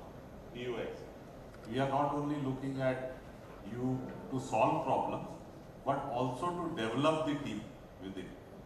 So kindly try to involve and have a good discussion.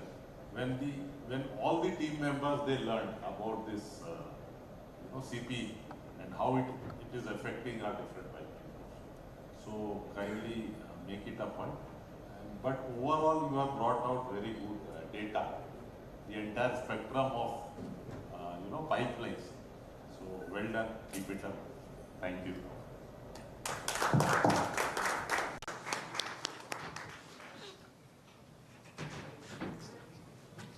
Wait.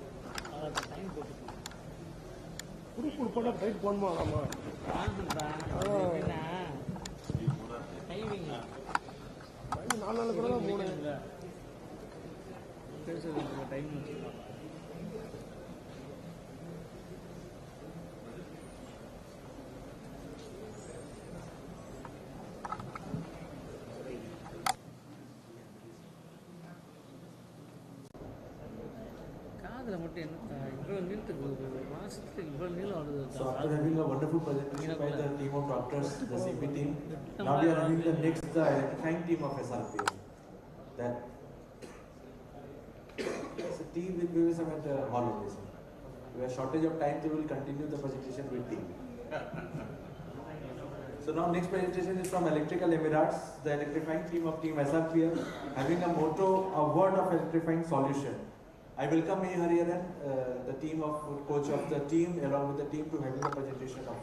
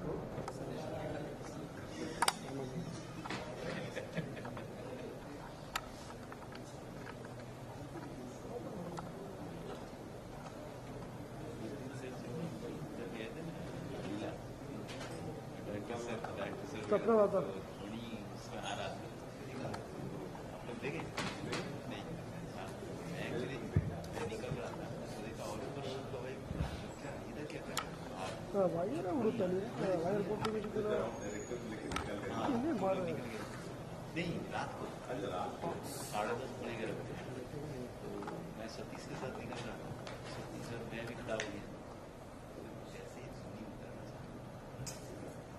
Respected AD SRPL, CGMO, GMs, DGMs, seniors and my dear colleagues. So good evening to one and all. So this TOX has given excellent opportunity to our team to come out of the daily routine activities and they started questioning the existing system and processes. So as we all know, even giving a minor change in the system will help in safety as well as the reliability of the system. So, and one more added advantage which we felt is this TOX has brought the entire electrical team, electrical personnel to work as a team. So that we can, when we face any problem, so we got a good platform to communicate with each other. So keeping that in mind, and our team has started exploring the unattended areas, that is uncharted territories, and came up with the ideas which we have and to implement in our system, the existing system. So the presentation has been made for the ideas given by the entire team.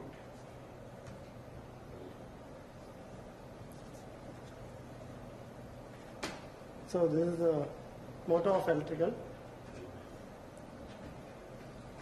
So this slide shows the importance of electrical system in SRPL. So we started our career in 2005 as CTMPL of 1.8 mmTPA. So now at 2023 we have been multifolded and the demand is 14 MVA in 2023 with CTMPL augmentation too. So this shows for meeting the market demand, ensuring the reliability of the electrical system is very critical. So as almost 18 years has passed away, the probability of failures also will increase. So these ideas will help in improving the reliability of our system.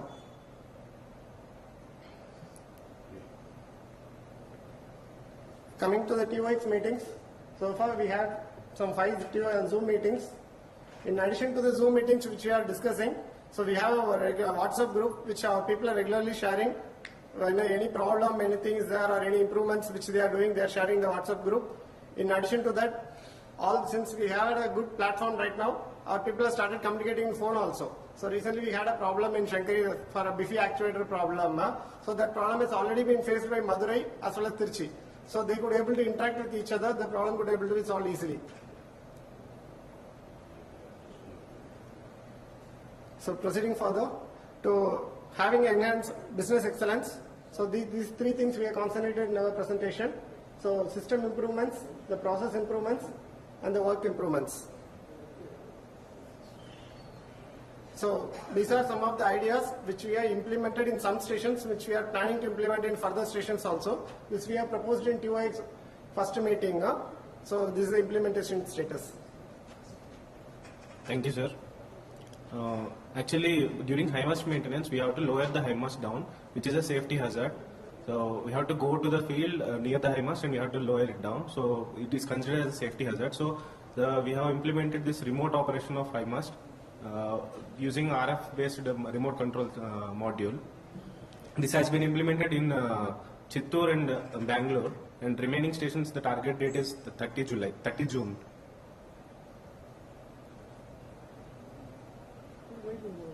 At RCP, actually now the fuel is being monitored by LSMs.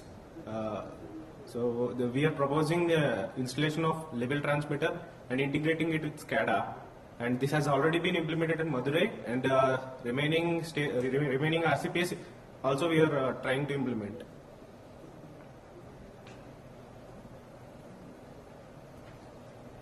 And this is a removal of AVR. It is being proposed at Madurai and Shankari, and Madurai it is already done because from marketing side it is being already done through OLTC, online tap changer. So as per original design in 2005 they have given, since we are getting LT supply, so AVR has been given to produce a stable voltage. Now we are taking supply from marketing end, there we are having an on-load tap changer. From that system itself we are getting a stable supply. So this is it is a redundant type car. So this will give an additional room for us, as well as the maintenance cost, everything will come down since already all the spares are obsolete. So this has already been removed at Madurai, so Shankari we will be completing in April. Bangalore में नहीं है sir ये. Bangalore में नहीं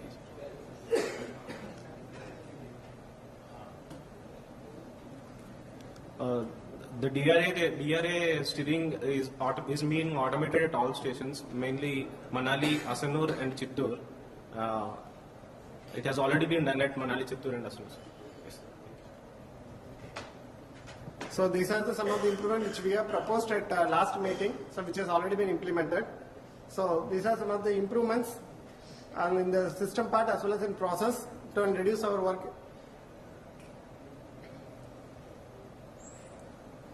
So in our conventional transformer, in all type of transformers, normally conventional type, that one conventional breather is being used to avoid the moisture ingress in the transformer oil. So in case of transformer oil and moisture, it will lead to breakdown of the transformers. So instead of a conventional, which we are proposing right now, is a self-dehydrating breather, that is shown in the bottom. So it is having an in-house inbuilt heating element, which is used to heat the desiccant at selected intervals, so that the moisture in that moisture content will be reduced. So this on trial basis we are planning to do at Chittoor, sir. So इसका जरूरत नहीं है, transformer area है sir, switch yard में sir.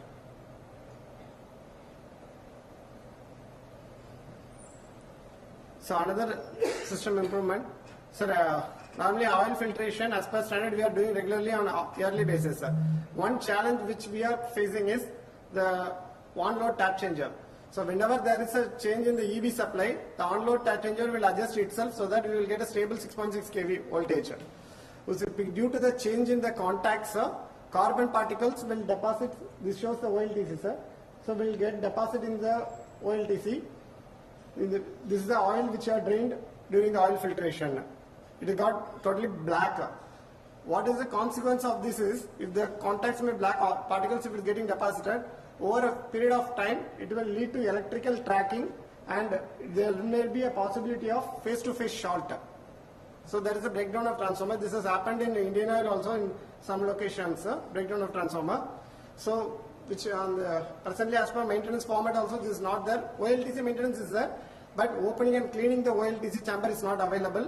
So what we are proposing is, so when we are doing oil filtration, we will be doing cleaning of the entire OLTC also, and we will be doing internal inspection along with the dissolved gas analysis.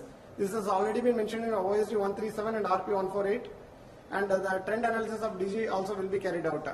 For this, IMS format will be done by 30th June, and next filtration is due from December for all stations. From that we will start following it, sir. And new tender we will incorporate in the tender itself. Now which we are proposing right now. Switchyard transformers, sir. Yes, sir. Asnur and Chittur it will be applicable, sir. And Tirchi. Single pit we missed out. Sir, next suggestion, next we are process improvement which we are suggesting is battery bank interconnection, sir. Sir, for the operation of relays in switchyard as well as in HTA room, separate 110 volt battery bank has been provided at Asanur. This is specific to Asanur case, sir. So, in case of any breakdown of the battery or in the charger circuit, the safety device will not work. Enter. So, we have to take shutdown of the entire station if there is a problem in one system. So, we are proposing for interconnection of both the battery banks, sir, in case of any breakdown, so that it can be switched over to another system. So that reliability of the system will improve. The target date for achieving this is 31/7/2023, sir, July 2023. Next is, sir, that right side shows the fire detector layout for RCP, sir. In CP room, in cable trench, smoke detectors has been provided. In case fire has been sensed in the fire alarm panel, control room will get an alarm. But we don't have any fire, we cannot quench the fire. But what we are proposing, at least we can cut off the electrical supply in the cable trenches. So we are proposing for a ESD push button inside the RCP, which will be integrated with the SCADA, so that in case of any emergency fire alarm, control room power shutdown can be taken immediately. Cable trenches, sir.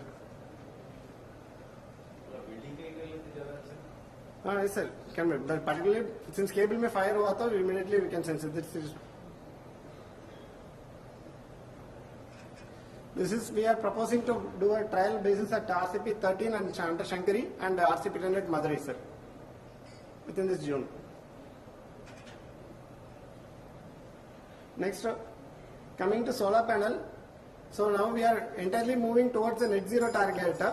So even though we are installing solar panels, ensuring the efficiency, that the output of solar panels is very, very critical right now. Since we are RCPs and all, we are going for 100% RE. So there is a lot of dust which you observed, which need to be cleaned in the early morning or in the late evening before the sun arises. So that is a real challenge, yes, sir. Normally it will get missed out in station. So we are proposing for auto cleaning of solar panel. The two systems are available in market right now. The one is the second one. Directly by timer based, we can spray the water over it and it will clean it. Next is the last one. It will move towards, that last one will move towards the solar panel and it will clean it. Both the systems are available. So we will try to explore that, sir, and we will try to implement by June. This trial we have planned at Tirchi and Shankari. Next is our major critical equipment, VFD. So this is applicable to Tirchi, sir, actually. Since ACS 2000 model VFD is available, was available at Arsenal, presently is also available. So in that we faced a problem 2 years back, 2015 to 17, and we have done, due to the failure analysis case, we have done a detailed study and some modification which we have carried out in feeder and VFD. That is, it is a typical system, not unlike like other VFDs. In case it will breaker ka close feedback, it will try to censor. If the close feedback is not received from the breaker, even though it got closed, it will think that breaker didn't close and it will try to discharge the VFD. So there was a blast 2 times at Oslo. So similar system now we are having at Tirchi also. So in that system, we are for avoiding the damage of the phase module, that is inverter and converter modules. So we are proposed capacity discharging through a resistor mode at Oslo. That is inbuilt in VFD. So that we can propose for Tirchi. So study is proposed. Similarly, open and close feedbacks VFD जो ले रहा है, it was not directly taken from the breaker. It was taken through auxiliary contacts in the breaker. So, to avoid in case of failure in the auxiliary contacts, there may be again the same situation may occur. To avoid this, we are proposed to take the feedback directly from the breaker contacts itself. So this is implemented at Asanur. So since we are having a similar VFD, we are proposing at Trichy also, sir, for review the system.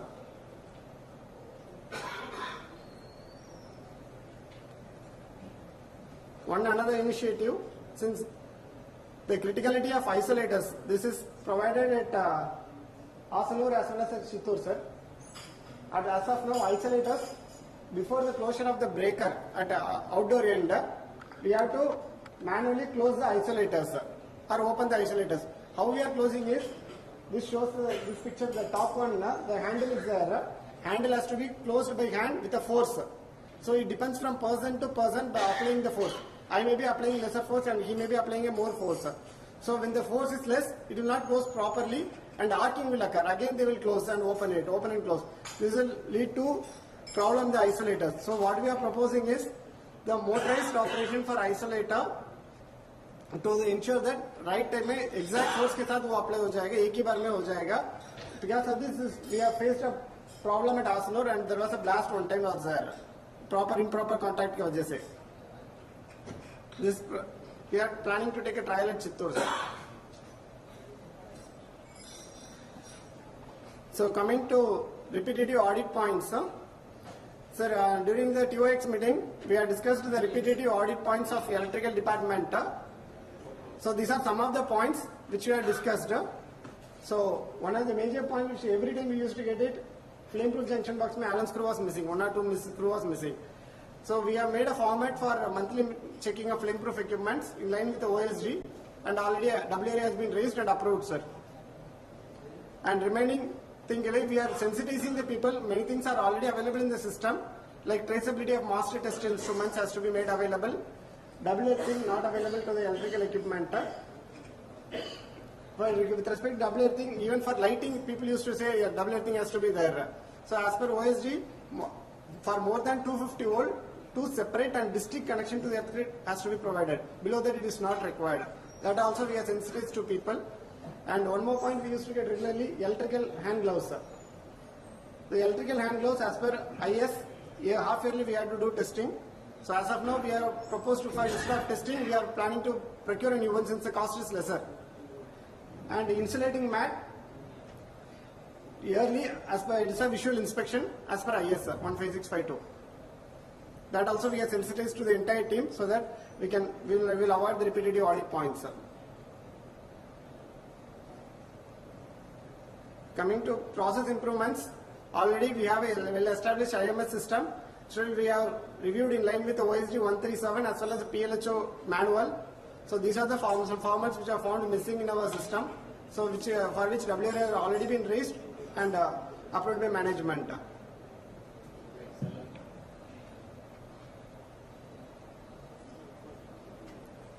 So as I already told, SRPL is getting older and older. It's almost 18 years is old.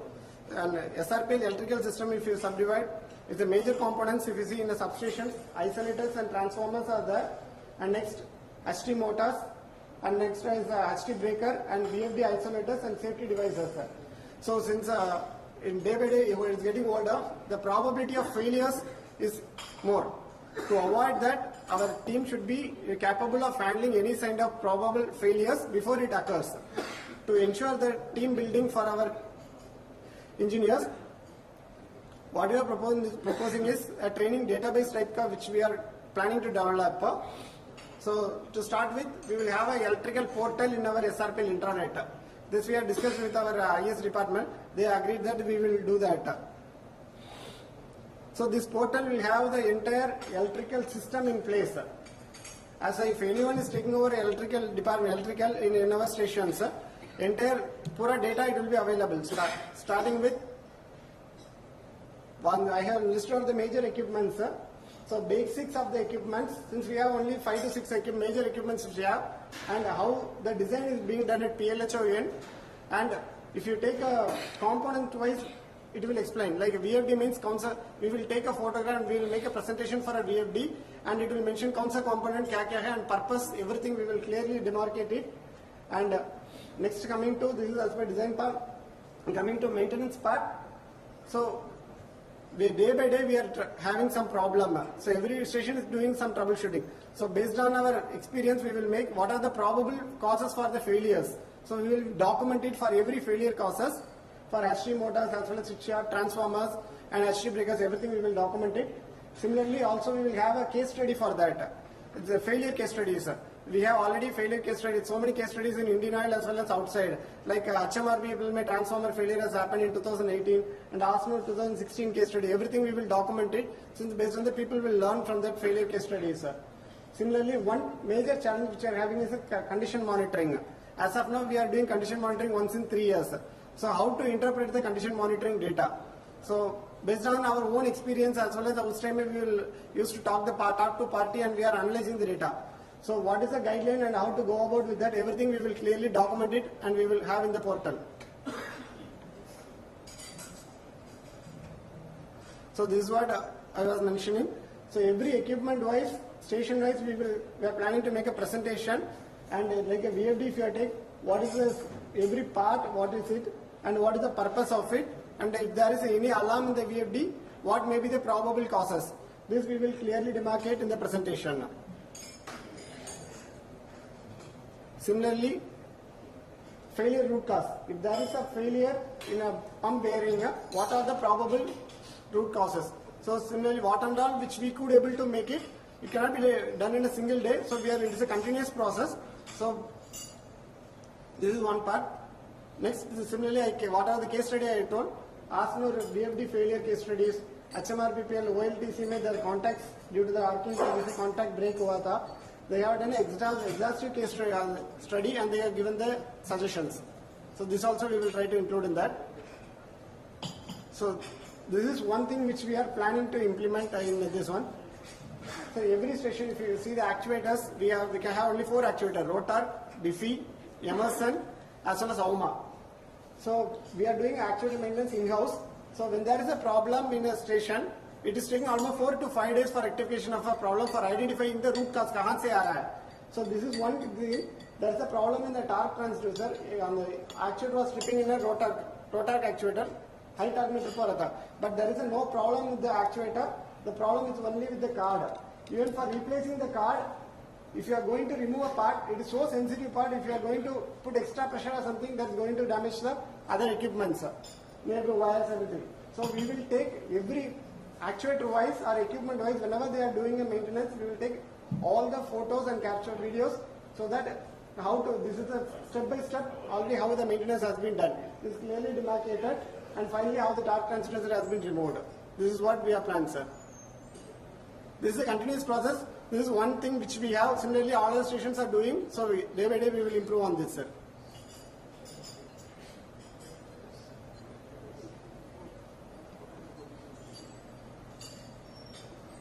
Next is presently for electrical system safety area, we are having a LOTO system in place. So let's say morning shifting is issuing a LOTO and afternoon shifting is taking over the shift. To ensure that the feeder is in off condition before issuing the permit, this is additional safety. In addition to the LOTO, the feedback of the breaker will be taken to the control room through an annunciator, so that we can see all the breakers will be there, whether it is in switch off or switch on condition before issuing the extension permit. Since Chittoor and Asnur, the distance is very high from the control room, so every time they cannot go to the MC's room and check whether LOTO is there or not. At least morning shift mein kar diya, B shift mein they can at least ensure the feeder is in off condition, meaning they can ensure before signing the permit.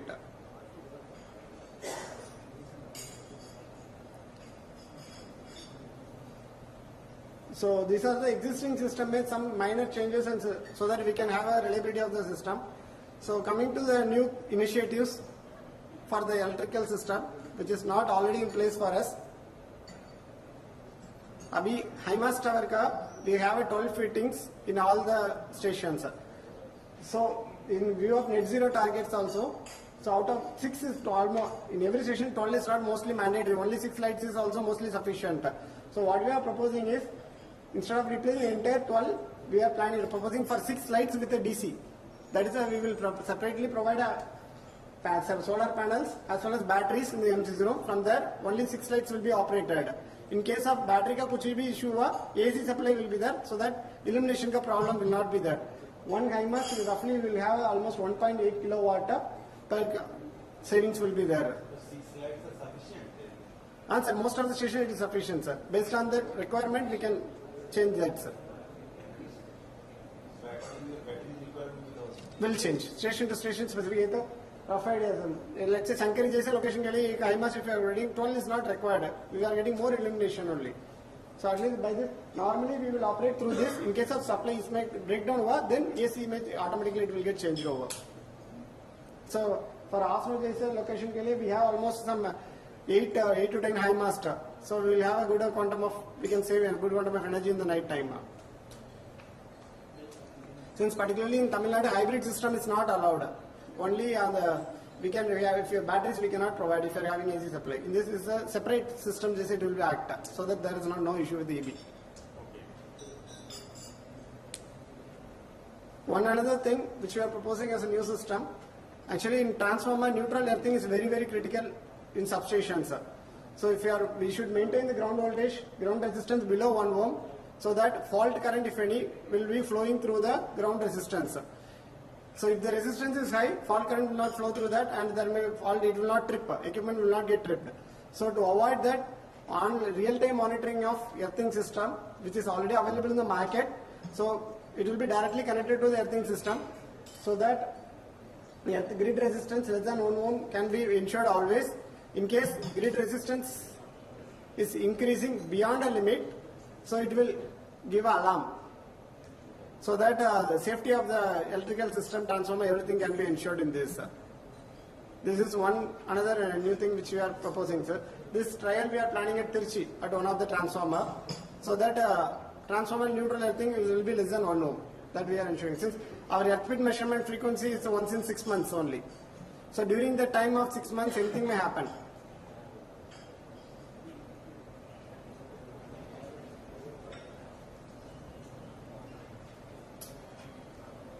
So next is a new initiative which we are proposing.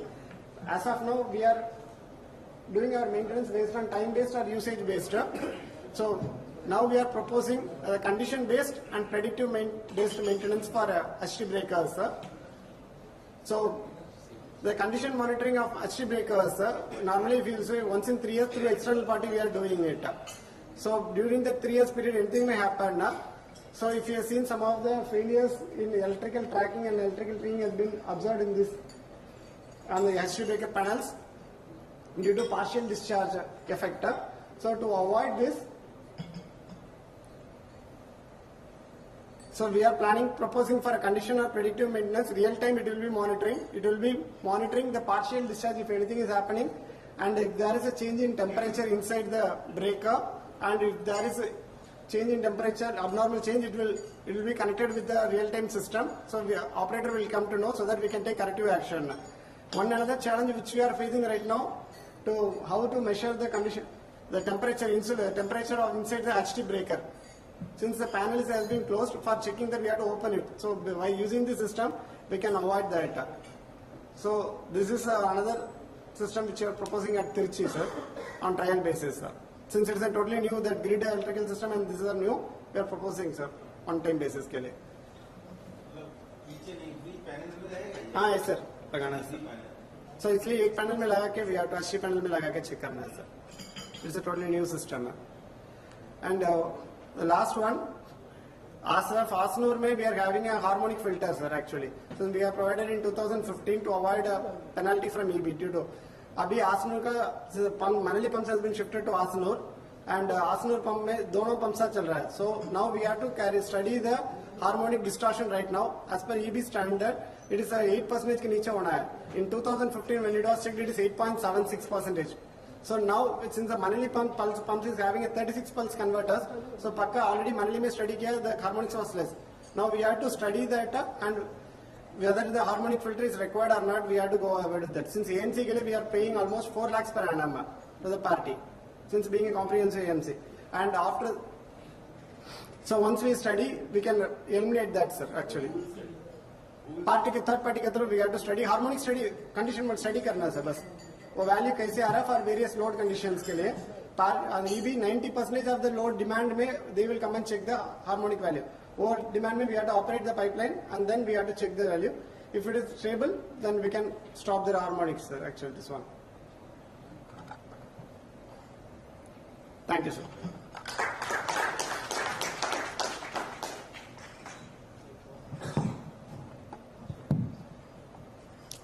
Questions?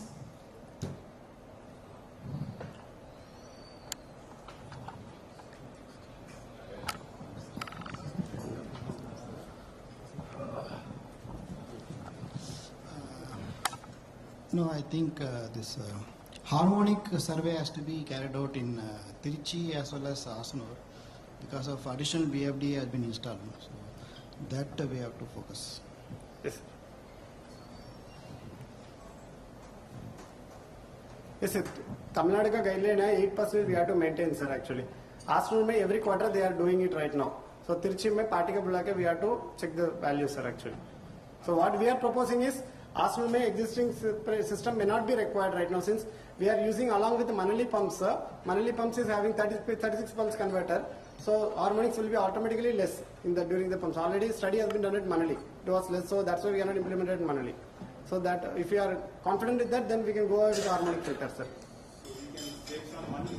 4 lakhs per annum comprehensive MCQ 4 lakhs we are giving, sir.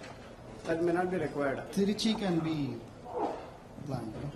Trichy, the survey can be. Trichy also may not be required, sir. Actually, if you do the study, it will be less, hopefully. Since it has to be. Yes, sir. नया system में specification में है, sir. नया VFD less करके लिखा है, sir.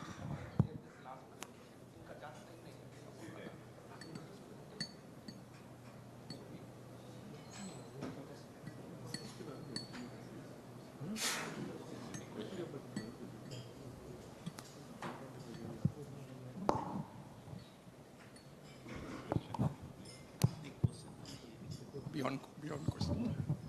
It was a fantastic presentation actually. I think what you can also implement that Hari was suggesting that any places, any maintenance is carried out, you are taking photographs. What Naveen has done, he has done a step ahead, and I will request you to implement that thing, video photography. And he has created a barcode for each and every maintenance activity. So for any computer is shut down or some issue is there, you have to start a PLC or any server. He has made one sticker, barcode, QR code, and you just scan it through your mobile, and anybody can understand what is the steps 1, 2, 3, 4, 5, 6. So you can think in that line. I think Naveen and you can jointly do this thing because that will be wonderful for any new persons who is coming to our SRPL operation. Or anybody who has lack of knowledge of that particular unit, because we are getting transferred from here to there, so that will create a solid benchmark for all of us. Yes, sir. That we will also implement, sir. Already that portal which you are developing, so जो भी transfer में आ रहा है, they can immediately get all the data about the system. That is our objective, sir. So Hari and team, that is one of the excellent presentations what we have seen during the course of the Talks Review Summit, part 1 and 2. So kudos to you and all of the members for that.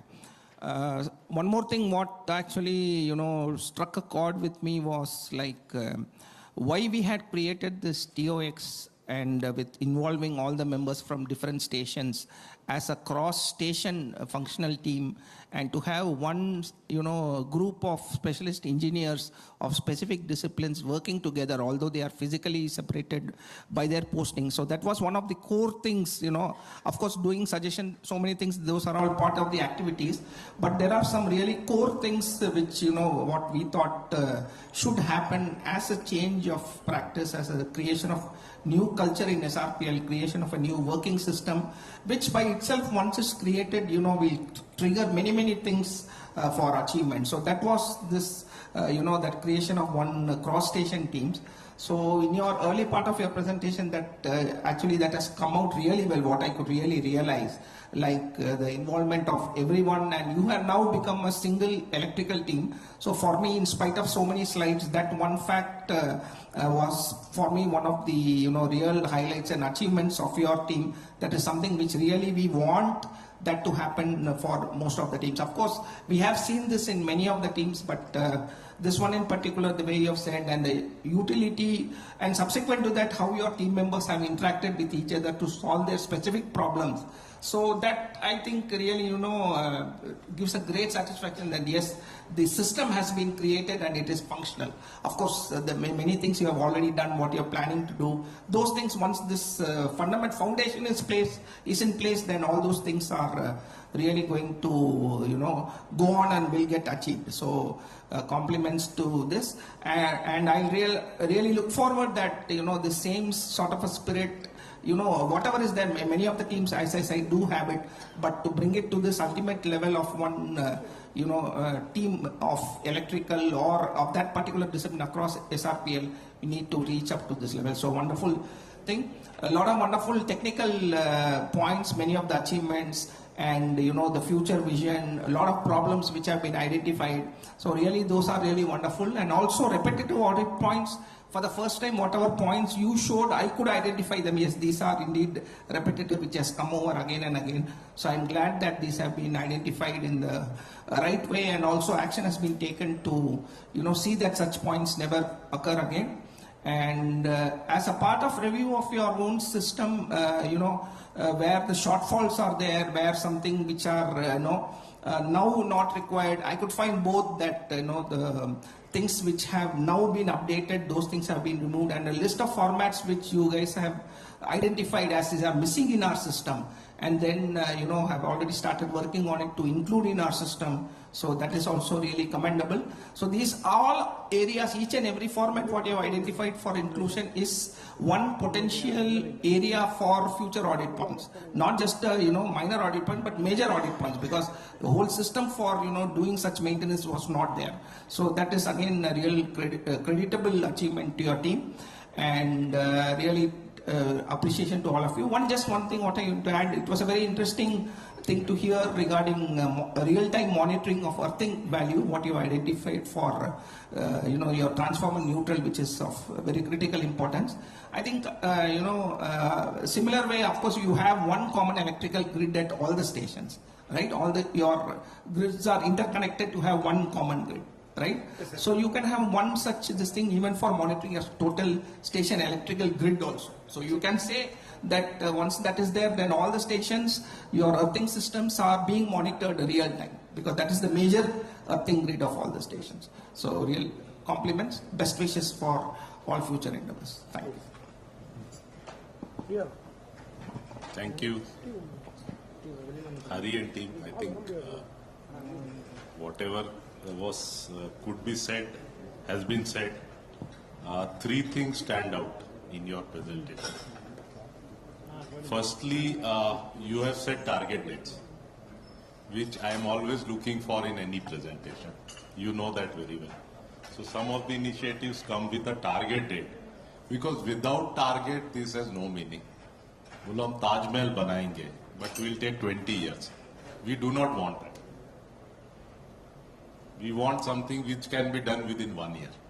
I mean, this is what we were looking for, is something which has come out. Part one. Second thing is, largely you have covered the format, which CGM also mentioned, starting with audit point, gap analysis, and also moving to system improvement and things like that. That is second thing which stood out. And third is your collaborative problem solving. Anyway, it has been said. So these are the strength areas. If I have to give you some suggestion, next time I want to see a player batting, not the coach. I think you got the message, right? So coach can introduce the team, but the players have to bat for themselves, is what I think is my suggestion to the team. no problem, the presentation may not be up to that standard, but really what we are looking at is to create, many players who can represent your team. So that is one piece of advice. Nonetheless, excellent presentation, and you guys resemble Chennai Super Kings.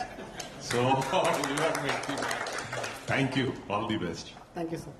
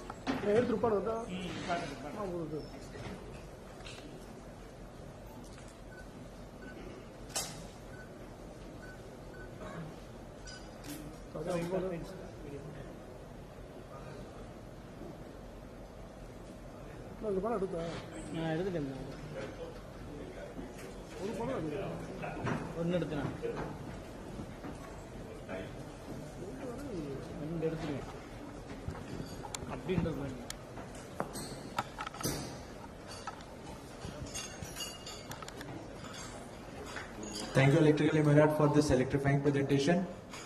Now we are having the presentation of the next team, the team which is actually working to reduce the carbon footprint of our southern region pipeline. The team which is the main team working on saving the energy, and by this reducing the carbon footprint, I would like to invite the Energy Savior team of SRPL being headed by R. Balamurgan with a team motto of In Pursuit of Energy Excellence. Please.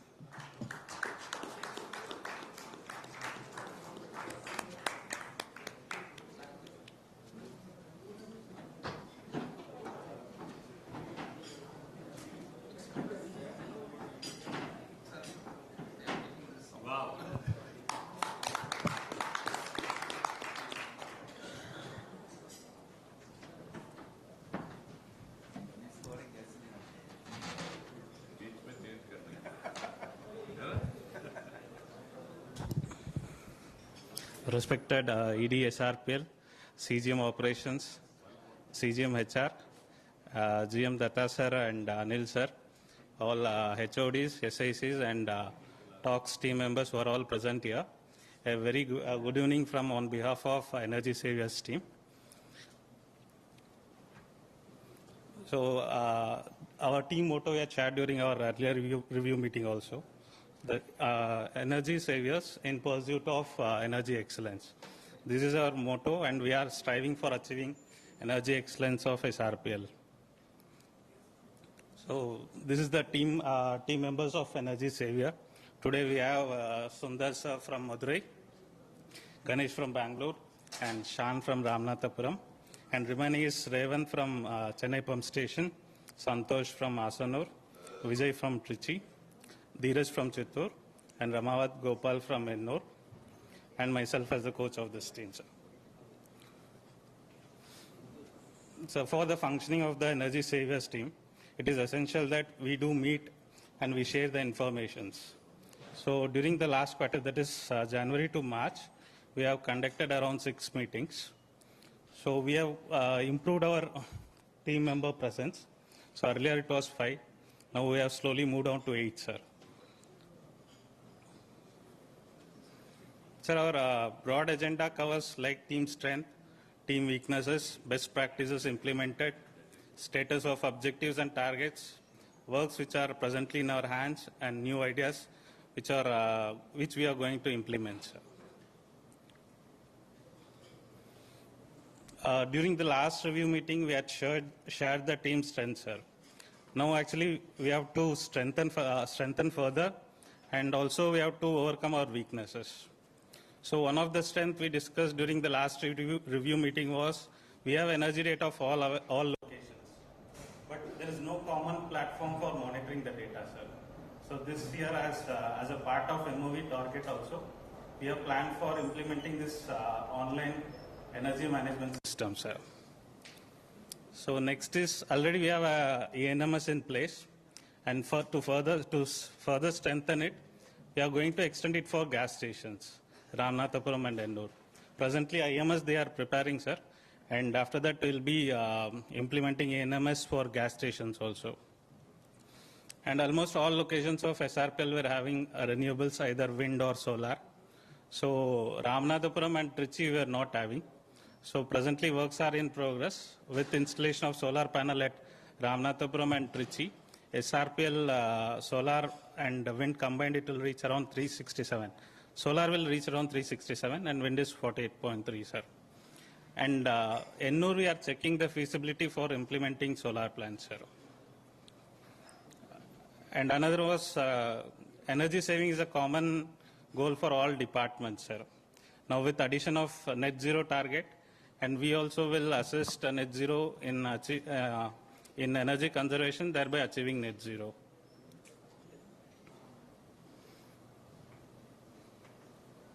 Sir, one of the weakness which we shared in our earlier meeting was implementation of best practices, sir. Actually, there was not uniformity across stations. Though we are in SRPL, one station had implemented something, and that was not being extended to other stations. So during review meetings, we actually share the best practices and what is the methodology they have adopted for implementing, so that slowly we are implementing each best practices at all locations wherever it is feasible, sir. And next is scattered energy data, sir. So this I had already explained in the strength, sir. We are going for implementation of online energy management system. Sir, and previous slide would have shown that there was a weakness that we could gather only 5 people during February.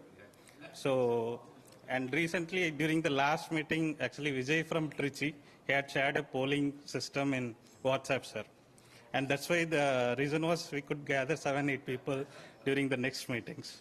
Actually, it was a good initiative which we could not think of at that time.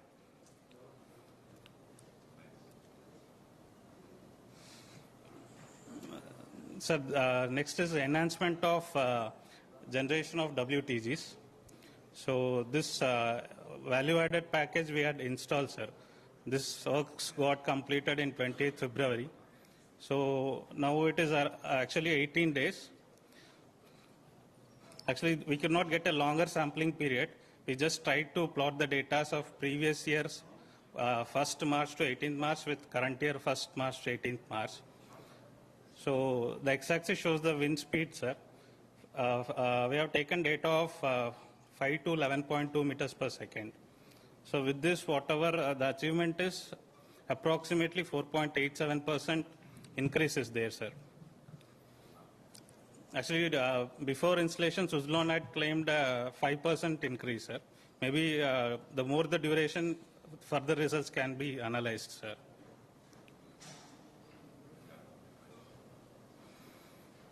So next is, there was one option for converting partial conversion of WTGs to PPAs. So actually we had explored all the options, sir. As advised by our Joseph, sir, we had worked out various permutation and combinations which we could do it. So we had taken both Gandikota and Vajrakarur. So in this we have tried with one windmill and two windmills also. So the maximum offset which can be achieved is between 91 to 94, sir. That is 91 is without banking and 94 is with banking, with two windmills to be converted to open access. So in all the cases it is found that financially it is not viable, sir, because there is a loss of around 3 to 4.2 crores. And basically the reason behind which 100% offset cannot be done is during off-wind season there is not much of wind energy, so not much of energy is generated during off-peak season. And further, February to June we cannot avail the banked energy, sir. And banked energy also cannot be utilized during peak hours, that is 6 to 10 and from 18 to 22. So due to these factors we will not be able to achieve 100%, sir. So now I request Shan to take over the slides, sir. Okay, thank you, sir. Good afternoon, sir. So basically, in order for energy savings, what we need is data. So without data, we can't say how much energy we have saved. So as first step towards this energy management, what I did was, with the help of my seniors, I took the RS485 signals from the energy meter that we had, the multifunction meters in the EB and DGs, and converted that signal into Ethernet. And through Ethernet switch, I have incorporated it into the SCADA. Now we have all the data about the electrical, all the electrical parameter data we have. So we can see even the trends of how the voltage is varying, about how much energy it, is consumed from the EB and from DGs also. Now I will hand over it to Ganesh, sir. Thank you. Now we will discuss about best practices implemented in all stations across SRPL. First of all, in Manali, they have implemented timer-based steering operation of DRA, and occupancy sensors are installed at all office rooms, and then auto operation of high mast lighting by using timer, and the thermocol installation of VFD rooms for package AC utilization. At Asanur, they have installed photo sensors in high mast, and timer-based on and off of MLPU and DRA, CI, and firefighting shed lightings. And they have there is a provision to switch on and off the lightings from SCADA also. And timer-based steering operation of DRA has also been implemented at Asnur. At Chittoor also has implemented the auto operation of high mast, and Arctic Master, which is the energy saver of ACs, that also has been implemented. And timer-based steering operation has also been implemented at Chittoor. Then Chittoor has done this heat reflective coating on the roof of control building and RCP building, sir. And they have also implemented remote operation of VFD room ACs from SCADA. Coming to Tirchi has implemented timer-based operation of high mast and MLPU shed lighting. And they have installed energy-efficient BLDC motors, which consumes only 37 watts. And heat reflective roof painting has been done on RCP buildings. And the integration of incomer energy meter details to SCADA, they have taken all the details to SCADA, sir. These are some of the pictures, sir, which have been implemented at stations. First one is the occupancy sensors, which have been installed in office rooms. The second picture, that is the BLDC fan, sir. At Madurai, they have converted all the conventional fans into BLDC fans. And they also implemented the high mast auto operation of high mast towers using timers and photo sensors. And they have also implemented this 8-prone energy saving device in the split AC, sir. And heat reflective roof coat painting was done on control building. Coming to Shankari, they have implemented timer-based operation of ACs in equipment room, sir. And photo sensors were installed in high mast for energy saving. and they have implemented most of the major loads in RCP 13 has been is being operated through solar, and the normal fans have been replaced by BLDC fans. At Bangalore, we have implemented a timer-based operation of AC, sir, split ACs, and then LDR operation for HIMAS, sir. And occupancy sensors are all installed in all rooms, and BLDC fans we have replaced. Normal fans have been replaced by BLDC fans, sir. In Ramnathpuram, they have integrated the energy meter details to SCADA for energy and generated the energy trends. And one special work they have done, sir, Ramnathpuram. Shan will explain better actually. Okay, sir, it's just an ambient temperature based switching of HVAC and split ACs. Basically, in our substation, the NDA substation is cooled with the 17-ton HVAC system, but the main heat source in that was the UPS feeders. So basically what I did was, in the UPS feeder room, I have installed, there were already 2 split ACs, but it was not enough to cool the entire room. So I switched one AC from our control room into that, and now with the help of just 3-ton ACs, we can cool the UPS feeder room. We don't require that 17-ton HVAC unit. So with that, from during 11 to 3 p.m. when the ambient temperature is high, we just turn on the HVAC. For the rest of the day, we will turn off HVAC and just turn on the split AC. Yeah. At Ennore, they have timer-based operation of ACs. Yes, sir. These are some pictures of implementation. This is the timer for split ACs that have been implemented at Bangalore, and LDR for HIMAST, and LDR for street lights at Chittur Colony, sir. This is the 8-1 energy saving device that has been implemented for cassette and split AC, sir.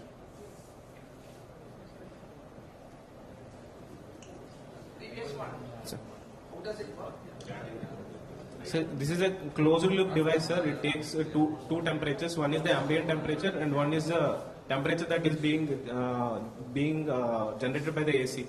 So it is a closed loop system, and based on that, it will switch on the compressor. The switching time of compressor is reduced. In that way, the energy is saved. As part of EMS talks, we are implementing awareness among other teams also for energy saving, and the posters and slogans have been implemented at all stations. These are some of the pictures, sir.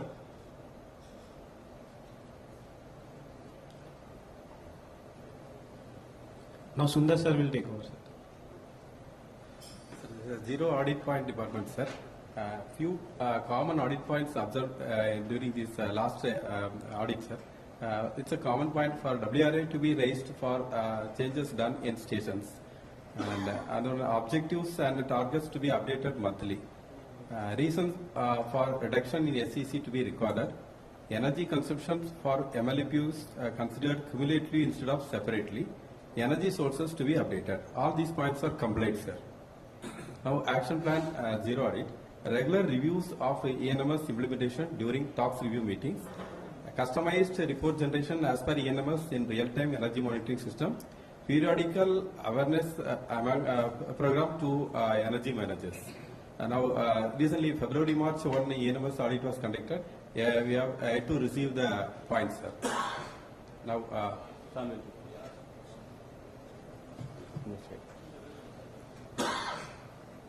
then ENMS objectives and targets 2022-23, sir. Number one, SCADA integration of DRA operation CBPL Manali. It's completed, sir. And timer-based DRA steering operation Manali is also completed. Additional DRA steering motor at Chittur. That's also completed, sir. 2% reduction in CBPL SEC. That's also completed. Energy savers in ACs Bangalore and Madurai. It's also completed. And illumination-based auto operation of street lights Chittur Colony. Completed, sir. Installation of BLDC fans Madurai. Totally, we replaced all fans with BLDC. Reduction in energy consumption CBPL RCP5, CTML RCP12. It's also done, sir. enhancement of WG output, installation of VAP on windmill at Chittor, sir. Thank you. What's in hand? Okay, sir. These are the works that currently in hand. First is the finalizing scheme for real-time energy monitoring. The first step is being done by Ramnath. Now, rest of the station has to take over. Next is the feasibility study of installation of solar panels at Chittur. That is currently going on. Next is the 30 kilowatt solar panel installation each in Trichy and Ramnath, and 60 kilowatt. Then there is a pilot project that is yet to be installed in SV 126. It's in the finance governance right now. Then there is the installation of occupancy sensors at Ennur and Ramnath stations. For Ramnath, there is another implementation that is currently in the pipeline, that is organic Rankine cycle-based power generation from the waste heat of the gas engines. Next is the ENMS objective and target formulation for the year 2023-24. Next is for the net zero implementation, ENM's Tox team will have to go hand in hand with the net zero team. So we have to design the role for that also. Next is the readiness for the upcoming ENMS team, ENMS audit. And last is the finalizing feasibility report for the 100% renewable energy conversion at the Chittur station. So these were some of the ideas that came up during our discussions in the meetings. First one is the Surya Nutan. It's a solar-based cooking platform made by Indian Oil itself. So we can implement it in our guest house for cooking. So basically a quotation was taken as in how much it will cost. The area and the roof price required, everything was checked and it needs to be implemented. Next is a solar tree. So basically what it does is that in case of any space limitation, the solar trees can be implemented over there. Basically it has a height of around 7 meters and 7 meters. It has got an auto cleaning facility and all. So next is this dual mode nozzles. It's a form of water savings. We can just change the nozzles of the tap and we can save immense amount of water. As you can see that there are two modes in it, mist and shower mode. It's a great form of water conservation and hence energy. Next is it's a case for Chittur actually. For maintenance, in order to climb up the windmill, approximately 45 minutes it will take. So if a lift system is proposed is implemented over there, then we can considerably reduce the downtime for attending the breakdowns, which can also improve the safety also. Next is somewhat a kind of request, as in an impressed for energy savers, as in to implement these energy saving initiatives. You actually want some money, yeah. 25,000. Okay, now I would like to get your attention over a video, just a silent video. That's all.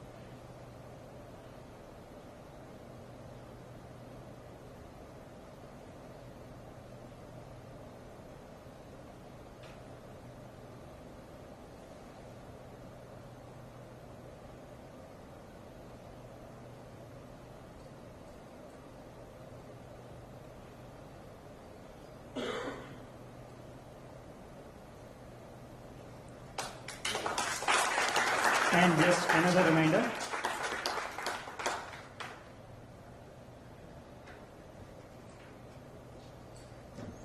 Okay, thank you. Thank you.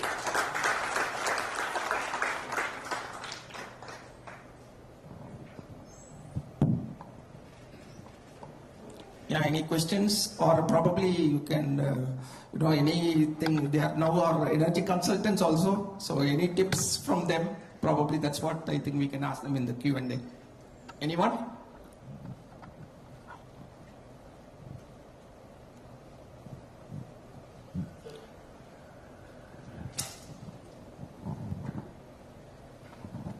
So, already you have considered all the energy saving options, but we can think of putting a solar panel that we are already thinking of.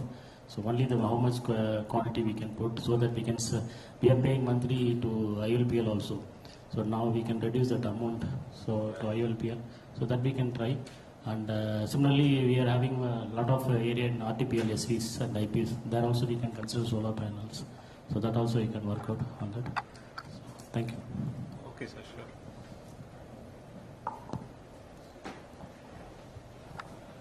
Actually, they are working on it, sir. So after listening to the presentation of these energy saviors, net zero, I think we are up a little bit closer to net zero than what we were. So really, as a fundamental step of achieving this net zero, there are again multiple steps how you do, rather the approaches. First one is to improve energy efficiencies and reduce wastage. So a lot of such things through the ENMS objective targets, many of them have been achieved across all the stations. So a lot of wonderful ideas what could be seen through the presentations, and it was a really wonderful collaborative presentation. Each and everyone had participated in equal measure and shared all wonderful things.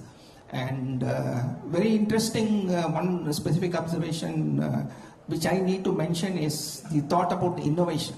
So that has come into the presentation actually, like whenever we are talking about teams of excellence, we always, whenever I speak, I always tell about two-phased approach. One is improving our existing processes, so improving business excellence. The second part is ideas and innovation. So a lot of innovative things, thoughts which have gone into the presentation, so appreciation for that. And of course the video film was very touching. We were actually wondering what is going to happen till the time the night had come and people started switching off, and then energy started flowing in to the system. So as you rightly said, as part of the net zero implementation, it's all about energy saving, and then the second part is about carbon neutralization. So as we save energy, definitely yes, the amount of carbon we need to neutralize gets drastically reduced. So that is the first fundamental and a major step. We are already planning, as already the net zero team has also given its concept paper. So we'll be approaching, this particular mission with, full energy and this thing to achieve it as quickly as possible. And that again by first seeing to that our RCPs become net zero, and then the stations become net zero one by one. And then by virtue of this, our entire pipeline and finally our entire region reaches net zero. So a step-by-step activity to achieve net zero of SRPL is in place. And you, as you rightly said, being the energy managers, are the implementation norms of at least trying to reduce our energy consumption and bring it to the minimum, this thing, especially when we are talking about electricity which is being taken from electricity board, which is again broadly based on fossil fuels, and then substituting them with renewable energy sources to the extent possible with our wind and solar energy sources. So that is the next step, optimization of that, how maximum we can do that. So really a lot of exciting challenges ahead, especially in the area of energy management. So net zero team, the electrical team, the energy saviors, really you have your hands full, and I'm sure that with such a lot of opportunities to showcase yourself to the cause of SRPL's goals and Indian Oil's goals, and of course the nation's goals towards net zero, I think you probably may not have had this many challenges facing you as an engineer. So I think it's all wonderful and exciting times ahead. and your zeal and passion we could see based on whatever your efforts, and we are fully confident that with continuous efforts we'll soon be marching very fast towards net zero objective. Well done, team Energy Saviors, keep it up, and next year we will try to put these objective targets of ENMS in sync with our net zero goals at the earliest possible, maybe right at the beginning of the financial year, sometime in April itself. So now, the time is also now essence for us. We have a time-based target, and really I think everyone, I'm sure, will become an energy manager with these sort of activities going on. So best wishes for you and for everyone in SRPL in this net zero march. Thank you so much.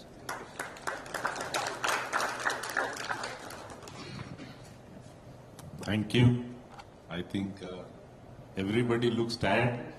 The back. Well, first and foremost, thanks for a very green presentation. I mean, it was so soothing to eyes, really, and it was very, very entertaining and very, very interesting to see this presentation. In fact,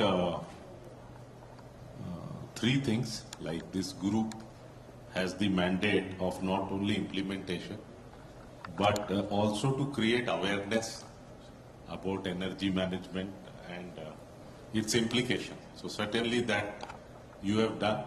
Maybe in coming forums also we will have such presentations by this group, so as to create that awareness across region in terms of how and what should be done. Secondly, you showed best practices. So as consultants, you have to jot down which all stations should be doing what. I mean, you have shown what all stations are doing, but you are not showing what they should be doing, right? So best practices had, bits and pieces. If you identify 10 things which are to be done and put them in a matrix, and wherever what has been done, so you have to give this suggestion to what the other stations should implement. So that is second. Third, as CGMO said, great to see everyone presenting in tandem. In fact, that gave me an idea that SRPL Summit 2.0, we will have the youngest member of the team presenting to the audience. I mean, from each group, whosoever is the youngest member has to, take that with coach can supplement in between, or others can supplement in between, so that we also see, our next generation getting ready, not only for this presentation. I am saying for all the TOs. So that is second. And third, you were showing this data, which kept me thinking that conversion to wind may not be financially feasible or financially viable. Friends, that will always be the case. IOCL is planning to invest 2 lakh crore rupees to achieve that scope 1 and scope 2 emission. And that is in the first phase. Second phase, that figure is 5 lakh crore. I was last week in Green Energy Conclave at Delhi. They were showing the plans. So when we are doing this for planet, we can't only look at the profitability part. And this I am sharing with our group. There is something called triple bottom line, right? You haven't read, go and read that. Profit in terms of finance cannot be the only criteria. Triple bottom line talks about profit as first P, people as second P. People, we mean what we are doing to the society in which we are operating. So people as second P and planet as the third P. What we are doing as planet, if I am earning more profit but doing damage to the planet, actually I am not making that profit. It's not sustainable. So when we talk about this triple, bottom line or this model, you have to invest for getting green. You have to spend something. You can't be going green and also earn money, So it's always that type of dilemma. So if you are converting from coal to wind, probably you have to spend money. You can't look at IRR and then say I'll go green only if I earn money. It will never work.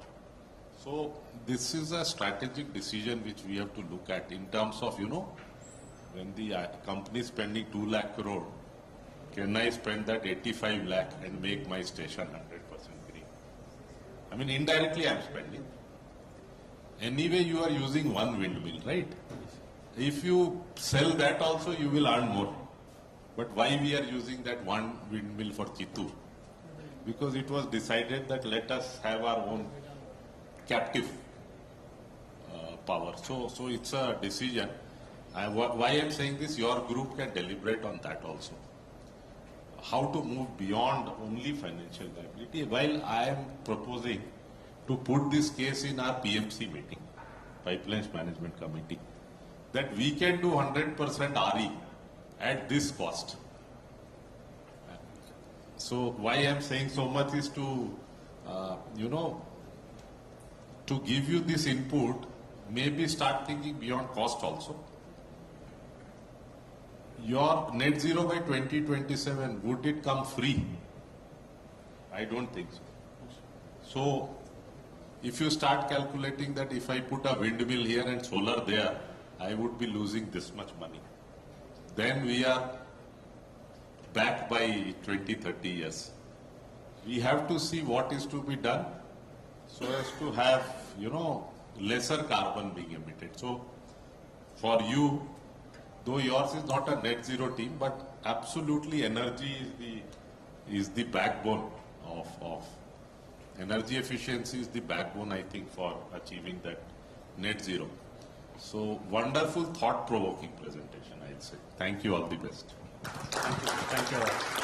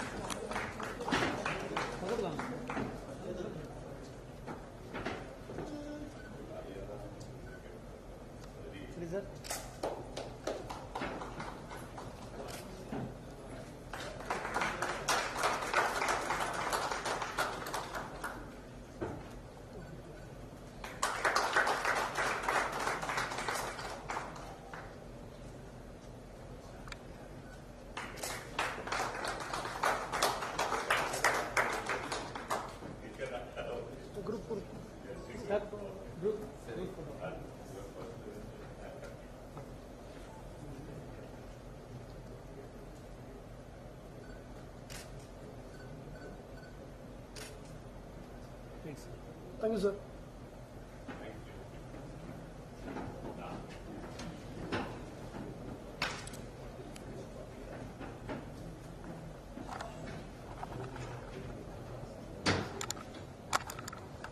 Thank you, Energy Savior, for such a wonderful presentation and also just creating the awareness about the importance of electricity, how the things what we are misusing can lead to starving for the other person which basically required it.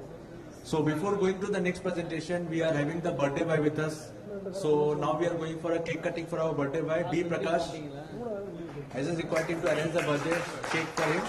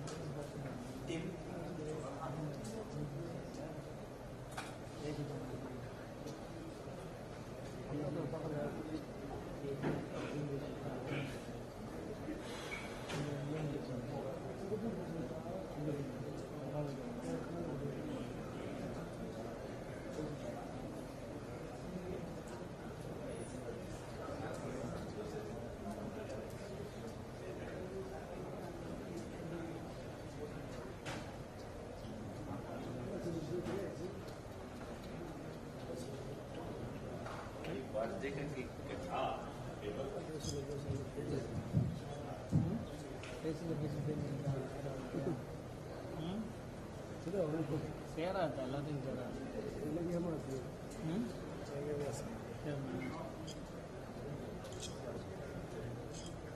வேணும்னா எனக்கு தான் தரும்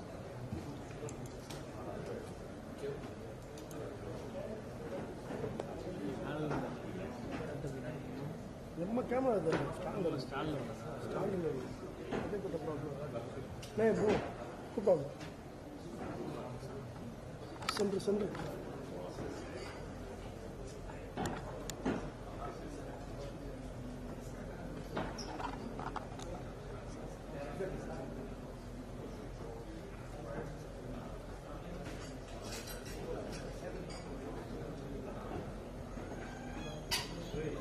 Now I request ED sir, CGM sir, GMs to just join the birthday boy for the cake cutting.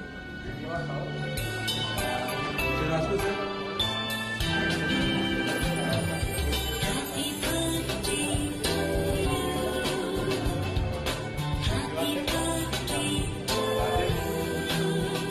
Team Bangalore, please join.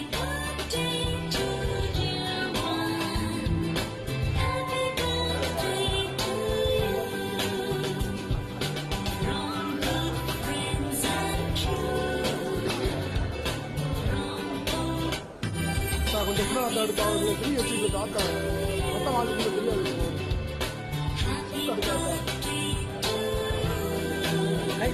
முன்னாடி போயிட்டேன் நீங்க என்ன start பண்ணலையாத்தா start பண்ண பிறகுதான் உங்களுக்கு வேலை ஸ்டார்ட் பண்ற போது நீங்கள் ரமேஷ் மாதிரியே பதறீங்களாத்தா என்ன எடுத்தாலும் அங்கே கட் பண்றதை கட் பண்ணி தான் போடுவாங்க போட்டோகிராஃபராக இருந்துட்டு விஷயம் தெரியாமல் இருக்கீங்க நீங்கள் எப்பயும் எப்படி தான் நீங்கள் போய் எடுப்பீங்க உங்கள் கையில் கொடுத்தா இந்த இடத்துல வந்து எடுத்துருவீங்க நீங்கள் ஃபோட்டோ வீடியோ தான் இந்த இடத்துல எடுப்பீங்க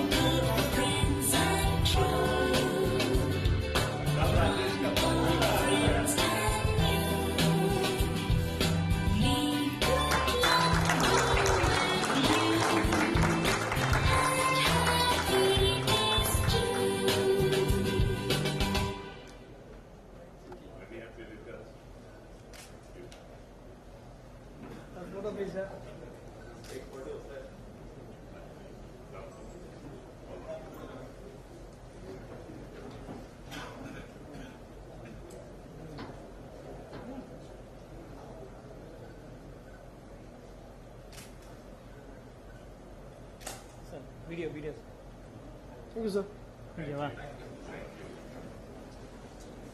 நீங்கள் முடிக்கிட்டீங்க நாங்கள் விட்டோம்னா கொஞ்சம் வெயிட் பண்ணுங்க அப்படின்றது நாங்கள் வெயிட் பண்ண சொன்னால் நீங்கள் முடிச்சிடுறீங்க வைக்கிறது ஆறு பேர் பிரேம் வச்சுட்டு என்ன செய்யுது என்னன்னா வெயிட் பண்ண அவன் சார் வந்து தேங்க்யூ நான் பார்த்துட்டேன் டைம் வந்து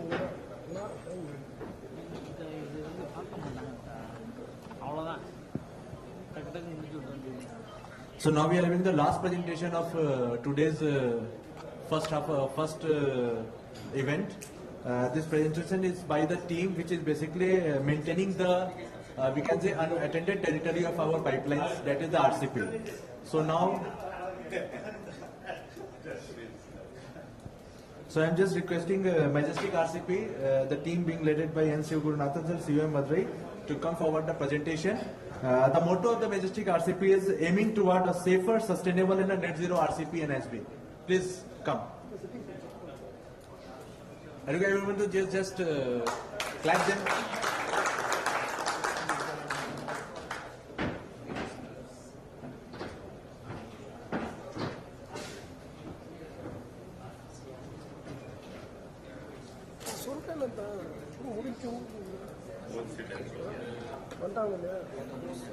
நீங்கள் சொன்னதாக தான் நடக்கும்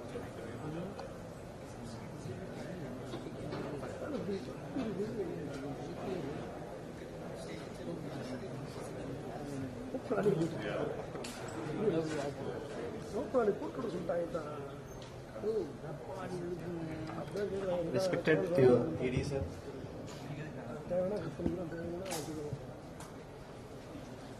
respected AD sir, Sri Srpl Tox sir, CGMO Sri Joseph sir, and CGM HR Sri Balkrishna Naik sir, and all GMs and higher officials and my dear colleagues, a warm good evening, and from good morning onwards, good afternoon completed, and then now we have entered into good evening.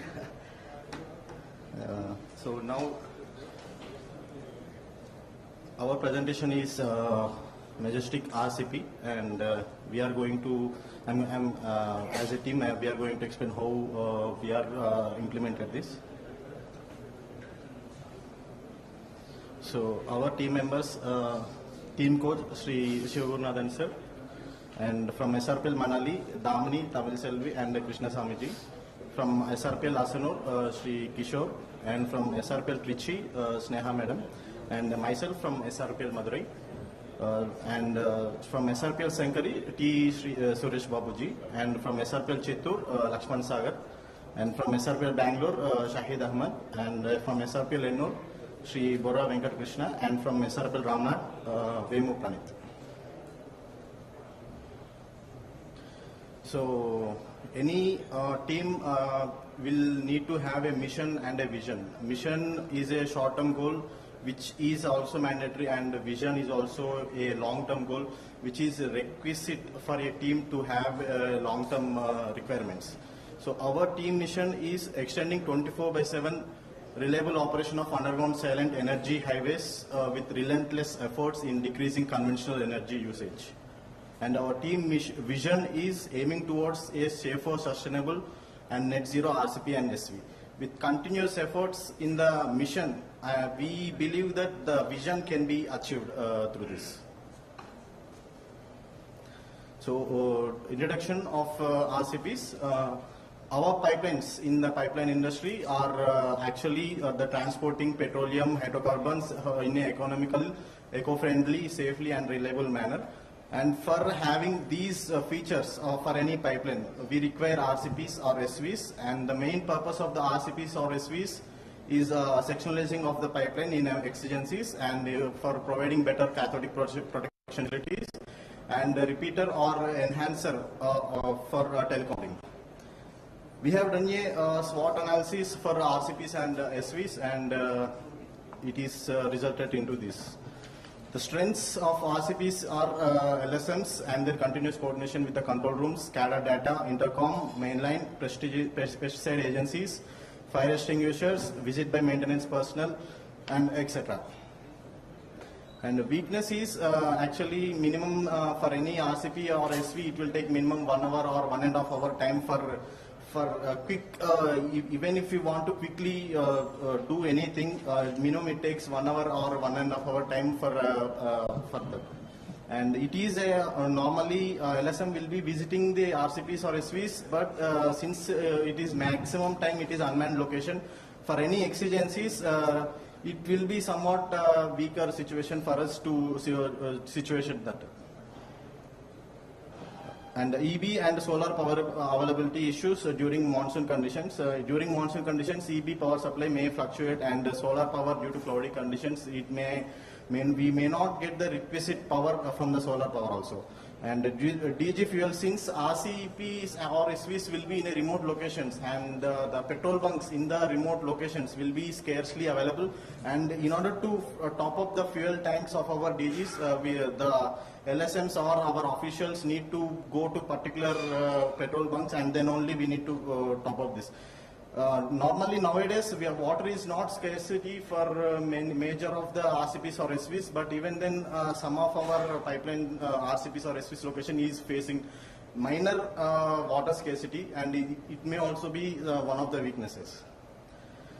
And in opportunities, we have populated this data because in existing RCPs quantity, it is 24 only we are maintaining in SRPL, but after ETBPAPL, it is almost 300% is increasing, and we are considering it as an opportunity because with the vision of our team, Majestic RCP, if we implement a net zero RCP, then with the 24 RCPs, if we can control the energy savings, then how much energy savings we can implement with 73 numbers of RCPs. So we are taking that as an opportunities, even though our work for maintaining or for energy saving, our work will increase, but we are considering it as opportunities. And threats is during natural disasters, meeting the energy demands of any geographical area during inadvertent conditions due to EB grid failure, not local EB, sir. Maybe if at all, if EB grid is only failing, or and DG hardware failure. If both are failing, then that will be a threat for maintenance of RCP or SV. And technological advancements, as we are going into a fast-moving world, if the technological advancement is making for hardware or software to make obsolete, which is being faced for our current conditions, then also we may face the threat. And since the total number of RCPs are increasing, so the total cost and almost with the Tamil Nadu government, the tax to the Tamil Nadu government is almost increased to threefold for RCP or SV. So accordingly, for 73 stations, increase in taxes to government, cost of space and other elements will also get increased. So the key features of RCP or SV station is yes, CPTR units, AFML, AMF panel, RTU panel, telecommunication panel, solar panels for EB power and telecom panels. So the basic requirements of RCPs or SVs for zero audit observations is general preparedness, operation system, maintenance and inspection system, safety and occupational health management, environment management.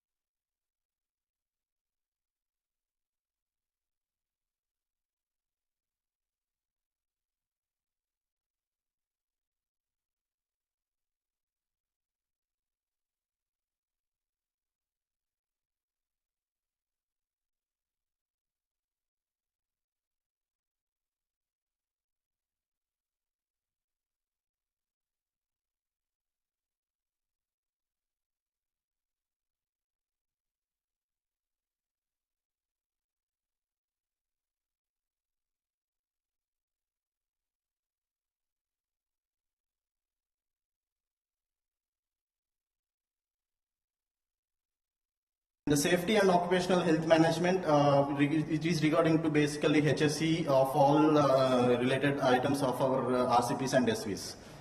In the environmental management and sustainable development, it is regarding to rainwater harvesting, rodent control, whether DG is within with DG noise is whether it is TNPCB allowed limits or not, pollution control board allowed limits or not, emission tests are whether it is allowed limits or not, etc.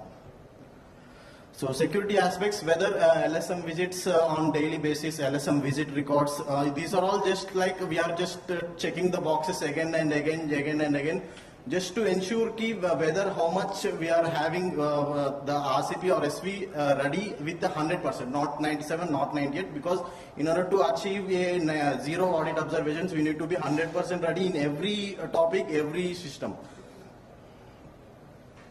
So as per our IOCL's core values vision, so innovation is one of the 6 paramount key for this way forwards. So this is innovation 1 implemented in RCP 7 of CTMPL. After this, rooftop polymer based waterproofing, heat insulation coating was done, which has drastically reduced heat inside the building. By observing that results, we have thought that if at all it is implemented in admin buildings of our pipelines, then the AC consumption will also be reduced, so that the compressor time for increasing the for making the room cool, that can be decreased, so that the energy savings will be implemented. So this is the innovation 2 implemented at RCP10. This is actually we are using the outside walls of our RCP10 for bilingual branding of our IOCL Pale Indian Fir oil with different brands, Servo, Eco, Extra Green, and all this. This is actually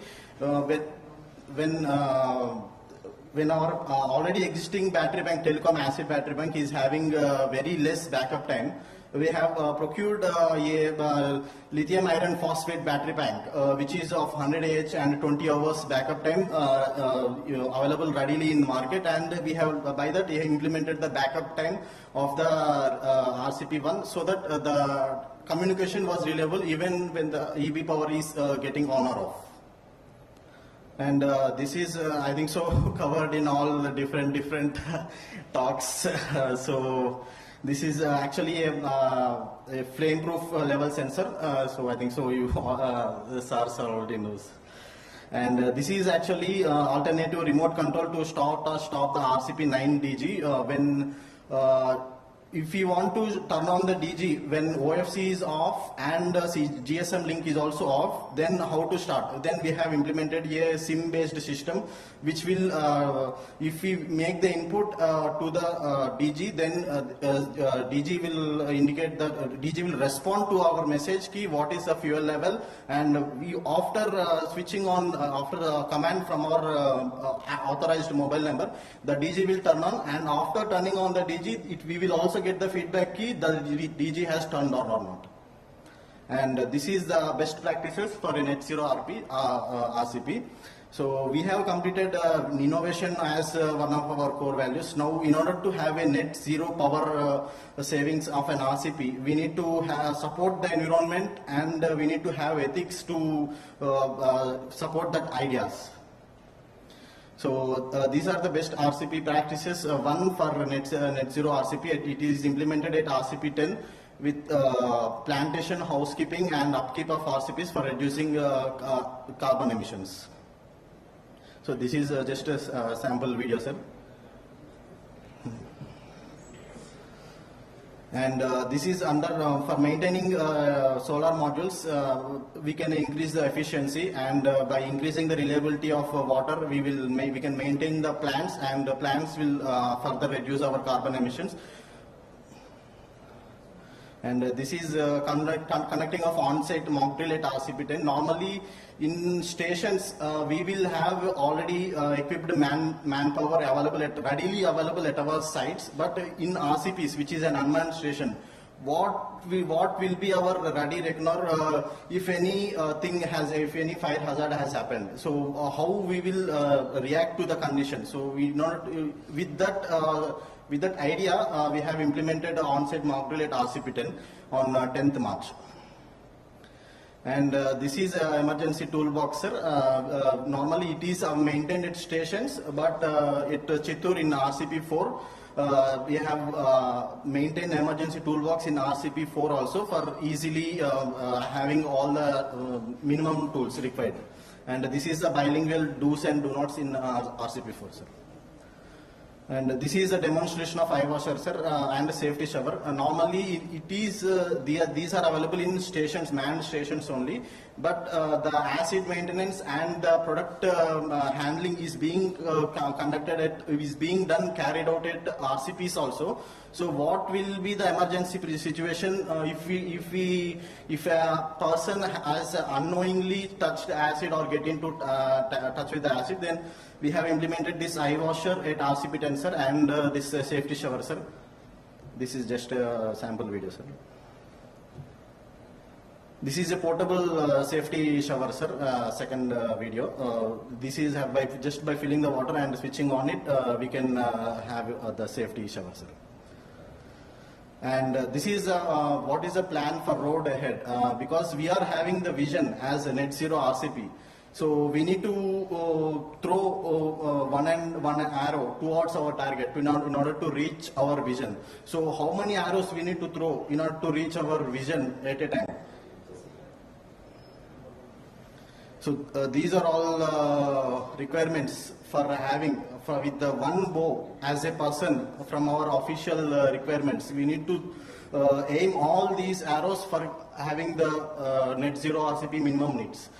First one is conducting of best RCP competitions and extending of best RCP practices to all other RCPs. Mainline emergency do's and do nots, display of emergency contacts, nearest police station details, water provision, availability of hand tool boxes and prohibited area notifications. And this is also under the list keeps on extending. So based on the area of we get into, the list keeps on getting for way forward for a net zero RCP and minimum needs. Thank you, sir.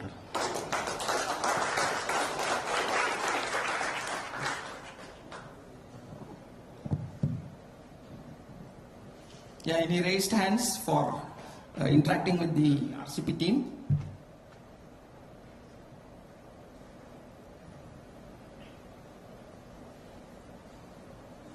So I think there are no questions to the Rajat hands on. Actually, I'm very surprised to see the RCP 10 actually, because I have never been idea that so much beautifully it has been maintained.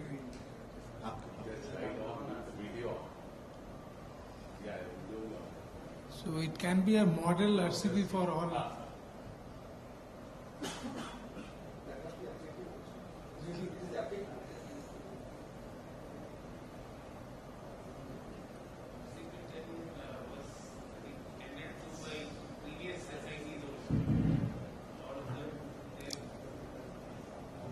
No, it's an unmanned station. How it is maintained so beautifully? Actually, that's my question. Sir, particularly that LSM is very much interested, sir. Okay. First of all, उनका ही main role है. हम लोग कर सकता है whatever required we can give, we can spend money and we can give that. But उनका personal interest से ही वो ज़्यादा actually हो रहा है. And now we are actually extending that RCP 10 whatever done, sir. We have started to implement at RCP 9 also. Initially we were not having any borewell or any water supply there. So there was a problem in developing trees and all that. So now we got a borewell also. So it is actually now SV station is already going to come in that. So, okay. So it's a combined station going to be RCP 9 plus SV location. So after the completion of work, we plan to implement there also, sir. Thank you.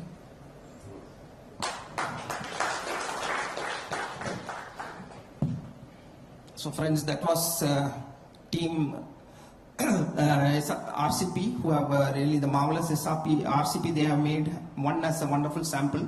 I think there are quite a few impressed minds after seeing that. Of course, Rajat has explicitly shared his surprise and happiness and joy. So this is what actually we want to really take it across the entire SRPL, to create one model. That was the mandate for the team. Choose one RCP, and RCP 10 since was already going well, add to it what all your thoughts and ideas, and bring it, as a wonderful marvel, because RCP fundamentally, actually the thought behind this was, it is a place where generally people don't like to go because you have to travel all the way, and it's not a place where, you'll be comfortable with, you have, and go and work in an unmanned place, you don't get food, water. So generally, mentally also it's sort of a demotivating sort of a thing what it is. But to transform that into a place which is desirable to visit, to go there, and in fact even as a picnic spot also somebody would like to see how beautiful it is. So that was the whole objective of the RCP team which is working on that. And I think yes, what has been shown through the video, actually it is quite impressive. A lot of technical improvements also they have shown. Many of the things what they have shown technically also are unique and only present at this RCP. You will not find, in majority of the RCPs. So this, yes, definitely it's a model RCP. And the second part of this is Among all the TOX presentations, we had a total 10. This is one where we can visually see what is the transformation that has taken place. The other things, many of them are technical and definitely improving the systems and all, but hard to see visually. But the RCP team of excellence, in terms of transforming the RCP physically as well as technically, you can really go and see the RCP and really feel the changes and the marvel what it is going to be. So this is the first step. RCP being a smaller location, it can be done relatively easily and quickly. I really hope and wish and hope that rest of the stations take cue from this and start working on this to bring it at par, or why not even better than what we are seeing today. I'm sure that the RCP team in their future deliberations are going to bring more ideas for implementation to make it more beautiful, more technically sound and strong. And one of the new things as part of the Net Zero SRPL, what mandate has been given to them is also to make the RCPs as a net zero, which they have mentioned in their presentation also. As a next step, we'll move on from this to make the stations also as beautiful as this. So that is something which is going to follow as a corollary to what teams have been doing in their respective stations to improve the systems technically. And I'm sure that, of course, many of our stations are indeed already very beautiful. No doubt about that.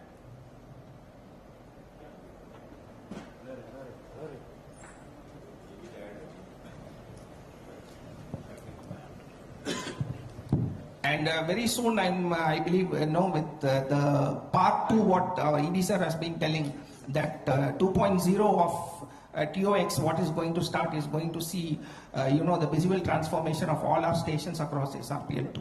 Well done, team RCP. Best wishes to all. Thank you, sir. In fact, this is the last before we break and come back for the much-awaited awards. In fact, this I want to see in the next edition of awards also. I mean, the best RCP or SV also, if you want to include. That modalities, I think this team is developing.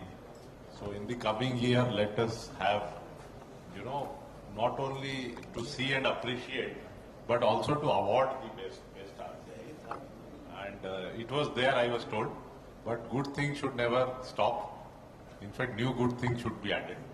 This is something which we are deciding today in this forum to have best RCP, maybe starting from 23-24, right? 23-24. So that is one. And secondly, you are showing the results, what Mr. Joseph said. But this is not the result, this is the model. Results would be when all of the RCPs look like this. So that is what we look forward to, and that onus is on this particular TOX. Though SICs have to really, own their individual RCPs. So I would request this team to finalize that best RCP checklist. You have already made some rough draft, but kindly finalize it. Let it come through our GM operations and then to us, so that that can be approved and implemented immediately. So well done, team. All the best. Thank you. Thank you, sir.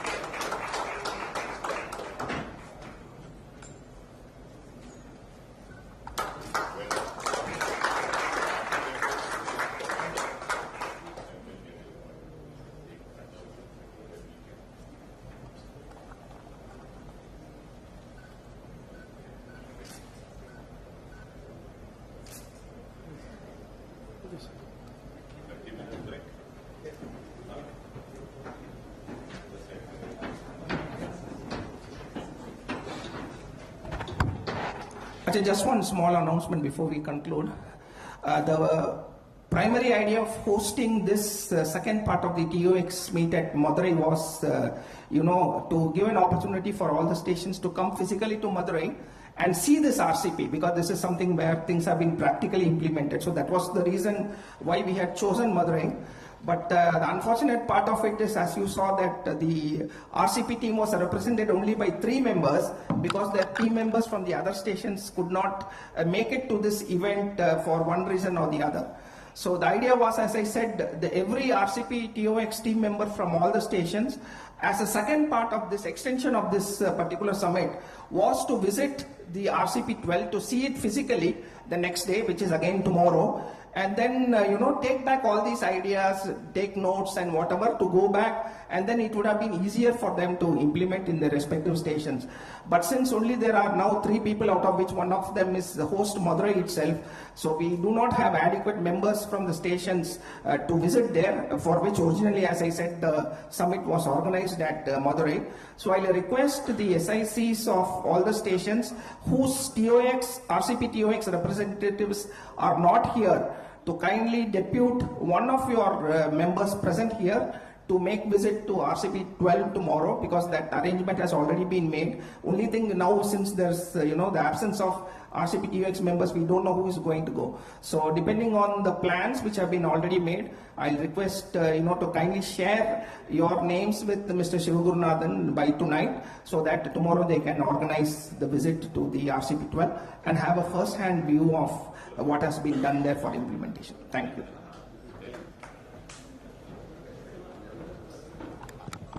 Thank you, sir. Now we will take a break of half an hour. We will assemble here again at 7 o'clock for the most awaited event of the evening. Thank you.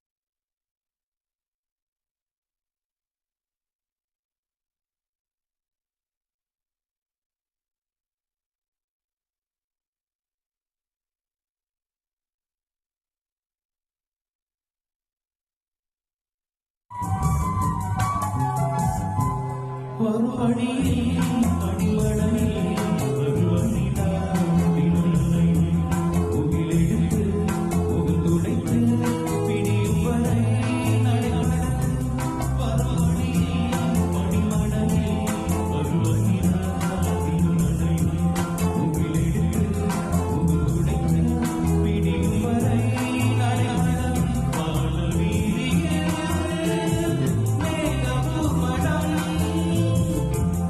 போதிலே ஆறுதல் தரும் பருவமகள் விழிகளிலே கனவு வரும் இளைய நிலா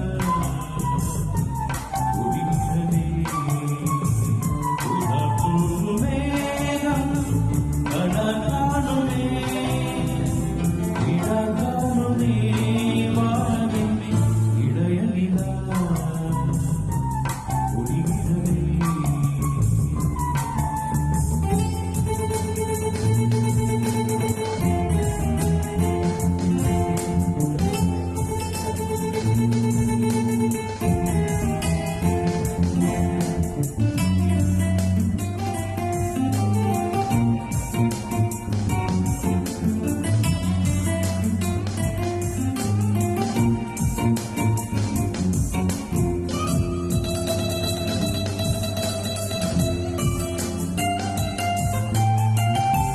முகிலினகள் அழகிறதே முகவலிகள் ஒளிந்தனவோ முகவலிகள் அவலியதால் அழுகிடுமோ அது மழையோ முகிலினங்கள் அழகிறதே முகவலிகள் ஒளிந்தனவோ முகவலிகள் அவலியதால் அழுகிடுமோ அது மழையோ நீலவானிலே வெள்ளி ஓடைகள் ஓடுகின்றதே என்ன ஜாடைகள் விண்வெளியில் பிறக்கதையா நவமணிகள் இளைய நிலா ஒளிர்கிறதே இதயம் வரை அடைகிறதே உலாத்தூரும் மேகம் கனா காணுமே இடா காணுமே வானமே இளைய நிலா ஒளிர்கிறதே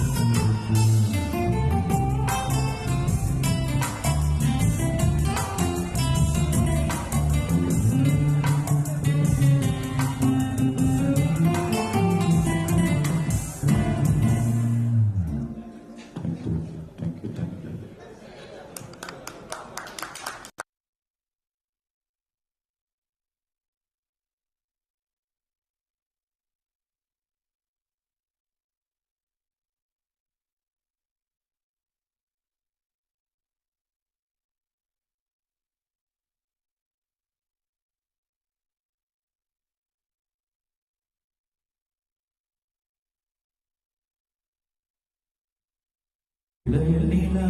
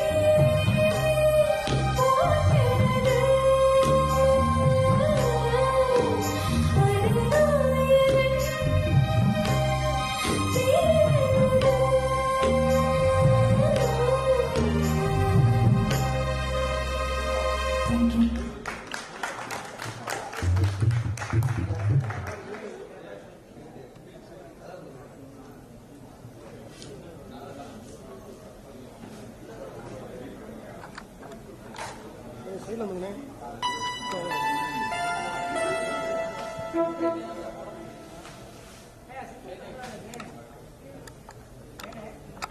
பார்த்துக்கங்க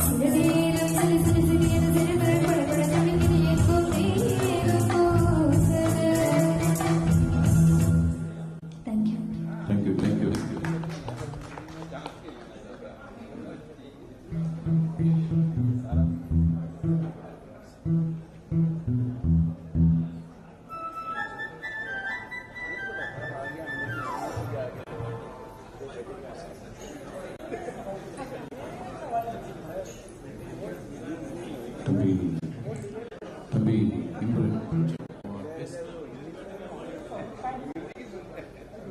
பயந்து பயந்து வாசிக்கிறாங்க. இதுவே கம்மி பண்ணா அப்புறம் டிஜேலாம் இருக்கு.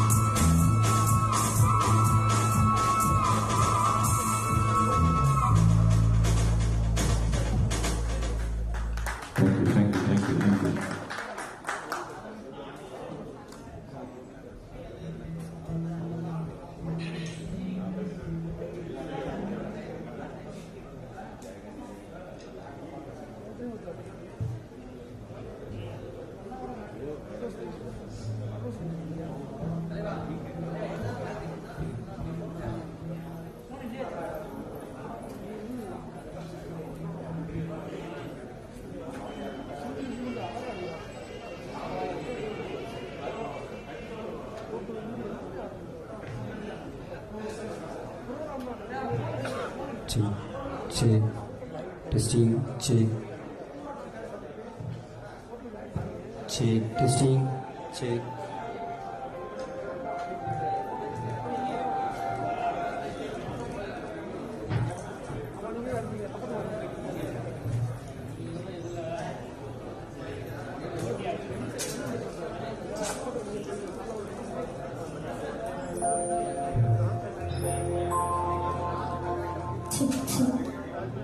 Check, check, hello.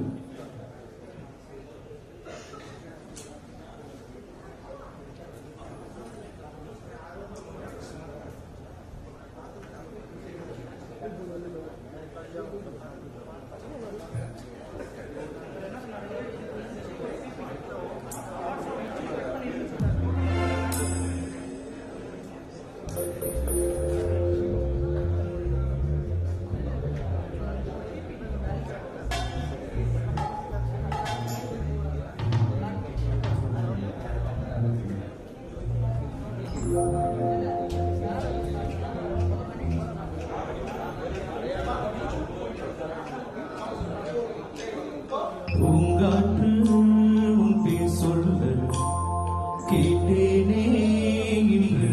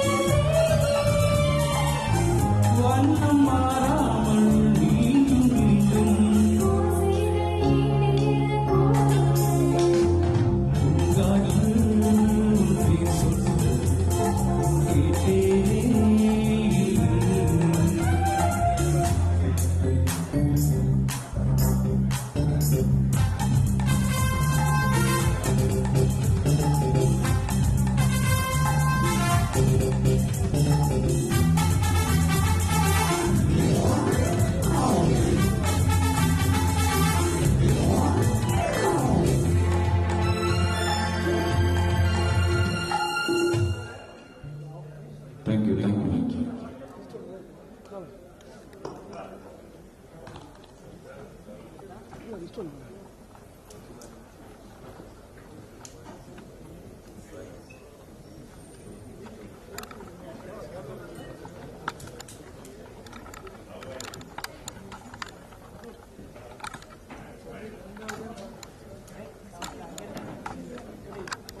Voilà, bombe.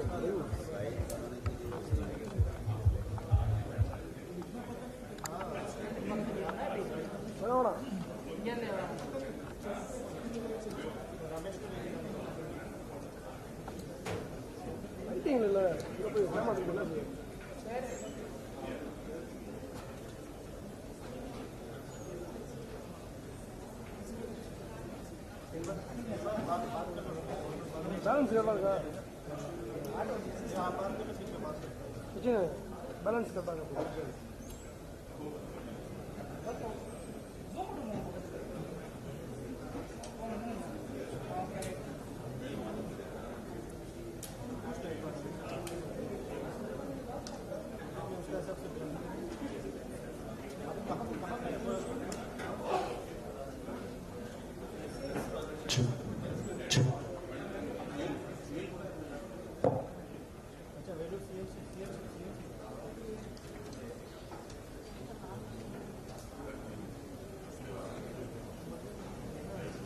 Check, check.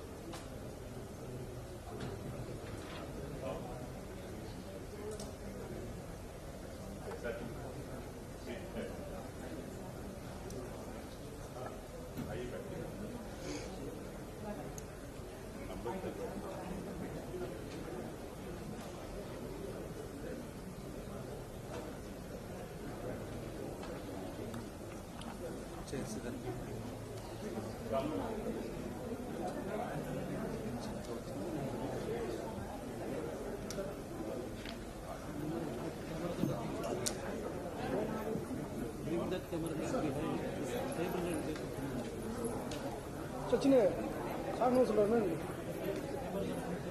என்ன சொல்கிறாரு கேமரா எனக்கு எப்போ தெரியும் என்ன பண்ணுறேன் பின்னாடி போக முடியுமா போட்டுக்கலாம் சார் என்ன சார் போட்டுக்கலாம் சார் ஆமாம் சார்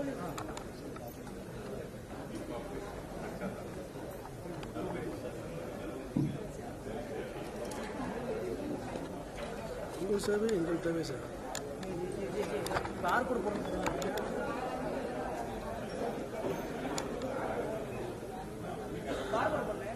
வந்துட்டு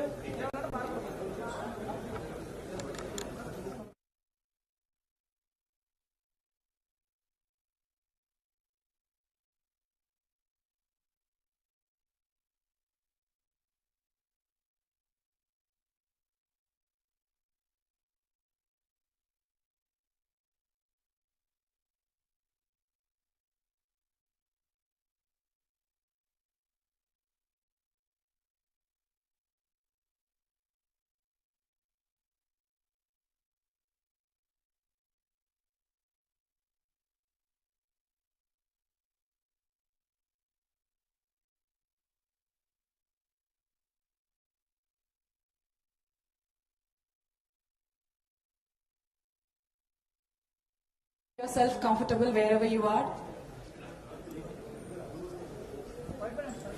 Okay, bro.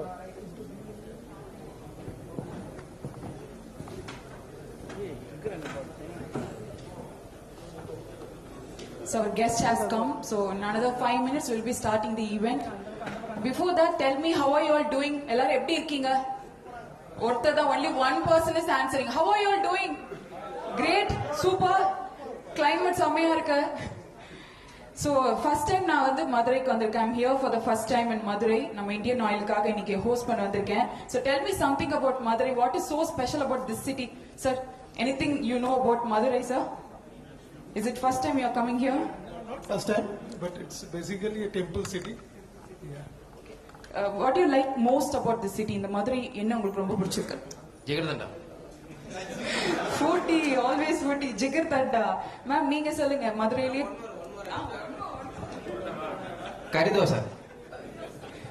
லிஸ்ட் போயிட்டே இருக்குன்னு நினைக்கிறேன். நீங்க சொல்லுங்க மதுரையில என்ன ஸ்பெஷல்? மதுரை மல்லி மதுரையில எல்லாமே ஸ்பெஷல். குண்டுமல்லி நல்லா இருக்கு. And this table, hi, hello. எல்லாரும் ரிலாக்ஸ்டா இருக்கீங்க. So it is so relaxing. நல்ல ஒரு ரிலாக்ஸ்டான ஈவினிங்ல எல்லாரும் டீமா உட்கார்ந்திருக்கீங்க. எப்படி இருக்கு? How do you feel? What would you like to say? ரொம்ப ஹாப்பியா இருக்கு. மதுரையில் எனக்கு பிடிச்சது வந்து மதுரை தமிழ் சங்கம். Hello, sir. Have you been to Madurai or this is the first time? Second time. So what did you like most about this city, sir? Have you visited a temple, Madurai Meenakshi temple? The temple is really great. Everybody should see such a big palatial temple. Even if all the technology in this day also, we cannot build such a temple. Such is the greatest of the... Very true. He rightly said. Nalla kai tatla nama oora patti perumaiya pesranga.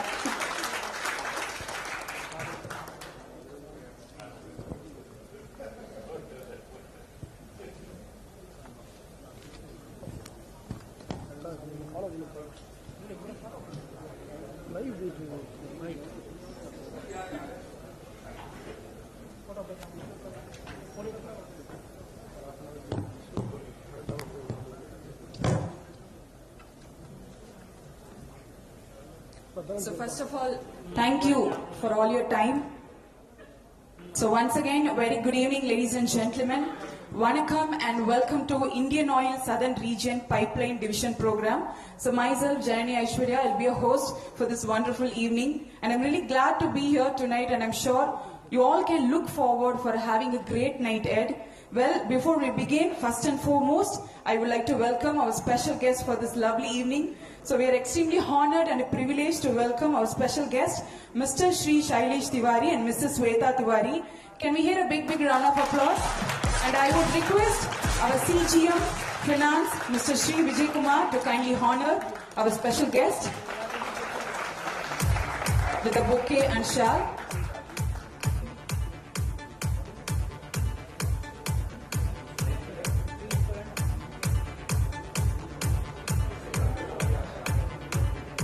On stage, sir. On stage.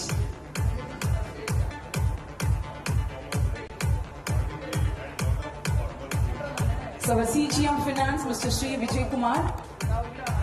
He'll welcome our special guest, Mr. Shri Shailesh Tiwari, Executive Director, with a bouquet and shawl.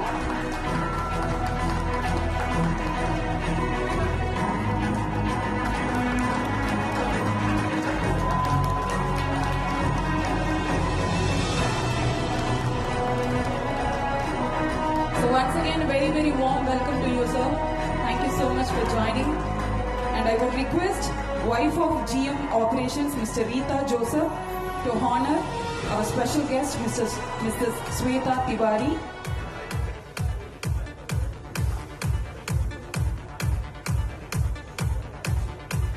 A very warm welcome to you, ma'am. Thank you so much for joining us for this lovely evening.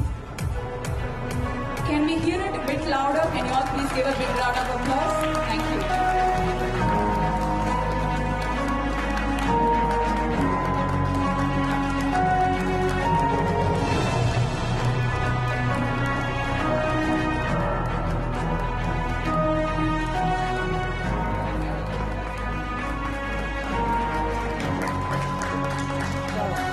Thank you, ma'am.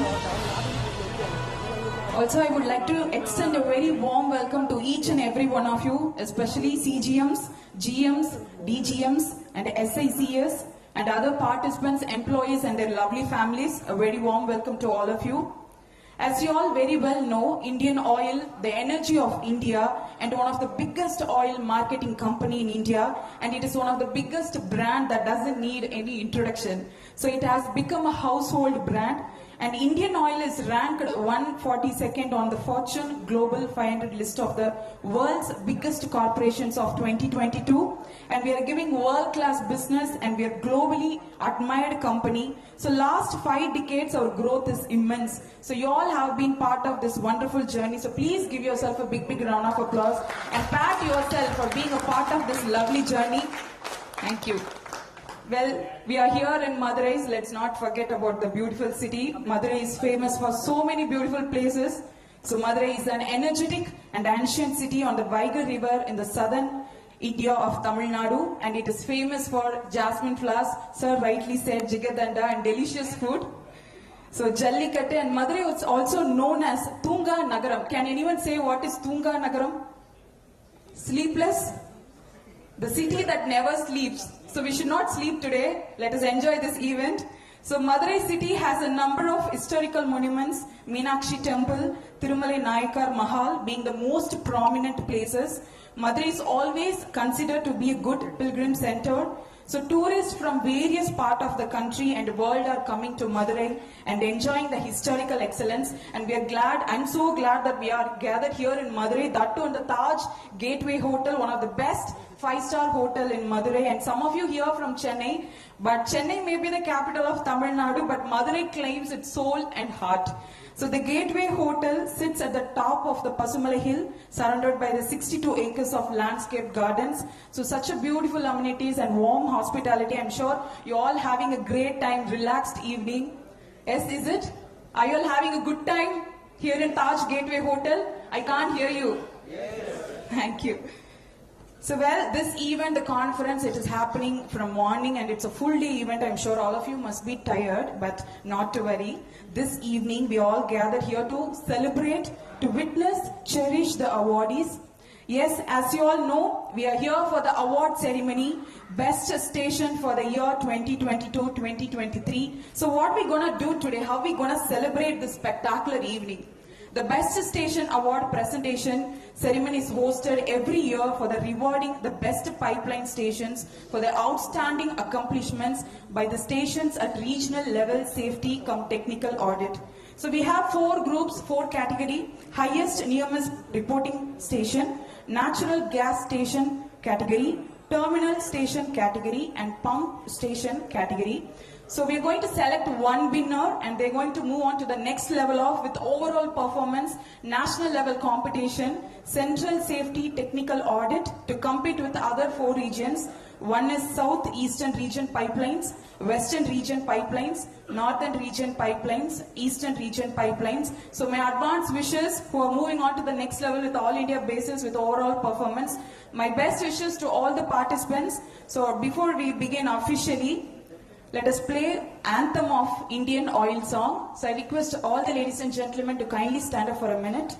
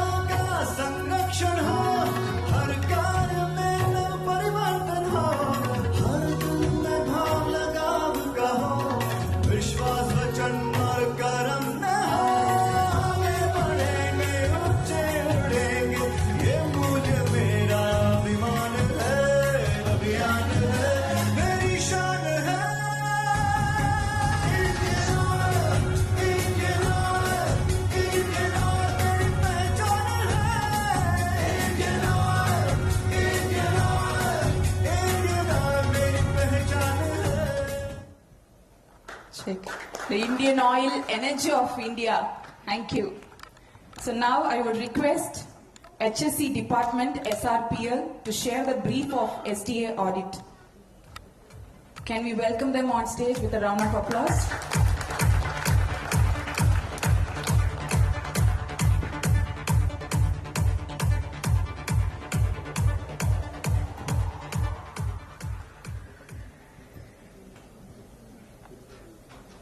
The journey of SDA audit started way back in 1986 with Best Housekeeping Contest Award, and subsequently in 1999 it changed. The director audit topic was introduced to best among all the bestest.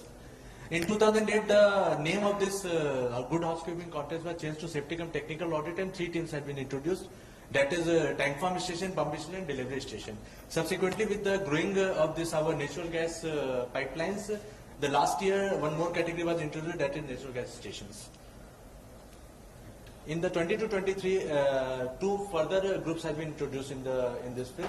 The audit scheme is like that. What Madam has told that for each region they are selecting a base station in each categories, and this base station then compete with the other station from the other 4 regions of our pipeline division to compete for the best stations all over India. And out of all the best stations, one station will be selected as the director rolling trophy. So it's basically a 2-tier audit scheme. The basic objective of this scheme to ensure that the safety of the station at its place and which of the station is doing best among their practices and what they are being followed. So the team is basically seeing all these things for evaluating the stations.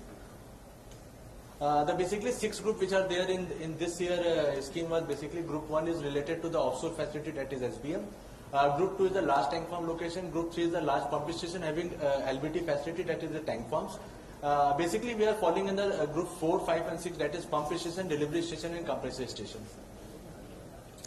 So these are the stations under which we did the audit for this year. The audit team, it was a multidisciplinary team for the pumping station. The audit team was consist of Mr. V. Satish, DGM, Operation Gas, along with Arup Haldar, sir, sorry, it's a typing mistake, Hariharan and the KK Sharma was the team members. The team has audited all the pumping stations of SRPL, that is SRPL Trichy, Asnur, Manali, and for the group of 5 terminal stations, it was headed by VBS Anil Kumar sir, DGM Operation SRPL Manali, along with NV Desikan sir, Bala Murugan and Akshay Kumar was the team member. They had audited all the terminal stations of the SRPL, that is Bangalore, Sankri and Madurai. The group 6, that is natural gas station, being consist of CP Varghese, DGM ONT Chennai headquarter, along with Amit Kumar Gupta, KK Sharma, myself and Naveen Kumar, and we did the audit of Ramnathpuram Tuticorin pipeline and Innor Manali pipelines. So basic scheme of everything was the audit was done being on the checklist, and for the checklist we are having the marking scheme. So each checklist contains 1 marks. If the station is complying, there is a marks, and if it is not complying, there is a no marks. So based on that, the evaluation is being done. The basic factors on which the evaluation is being done is the HSC policy, the safety audit and the follow-up, the different types of industrial hazard control, the statistics on reporting of accident, investigation and their follow-up action plan for compliance, the extra checks for LPG and LNG line, and the EMS system, that is environment management system.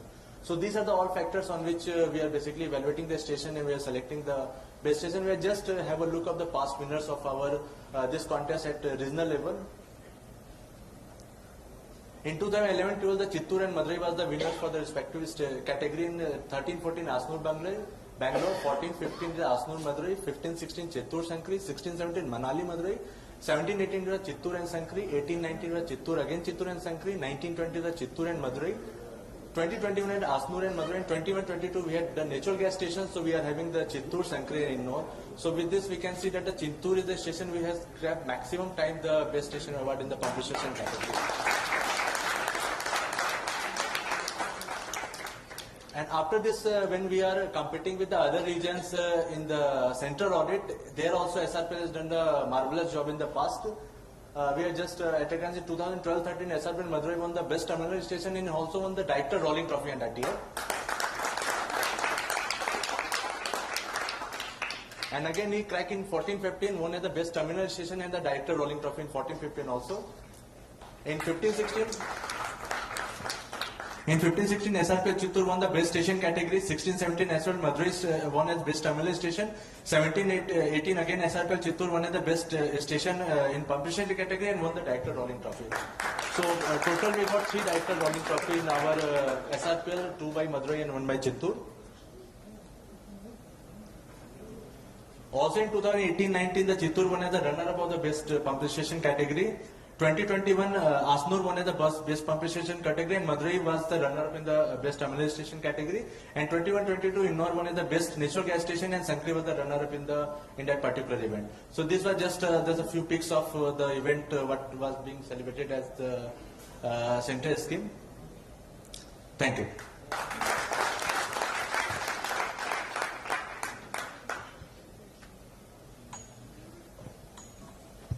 Check. Thank you, sir. That was too quick, super fast. We really enjoyed it. Thank you. Well, we are moving on to the important segment. So we all have dreams, but in order to make dreams come into reality, it takes a lot of determination, dedication, self-sacrifice and lot of efforts. So to promote safety to all the stations, improving the safe culture, ensuring nil accident and bringing that excellent performance, every year we conduct this award ceremony to bring out the best, to encourage them, to appreciate them, to motivate them and to become a better version of themselves. We present these awards. So today we are starting with the first category of the award is for the highest average near-miss incident reporting region. This award is given to strengthen the safety culture by encouraging near-miss reporting. This award recognizes a station who evaluates the near-miss incidents and takes necessary measurements and reports it further. So here we're going to have the nominations. Can we have the video, please? Nomination for maximum near-miss reporting station for year 2022-23 are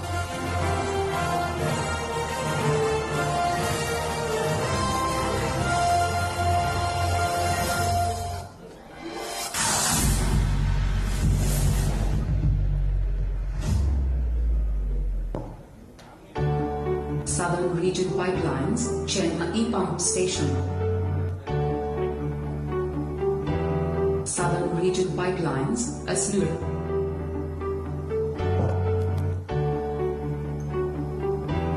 Southern Region Pipelines, Trichy.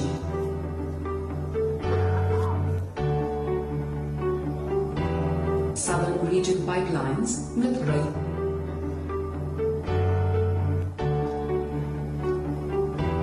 Southern Region Pipelines, Salem.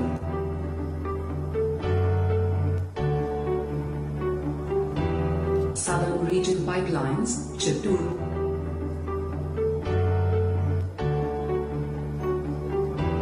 Southern Region Pipelines, Bangalore.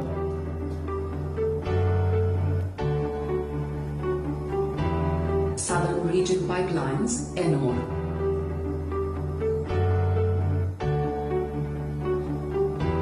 Southern Region Pipelines, Ramanathapuram.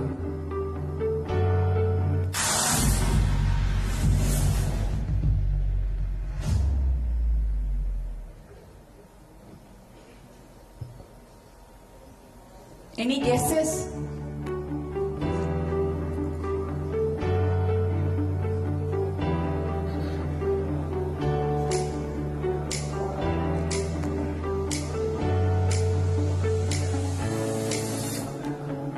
Chennai, Asanur, Trichy, Madurai, Salem, Chittoor, Bangalore, Ennore, Ramanathapuram. Any guesses?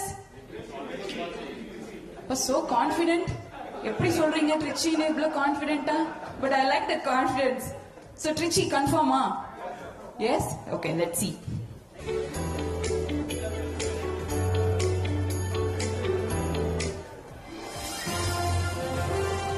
Maximum near-miss reporting station for the year 2022-23 is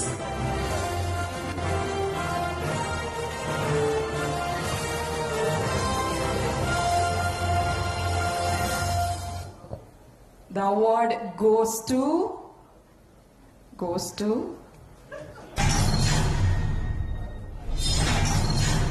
heartbeats are racing.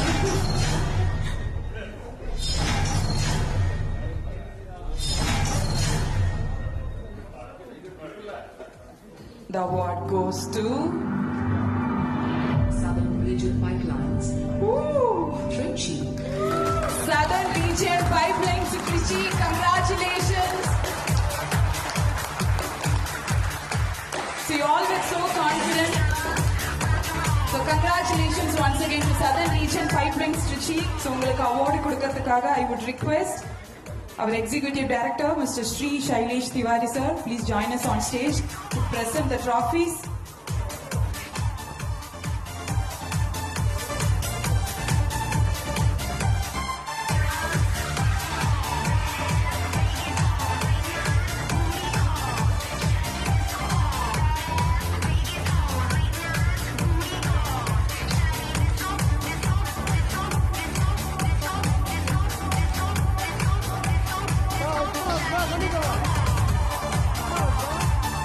So I request the winners, Team Trichy on stage. Yes, please come forward.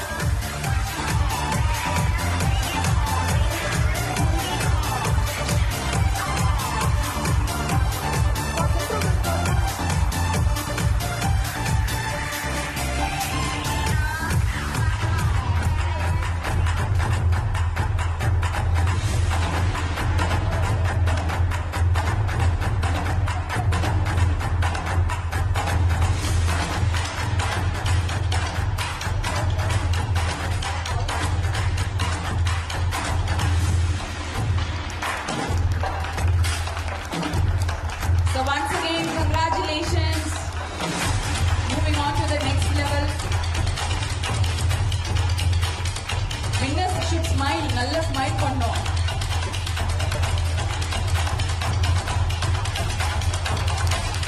Please give him a huge round of applause.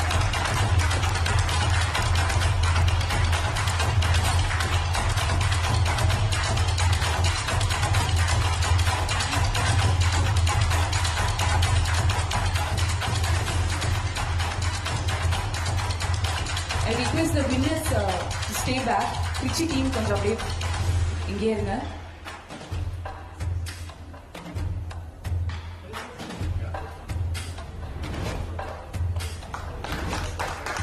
Thank you, sir. I request the station in charge to share your experience. With the trophy.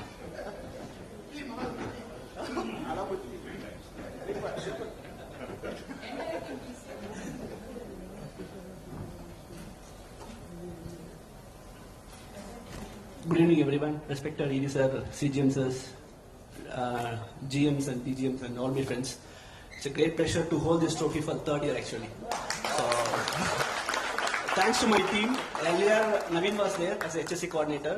Now, Mr. Dinesh, who took a special care for this, and he ensured that whatever maybe the near miss, he ensured that it has been properly addressed everywhere. And he also guided everyone as a contractors and also team to encourage them to put this near misses. Actually, there are other parts there. If something is going as a near miss, that means we are missing an accident or something like that. So there is a negative impact also, but somewhat learning, continuous learning is very important. So this near misses definitely will help us to avoid any small incidents also. So definitely credit goes to whoever has contributed, especially most by Dinesh and Vijay Kanakalla, Gafur, all my team members who were can able to contribute this. Definitely they did it. Apart from that, contract laborers also had contributed. Thank you very much for everyone who could, because of them, I could hold this trophy for the third year. Thank you very much. Thank you, sir. Thank you so much. So we're moving on to the next award with Natural Gas Station. Audit Convener Sri Cherian P. Varghese, DGM. I request you to please join us on stage, sir, to share your experience of audit. Please welcome him with a big round of applause.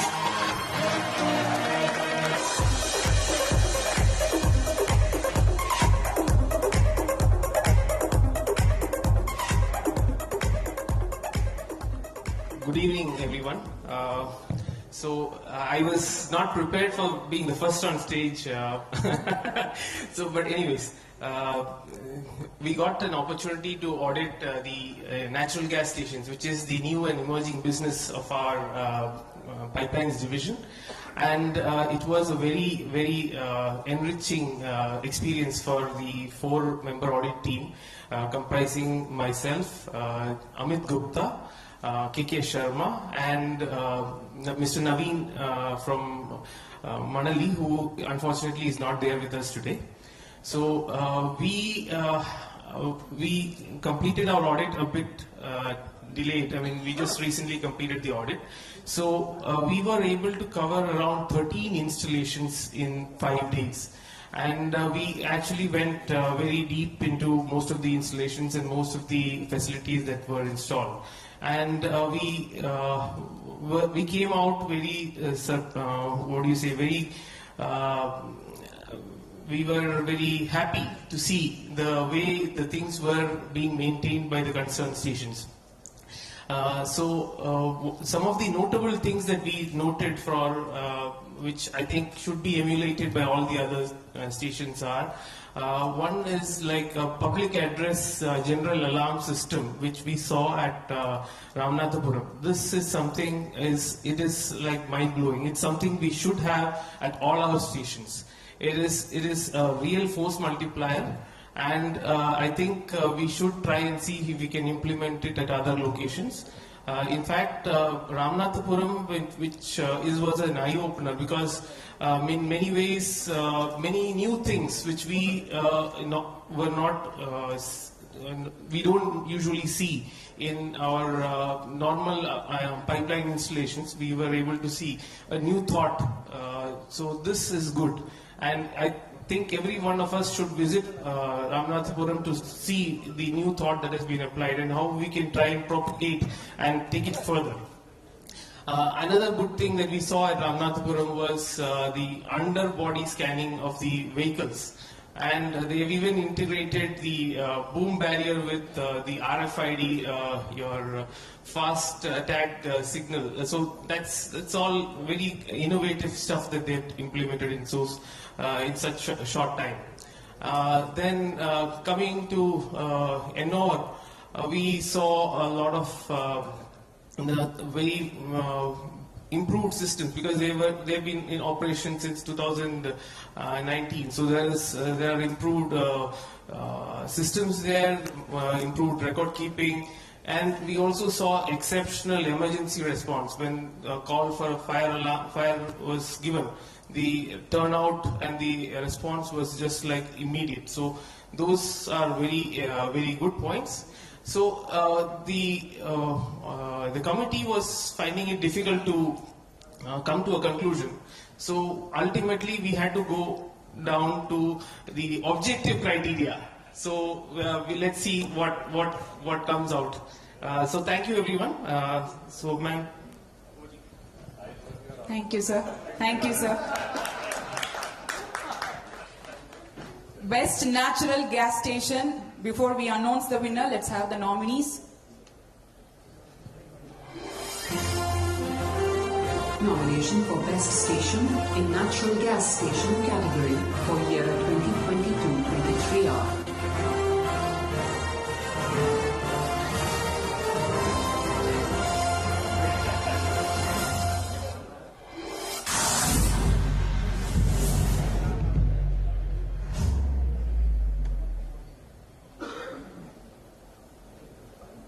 Southern Region Pipelines, Ennore. SRPL, Ennore is headed by Srpl Tox, Chief Operation Manager. HSE Coordinator for SRPL, Ennore is Shri Lakshman P. Rao, Senior Operation and Maintenance Engineer.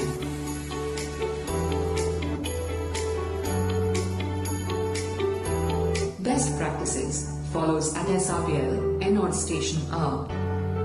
As an additional precautionary measure, 50 numbers additional warning boards has been installed at various vulnerable locations of EMPL. These locations are mainly areas adjacent to various construction sites, remote locations, etc.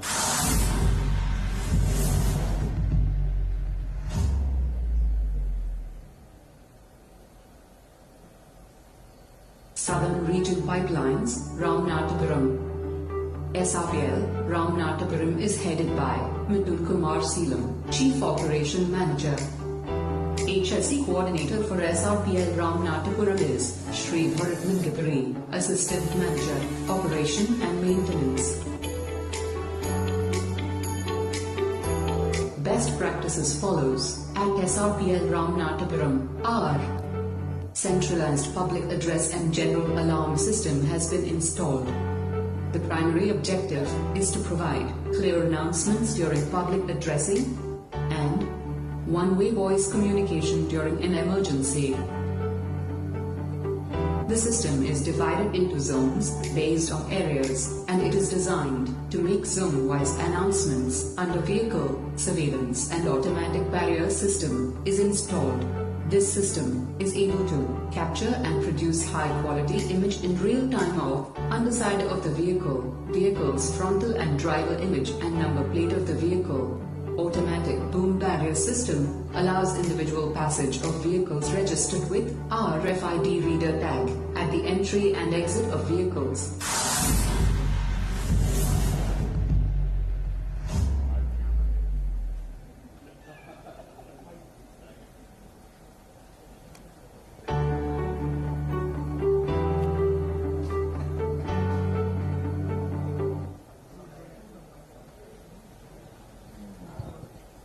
Ennore and Ramanathapuram. So last time your guessing was right. Ipo solunga. Winner, any guesses? Ramanathapuram. Ennore. Okay, Ennore ku nariya kai tattal varudha, Ramanathapuram ku nariya kai tattal varudhan paakala. Can we hear it for Ennore? Your clap sound, your votes. Okay, Ramanathapuram.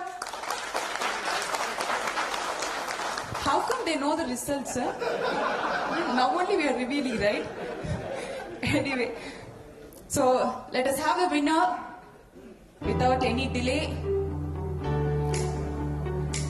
The winner, the award goes to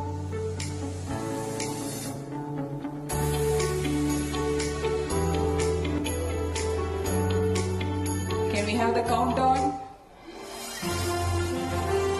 The winner of Best Natural Gas Station for the year 2022-23 are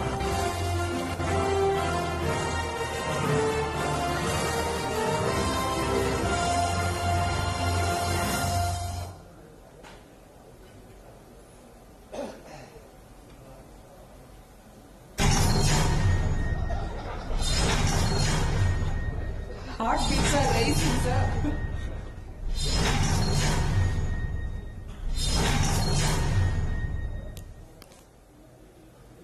And the winner, let's see. Southern Region Pipelines, Ennur, congratulations! Please give them a huge round of applause and I request the team members to join us on stage. To present the award, I would request our Executive Director, Srpl sir, along with CGMs and GMs, and also Ennur team, congratulations. Please join us on stage to receive your trophy, award.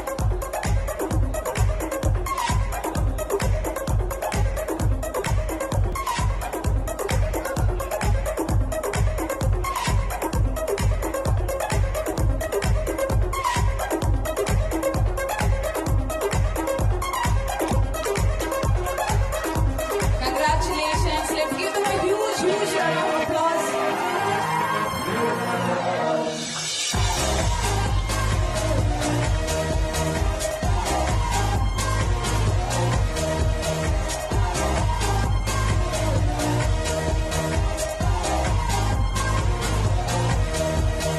Ladies and gentlemen, please give them a big, big round of applause.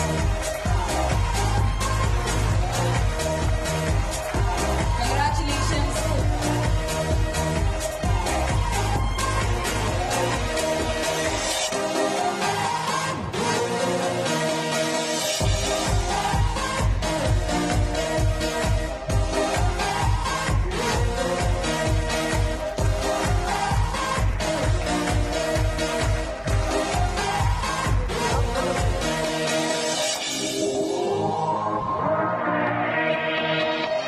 Thank you, sir. Station in charge, I request you to share your experience. Before that, most of them said Ramanathapuram. I'm not here to create any conflict, sorry, but I would like to know, most of them said Ramanathapuram, but when the Ennur, I also say. you also said, sir. So please share your experience. Thank you, ma'am.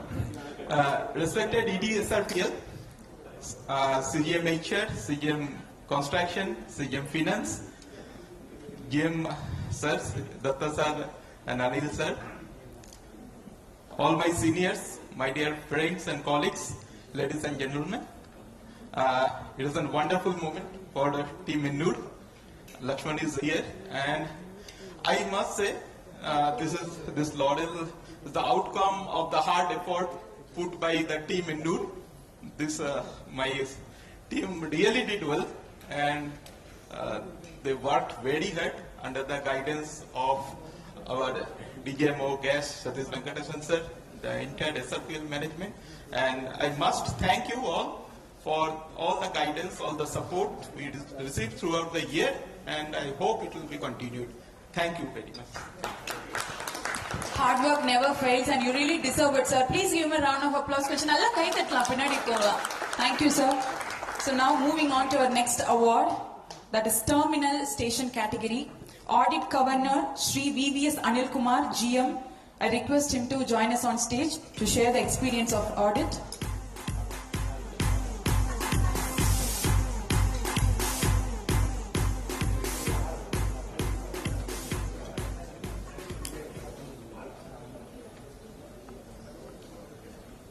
Good evening, ED sir, CGMs, Datta sir, my dear colleagues and family members.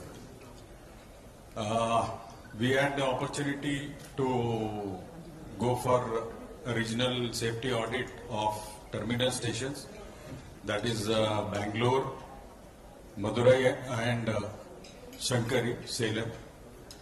So in our team, I was there, then we had Desikan, then we had Balamurugan, and then Akshay. We four were the team. We visited all the three in November. So as such, I visited Bangalore earlier, but for me it was the first time I visited either Shankari or Madurai. So for me, during this audit, it was like a learning experience. Because as such, all the three terminals, like they are, मतलब जैसे हम बोलते हैं ना 19-20. But the main advantage what I felt was कि in whatever augmentations are happening, our terminals are mostly unaffected. So as such, मतलब the basics are always मतलब there. So मतलब you cannot really differentiate based on that. So it is always that little bit extra that and moreover the timing. Like in one particular point of time, somebody may be slightly low. So it is like almost like a toss of coin. So for us it was very difficult, but we had to make a choice. So we made a choice. Let us see what is there.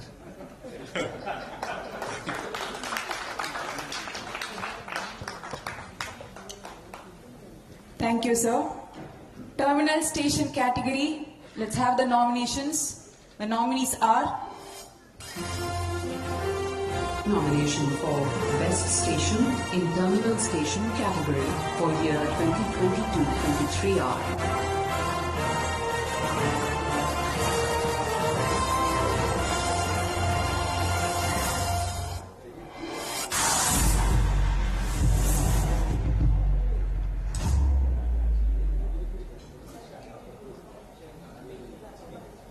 Southern Region Pipelines, Salem. SRPL, Salem is headed by Shri A. Hariharan, Senior Operation Manager. HSE Coordinator for SRPL, Salem is Shri A. V. Subramanian, Operation Manager.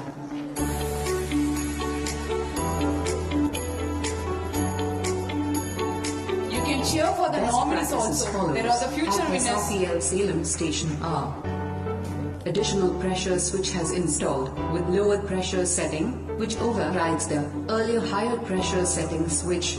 The same facilitates decreasing of back pressures, which helps in energy saving. Visual representation for interface or PCK has done in SCADA tank farm screen. With above modification, Shift Engineer can easily track the line fill quantities of interface or PCK. LED touch-based personal protective equipment matrix code has been displayed. It helps to select the type of personal protective equipment to be used for a particular work.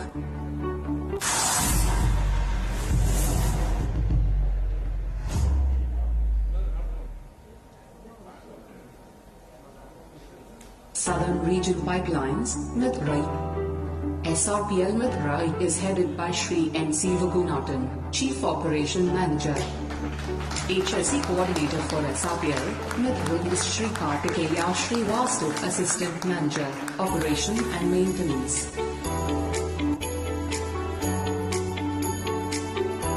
Best practices follows at SRPL, Madurai.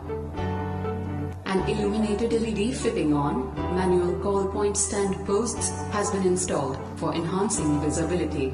It has an inbuilt timer which switched on the LED light during night hours. A GSM-based auto alert system is developed indigenously to help the shift personnel to alert the fire chief and other officials during any emergency. Microcontroller-based, remotely controlled fire clock has been developed indigenously. Clock control panel is available near control room and can be operated from there itself.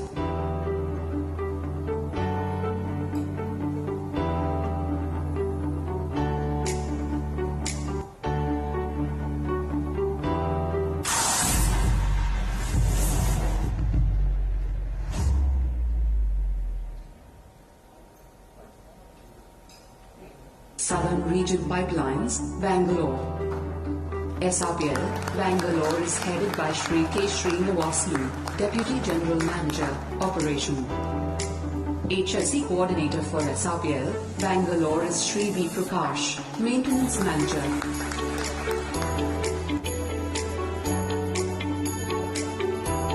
Best practices follows at SRPL, Bangalore are: an interactive digital display board has been prepared.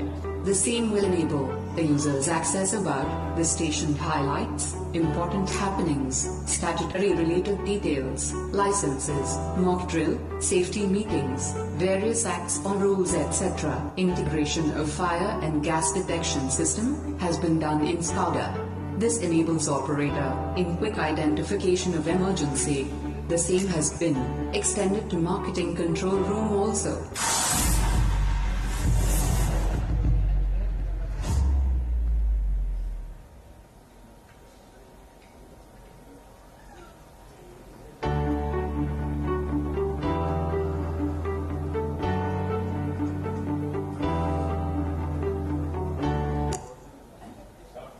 Check.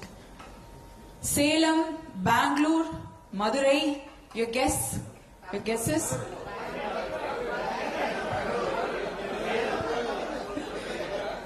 என்னங்க பெங்களூர் யாருமே சொல்ல மாட்டேங்கிறீங்க? Nobody saying Bangalore. சரி Bangalore. Let's see the winner. Bangalore, Salem, Madurai.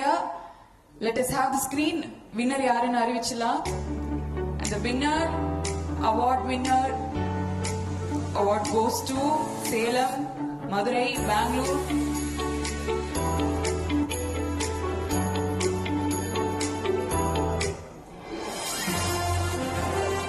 Best terminal station of year 2022-23 is Best terminal station award goes to, let's have the countdown.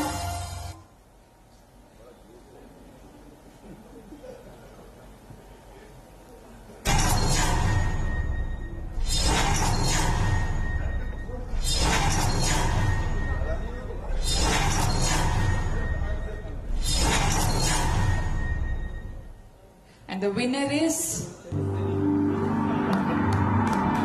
Southern Region Pipelines.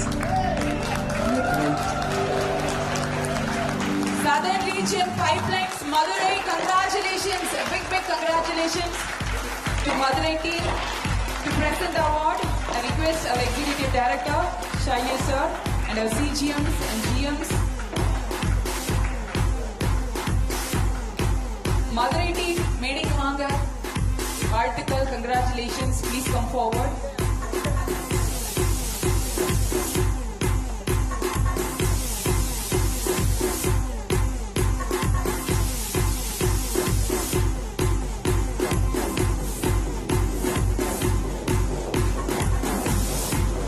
Congratulations. Let's give them a big round of applause. Best Terminal Station Award goes to Southern Region Pipeline Madurai. Article. Shave it. அவங்களுக்கு நீங்க நல்லா கை தட்டினாதான் உங்க turn வரும்போது அவங்க கை தட்டுவாங்க.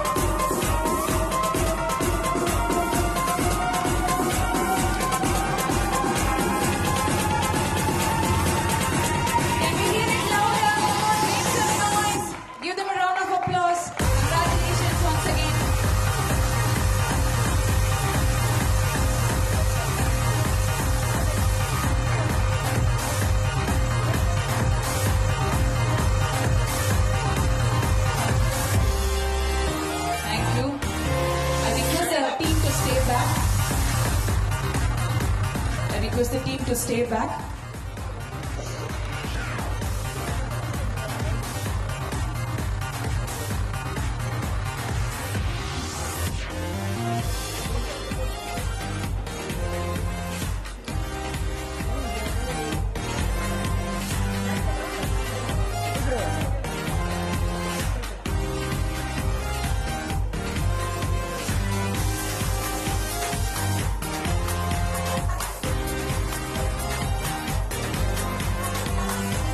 All thumbs up.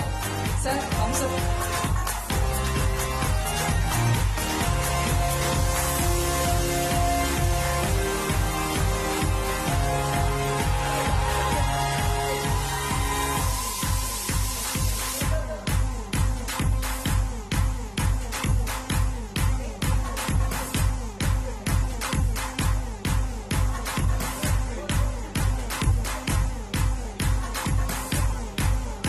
Team members, please stay back.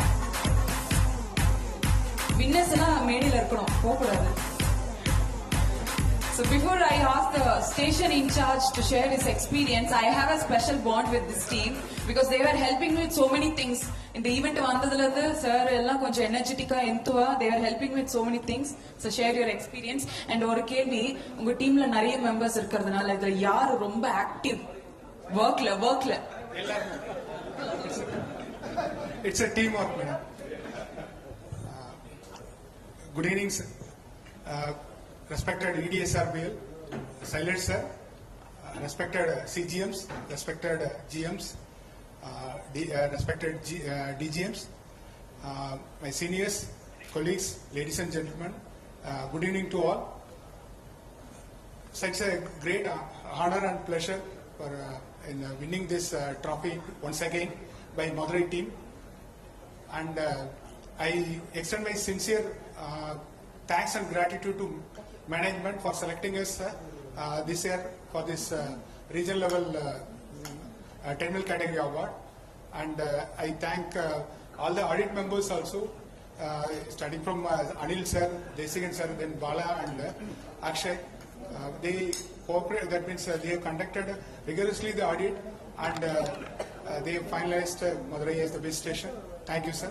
Thank you. Sir, I would like to mention one thing, Mr. Shivagurunathan. So first of all, உங்களுக்கு ரொம்ப thank you because he was make sure everything was on perfect, on point, எல்லாம் கரெக்டா நடக்கணும். He was coordinating so well since this event is happening in Madurai and he is coordinating. Thank you, sir, and your team were now supporting so well for the entire event. Thank you and congratulations once again. இந்த மாதிரி நிறைய awards வாங்குறதுக்கு my best wishes. Thank you. அப்படியே போய் அழகா உட்கார்ந்துருங்க.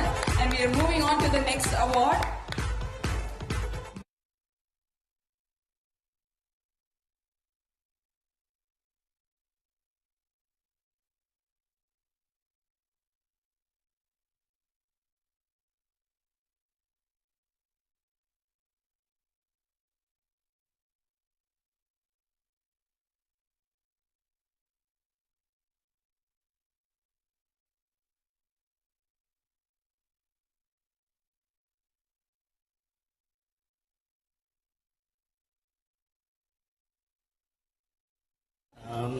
Respected ED, CGMs, GMs, and my colleagues, friends. So, first of all, I would like to thank the management for giving me the opportunity to carry out the audit. So, it is almost 10 years, more than 10 years I visited Chittoor and Nasanur after my transfer. So, I got the opportunity to see Chittoor and Nasanur even though I worked at Manali. And Trichy, I happened to get associated during the pre-OSD and OSD audit. My teammates, Arupalda, Hariharan, and Krishna Sharma, they are associated with me. And these 4 stations are almost transformed like anything in the last 10 years. So even though there was a lot of construction activities, especially in the CTNPL, Chittoor, even though there was no construction activity, but in CTNPL augmentation, after CTNPL augmentation, even the Manali, Asnur, and Trichy, they are transformed very well within the shortest time span. So it is very tough for the audit members to judge who is going to be the winner. And especially, we learned a lot, especially Arup and myself. The level of RCP they maintained, it is very tough to take any points. So that much is the perfection in the level of RCPs, especially CDPL RCPs. I felt so happy to see the CDPL RCPs, and it is my suggestion. I think some SACs should go to CDPL and CDPL people should come to CDPL to see the best practices adopted in each of the stations. There are each station is giving us a lesson to learn. So it is nice experience for me also to learn, and so best of luck to all the 4 stations. So result will get announced, but all are winner, and it is very like Anil Kumar sir बताया 19-20 है, 19-20 भी नहीं है, 19.920 है. It is just hardly 0.1 का.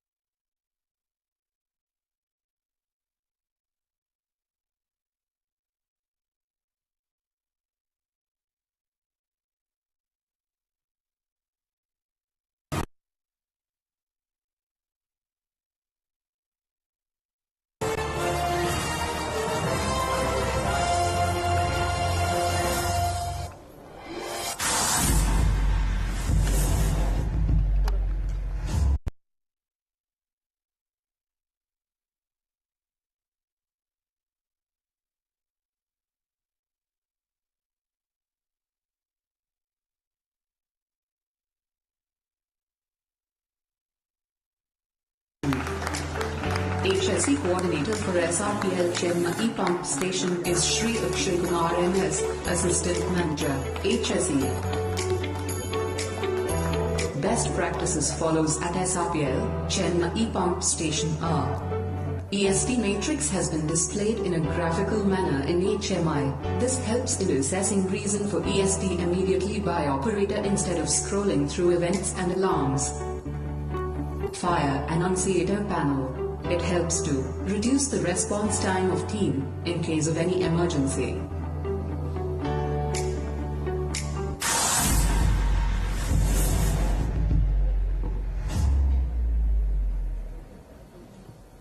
Southern Region Pipelines, ARSN.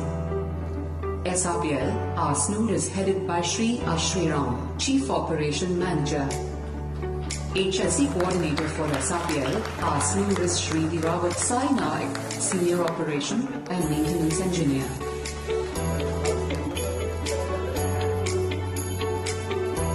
Best practices followed at SRPL, ARSN are: Development of Mainline Repair Demo Center. It helps in in-hand practices of mainline emergency equipment includes demonstration of the coating, holiday detector testing and peel test of coating etc. Permanent levers fixed on fire hydrant and foam monitor valve wheels instead of F keys. This helps in reduction in time to operate hydrant and monitor in case of any emergency. Personal protective equipment's matrix is displayed in plant area. The same help to create awareness among contract worker regarding type of personal protective equipments are to be used for particular work.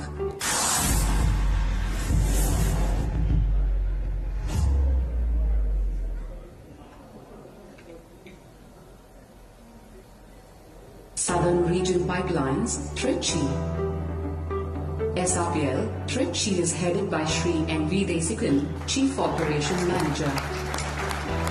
HSE Coordinator for SRPL, Trichy is Shri Divanesh, Operation Manager.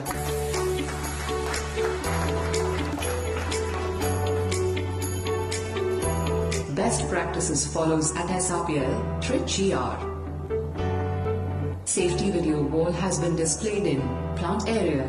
Scrolling of various safety-related display, such as accident-free man-hours, procedures for safety, work permit locations, near miss reported, etc., are being displayed on it. Platform optimization has been done in battery area for reducing approach time of work area. Platform has been made mobile and removable for ease of maintenance of equipment. Butterfly valves has been installed for quick operation of fire monitor. This will help in reduction of valve operation time during any emergency.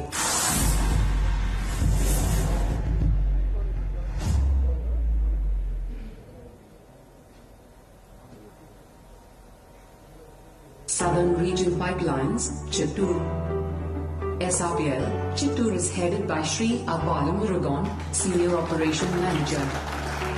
HSE Coordinator for SRPL, Chittoor is Sri Rajat Sharma, Assistant Manager, Operation and Maintenance.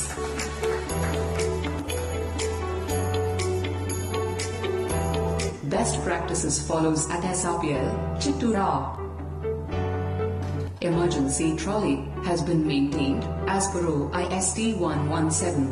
It helps in quick mobilization of all the requisite emergency handling equipments at site during emergency. In-house mobile application has been developed for inventory management. It will help in real-time monitoring of materials in and out.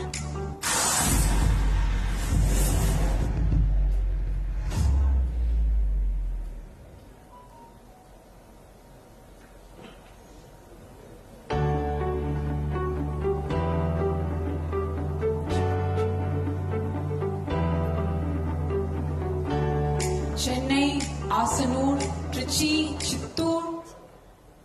The best nominees, but one will be the winner. Any guesses? Chennai, yes, Sogama Sudringa. Chennai. I belong to Chennai. Chennai, any other guesses at the back, Pinadi?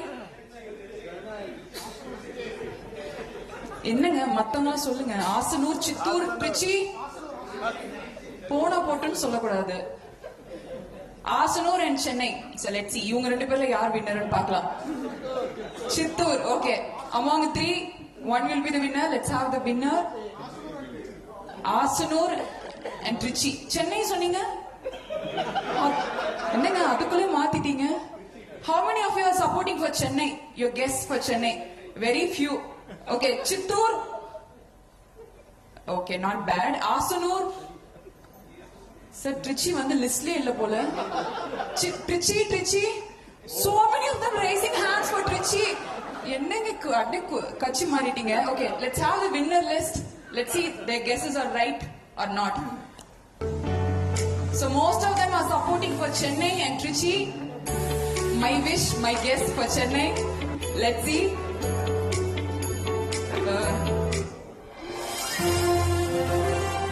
Best pump station of year 2022-23 is. The countdown starts.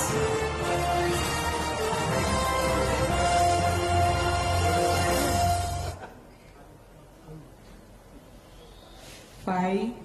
Sikram boarding, we can't wait.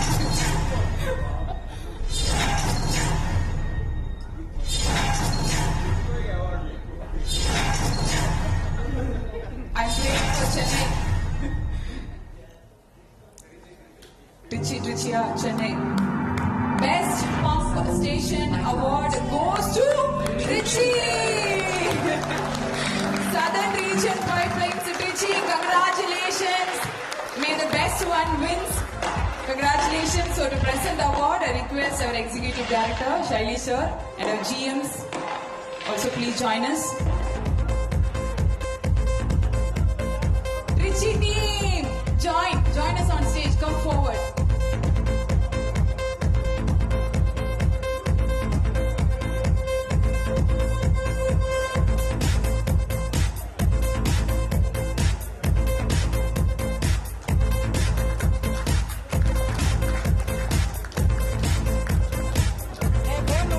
Congratulations, Trichy.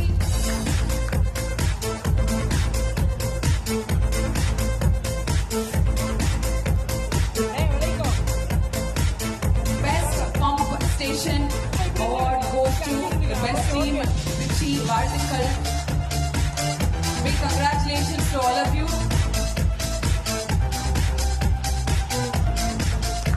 கொஞ்சம் கை தட்டலாம். Can you all please clap for them, cheer for them?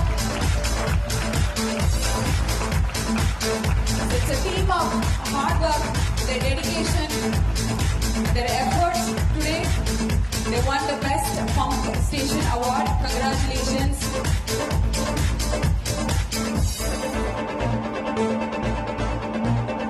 Look at the happy faces. Congratulations, Trichy team.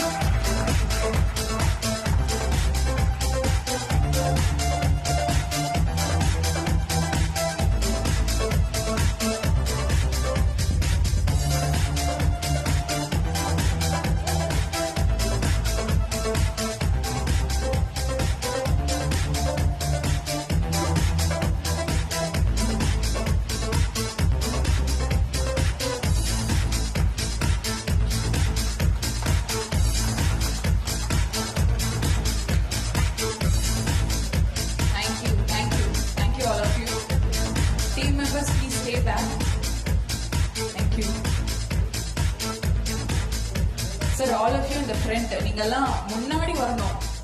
Tamil தெரியல? Hope you all understand Tamil. Tamil தெரியல? Sir, இங்க இருக்கிறவங்களுக்கு தெரியாது. Okay. Everyone said Chennai. மத்த இதெல்லாம் சொன்னாங்க. ட்ரிச்சி யாருமே சொல்லல. பட் லாஸ்ட்ல வந்து ட்ரிச்சிக்கு வந்து கை தூக்குனாங்க. சோ எப்படி ஃபீல் பண்றீங்க? ஸ்டேஷன் சார்ஜ் பேசுங்க.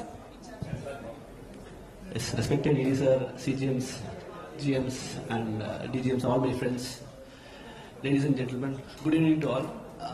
First of all, thank you very much for selecting Tirchi team for best pump station category. So if you see, little bit I take some more time. As you see that Mr. Sharma has presented best stations who are of different categories of over the years. Last time Tirchi one was 2009. So it has been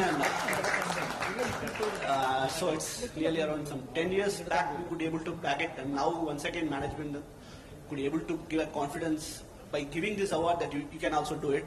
So definitely lot many works to be done, lot many activities are going around the station. Gas line is coming up, so the same as me work is going on, and after that CSTA is there. So it's a great responsibility and lot many works to be done, and definitely with this team definitely we could able to, because these are dedicated members of the team, they could able to back this. I definitely have a more confidence on them. Definitely they will bring us more royal to the Tirchi and also for SRPL. So definitely I really, and this we don't want to miss this opportunity, and also whatever the confidence or management has kept on us, we will just want to rise up to that level, and we'll try to bring out the best out of us. Lot many activities are there, so it's day 0 has started already. So definitely we'll go look forward to be put our best. So I request other members also to share their thoughts on this. Thank you.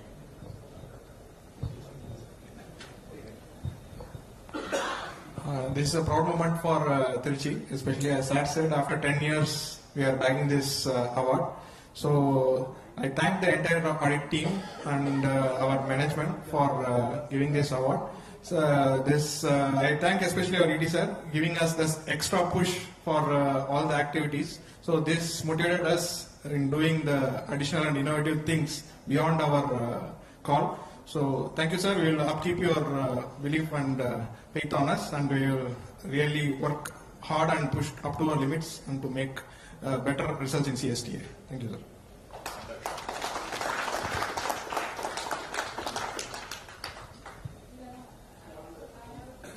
Definitely we will work hard and we will win CSTA award sir. Thank you. Thank you. Sure.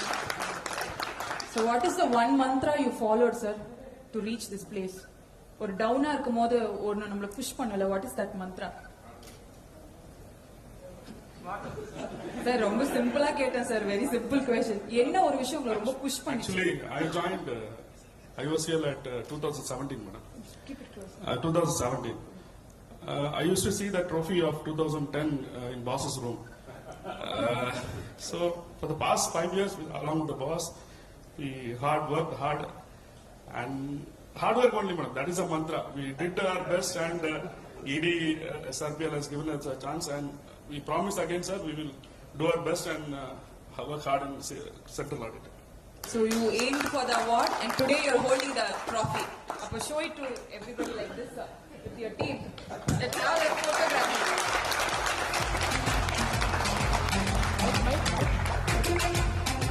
I think he has manifested this award, so and you really deserve it, sir. ஒரு குரூப்பா picture post பண்ணுங்க. And once again, congratulations. The winners ku konjam kai tattலாம். Please give them a round of applause. Thank you. So now moving to our next set of award, PSMS Champion Award. So we received 11 entries. So let us have the nomination, the list of nominations.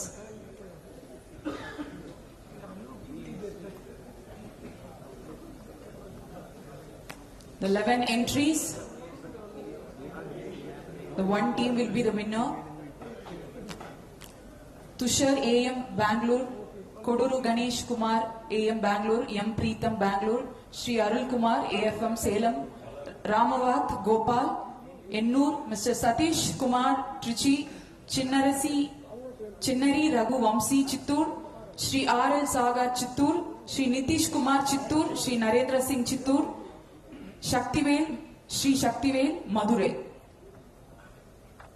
One winner. இப்போ சொல்லுங்க among this 11 entries எங்க இருக்காரு Arulkumar Salem okay இங்க you all can answer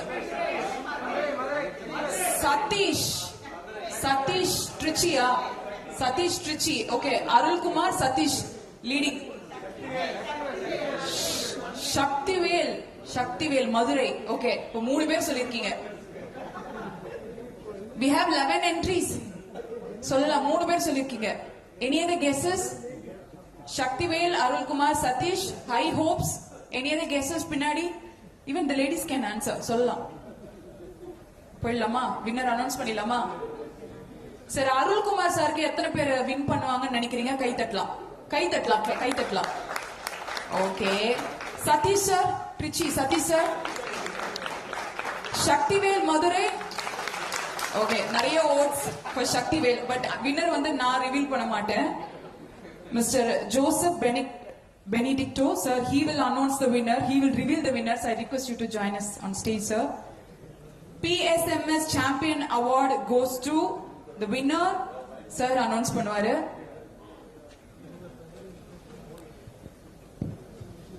because only he knows yeah very good evening to respected EDS Srpl Shailesh and Madam Tiwari, all CGMs, GMs and my dear colleagues. So I think you had a lot of excitement and fun and a lot of suspense and tension when KK was running this wonderful suspense-filled videos for announcing the best stations for gas delivery and pumping stations. So we thought, rombo jasti, if you give too much of tension, then it is not good for health. So we have stopped KK Sharmaji's music and, so switched over to the normal system of announcing the results. Friends, as you know, PSMS is a pipeline safety management system which has been introduced in SRPL. And in fact, it is introduced in all regions, but I would say that the interest and the passion with which people have been working on PSMS is second to none. If at all you had an award for the best PSMS implementation in any of the regions in pipelines division, I think there is no second doubts that SRPL is going to win. And I share with you that the PSMS of SRPL is very close to the heart of our director, Pipeline Sri Nanavare sir. So anything related to PSMS, sir always refers to SRPL as far as implementation is concerned. One of the very important and very unique things what we have done to promote PSMS in SRPL is to institute the PSMS Champion Award for the best individual who has contributed maximum to improving the safety of his station through his contribution in through various means. And that's why you're seeing, you had different nominations in different categories, but in some there were 2, in some there were 3, 4. But here you see there are 11 nominations. So this is the toughest award to win today evening. Okay, and this is an individual award. Whatever we have had so far is all the station awards for the best performance. And we wanted, through this PSMS system, to create champions of safety by motivating each and every individual to contribute his best to improving the safety of the station, so that to drive competition between individuals to contribute more and more for safety. And also I'd like to say PSMS Champion Award is given only in SRPL. There is no other region, even after 4 to 5 years of implementation of PSMS, no other region has this PSMS Champion Award. So thanks to our SRPL management, ED sir, for really giving trust to develop all our employees to focus and give trust on safety. And in addition to this, I like to share that the SIC of the person who is going to win the PSMS Champion Award gets a bonus award, and that is in recognition of his contribution towards motivating that employee to contribute that safety. So actually this is a twin award when I announce this award, it is going to be two people who are going to get it. One, the employee who has contributed to the award through this thing, and the nomination, of course, is done by the station in charge, and of course the SIC himself as the best motivator for PSMS award. Okay, so friends, I think 3-4 guesses what our host for today had tried to get it through your hand claps. So I don't know, but the chances of all the 11 to me are fair enough. I'm going to approach this in a different way. I'm going to just, first tell what all are the safety improvements that that particular individual has done first. And then you will say that whether he deserves that award or not without taking the name, because some of you will definitely know the name of who has done that. So I'm just going to list out, it's a big list. So let me read it out. The person who is going to win the PSMS champion of SRPL today has installed illuminated MCP signage on MCP post in his station. No names please as of now. You can definitely give big round of applause for all his contributions. He has installed a GSM module to transmit PSP data from the middle point of 2 RCP locations to various phone numbers for effective CP monitoring. He has installed the GSM module to transmit alert messages to authorized numbers, and that is for the mainline HOV fences. His fire siren linking to GSM module, which generates alert text messages and call to the SIC and HSC coordinator phone numbers. He has created or automated the fire clock with a remote control panel installed near the control room. He's done an RCP DG linkage with the GSM module, which can start, stop DG set upon receiving commands from authorized telephone numbers. Remote control IR based system installed for high mast tower ring assembly to prevent injuries to workmen during maintenance, and many more. Don't you think for the person who has done this, all this during the short period of 11-12 months deserves this award, yes or no? Yeah, thanks for your appreciation. And one more thing, there's a law of natural justice. When you do hard work, you get rewarded. That we have seen. When you do extra hard work, you get doubly rewarded.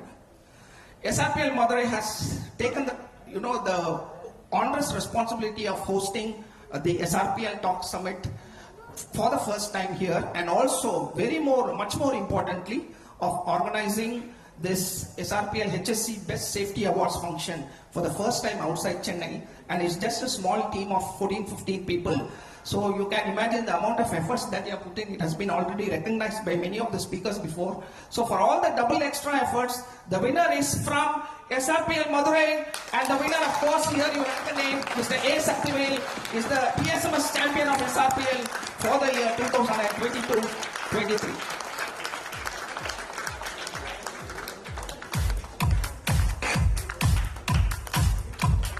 I request the winner to join us on stage along with the station in charge. Can we also have the station in charge?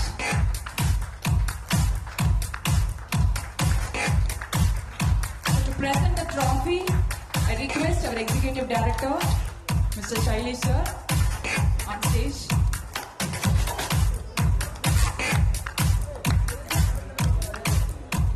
And also our CGMs and GMs. Please join us on stage.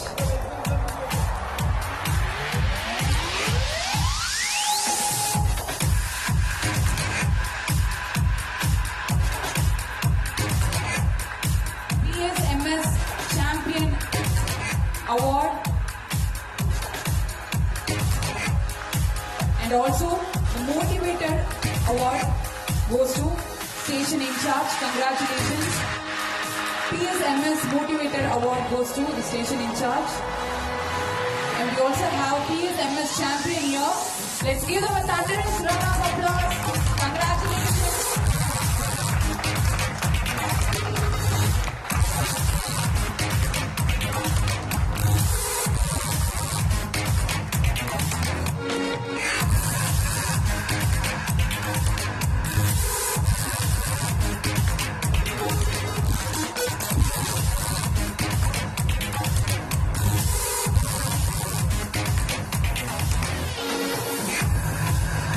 Thank you, sir. congratulations for winning the PSMS Champion Award. Champion முன்னாடி வாங்க. Share your experience.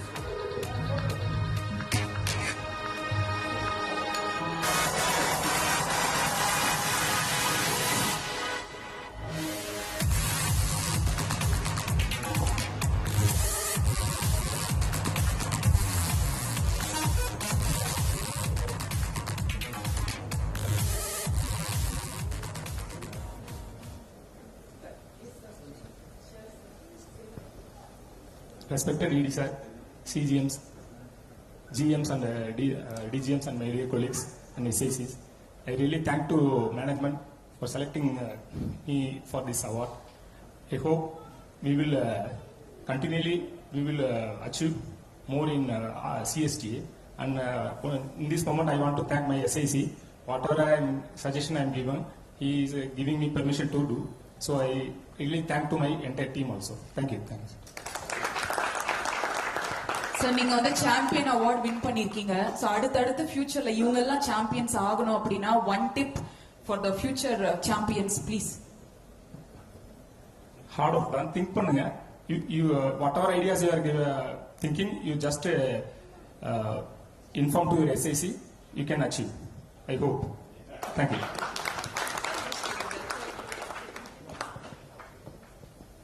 Good evening, sir.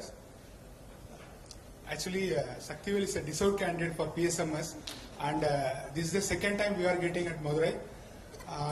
As Joseph sir told, it's a big list.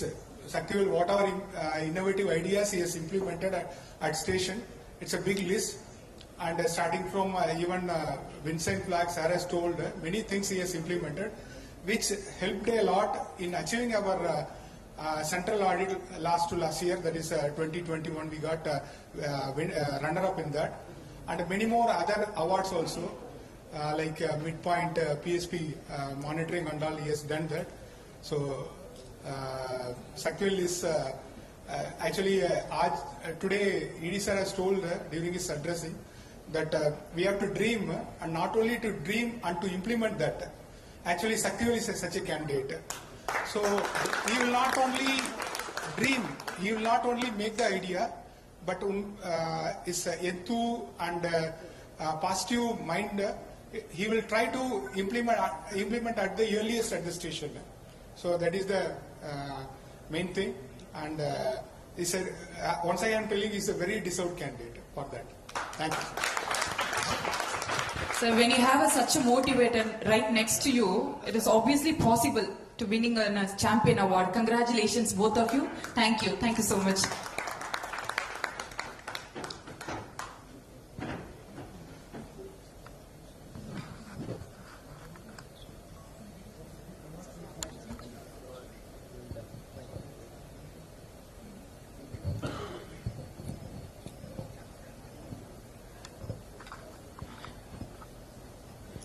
Sir, at this moment, we would like to hear a lot of things from our special guest, Executive Director, Mr. Srpl Tiwari. So we would like to hear from you, sir, what you think about this event and this awards, everything. So your experience, we would like to hear. Let's give him a big round of applause and welcome the gentleman on stage.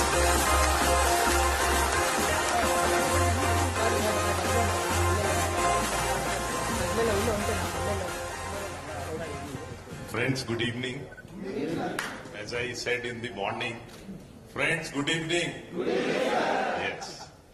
So, as I said in the morning, I have to keep you alive for the entire day. So, evening is still young. So, I have to keep you alive for the evening program to follow. Well, first and foremost, as Mr. Joseph said, for the first time, the awards have moved out of Chennai. And thanks to Team Madurai for hosting this wonderful. Many other firsts. We have the Srpl Management Committee, the entire senior leadership present here at Madurai. And that is beyond the functional boundaries. You have functional heads and HODs from each function present here. That is another first I think we should really applaud that. And wonderful team Madurai is hosting this event, and we are happy to host the family members of Madurai team. So, lot of big hand for everybody who's present here. Now coming back to the award for the day, and when I close my address, there is one surprise also. So which I was mentioning in my opening address, if some of you remember that. Right? How many of you remember? I'll come to know at least 4 or 5 of you were awake when I said that the surprise could come. Starting with these awards, at least since I am seeing these awards, it is coming to me. Not a single time the decision of the audit committee has been changed by even half a mark. So these awards, the winners have been truly and 100% decided by the audit committee, which is designated to decide the winners. So it's a pure objective award. I mean, it is, at least in SRPL, it is never done in the way that since last time so-and-so had won, so this time let us give a chance to the next team.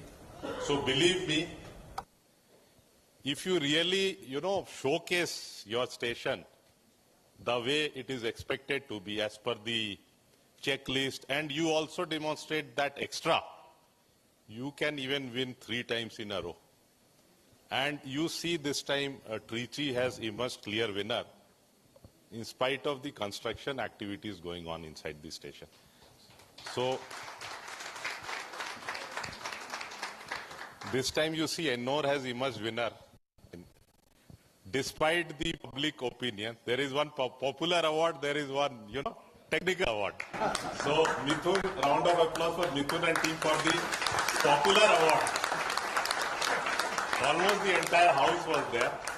Probably you have still some work to do. And so it's not a democratic one. This time iska hai to next time uska hoga. And we had seen Madurai winning it so many times. For delivery stations, I have some sympathy with Bangalore and Salem and Madurai. Because all of them are so good. When we were seeing the pictures, I don't know how the audit committee is deciding. It's a very close call. But Madurai this time has emerged winner. And I would expect, I always expect extra. I would expect all 3 of them to get us that coveted trophy, that All India Award trophy. And remove those perceptions that because construction is going on, I could not do this. Because of this, I could not do this. Because all the constraints are in your mind. Once you remove those constraints, you can emerge winner. In spite of construction, in spite of you having lesser manpower, in spite of you, because once you start giving these excuses, you are already behind. So get over those excuses and give your best shot. So that is my message to you. And can we have a round of applause for this Oscar award style show, which is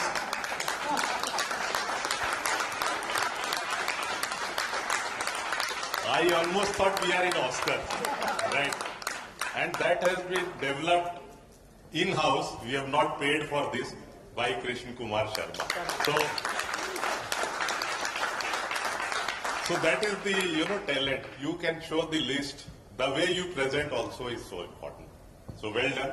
Keep it up. Keep raising your bar. Now let us move to the surprise element. We had day-long presentations and 2 days, one at Chennai and one at Madurai. And I had the opportunity to sit through entire 2 days and critically evaluate each and every presentation which you guys have made. and one group is going to get up and come to the stage after I announce something. And during my address, I have been mentioning about some of the criteria which we are looking at. And all the time I have mentioned, please don't showcase what is already being done. You try to showcase what your TUX has done. And clearly define those milestones or targets which you are going to achieve.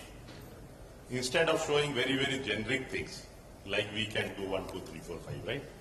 All of you have done tremendous effort in making those presentations.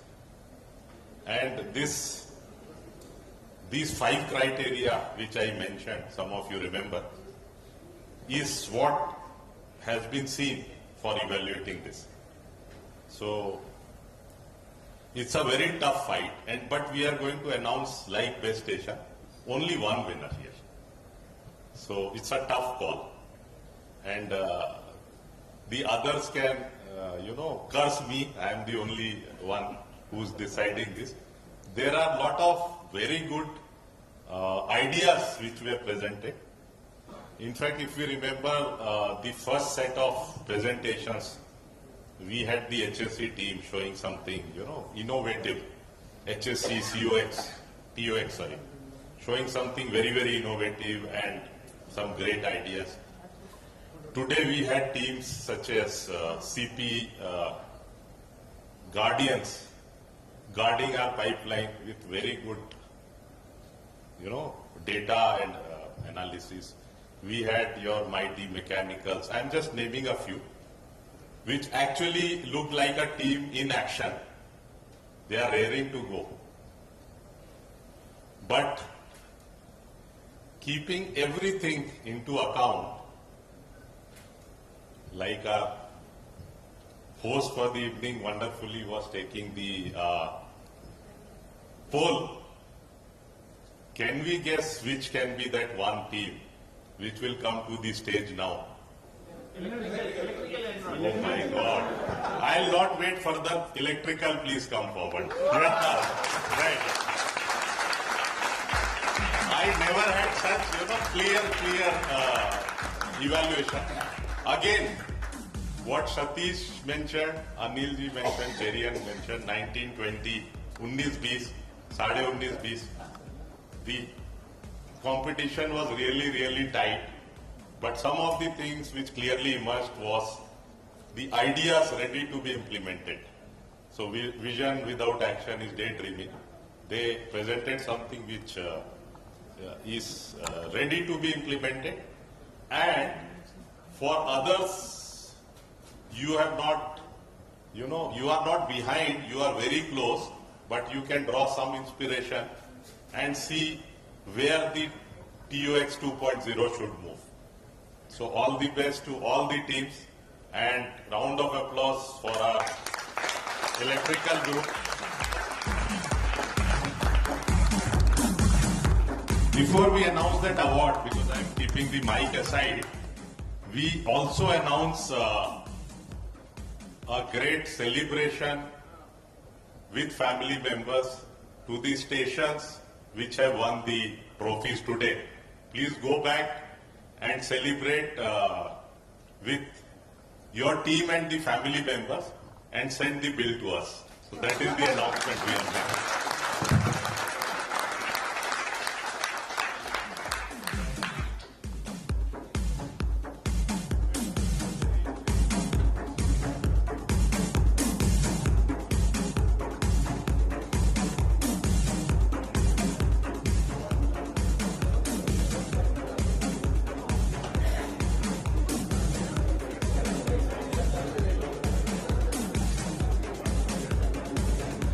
So ladies and gentlemen, they are receiving a Team of Excellence Award, Best Team of Excellence.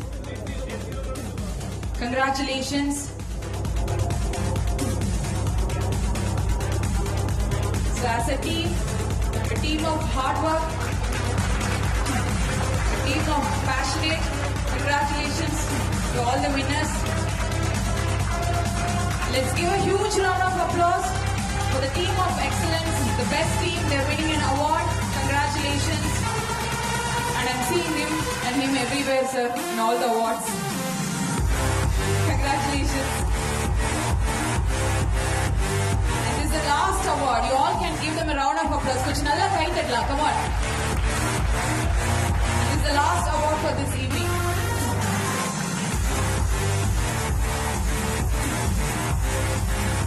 Thank you. Teams, please stay back. Vaanga, thirumma vaanga. Team of Excellence Award வாங்குங்க மேடிக்கு வாங்க. And team coach, please share your experience. Team coach.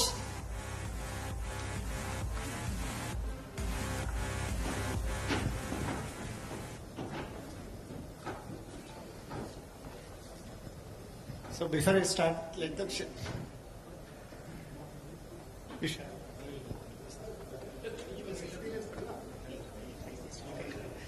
So, good evening everyone. So this is the award which you are has given us greater responsibilities actually. The TOX has been designed with some objective. Hope with this strong electrical team, surely we will try to achieve that goal, sir.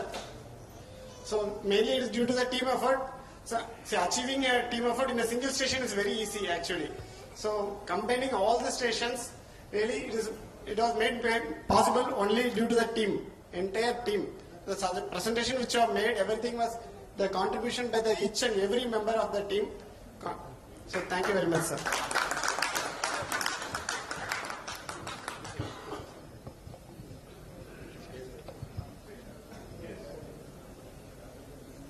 Thank you, sir, for giving this award. I thought if you're not given, you will get the shock. So.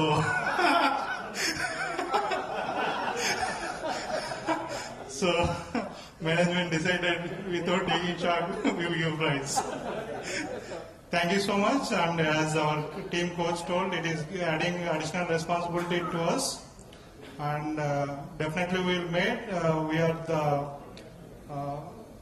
best electrical team in entire pipeline, and we will implement the things which is not implemented in any other region. And we will always try to do extra. Thank you, sir.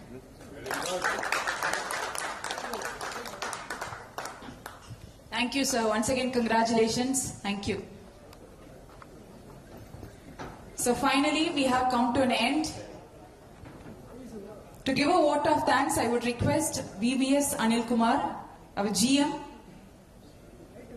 So last speech, adana kai tattlam.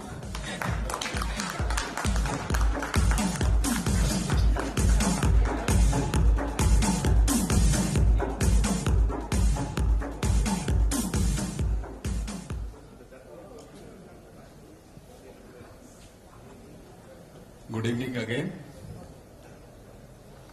Actually, as per the schedule, I was supposed to give vote of thanks in the earlier one. So I thought, okay, I missed it. But Joseph sir ensured I will wait. Anyway, so I will begin from the beginning morning. But I will keep it short. So, first off, we started in the morning, the tone was set with our Dattaji and Joseph sir setting the tone. And after that, we had our ED sir with the master class. He ensured that whatever we have, some of us, we couldn't maybe attend in the earlier one. So whatever inputs were there, that point of time, along with that, something extra we got this time. So cumulatively we will keep on adding, sir. So in the next one we are looking for the next. So after the 4 P's, then we have 4H. So now afterwards, then we had each and every team with their hard work. They have presented very detailed presentations were made, and I have seen that not even a single minute was missed by either ED sir or CGM sir, everybody. So after listening to each and every team with all the details, I mean, it was a very exhaustive kind of presentation. But at the end of the day, we can see we are not really exhausted. So we still have a lot of energy. So it was very nice. And I want to thank each and everyone, right from ED sir for taking time out from his busy schedule. Apart from that, CGM sir, CGM Finance, CGM Construction, CGM HR, our GM, Datta sir, my colleagues and family members who have joined in the evening. We had a very nice evening session of award presentation, which was filled with lot of suspense, and all of us have enjoyed. So I want to thank, and most of all, last but not the least, Team Madurai, headed by Sivagurunathan ji. They have done a very wonderful job. So this entire credit goes to them for having such a great and grand manning, right from morning to night. So thank you, one and all. Thank you. Thank you, all of you. The dinner counter is open, so I request all of you to please join us for the delicious dinner. And I request the best stations to come with your trophy for the photo session. Best stations with your trophies, please join us on stage for the photography. Along with our CGMs, GMs, and our executive director for the photography session. All the best stations with your trophies, please, on stage. And we also have a musical band, Sundar and team, so they'll be singing amazing songs back to back, so please listen to it.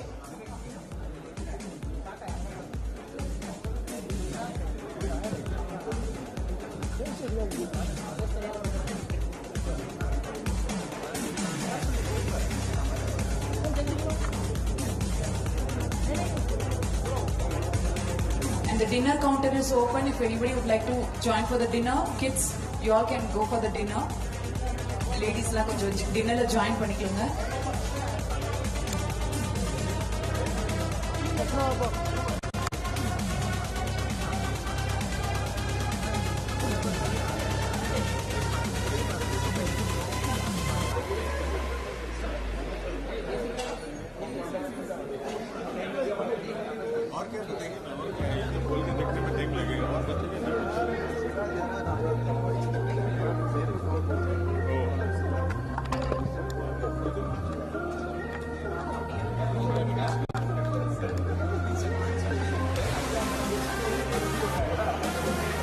I would also like to introduce Mr. Sundar.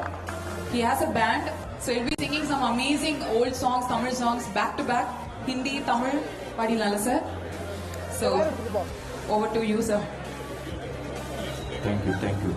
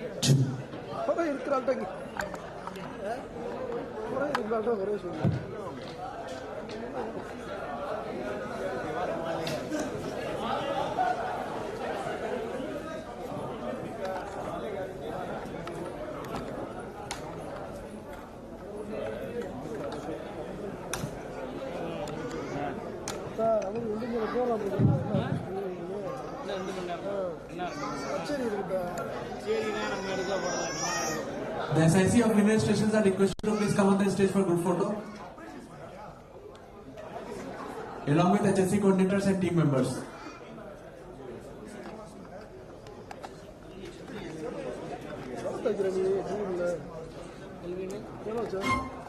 All SICs are requested to please come.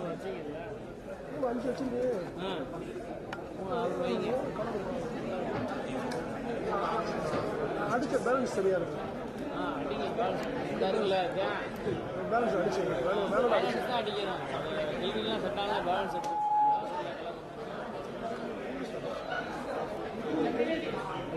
எனக்கு இதெல்லாம் சொல்லி கொடுத்தது அருண் இருக்காங்க சுரேஷ் கொடுக்கும் சரி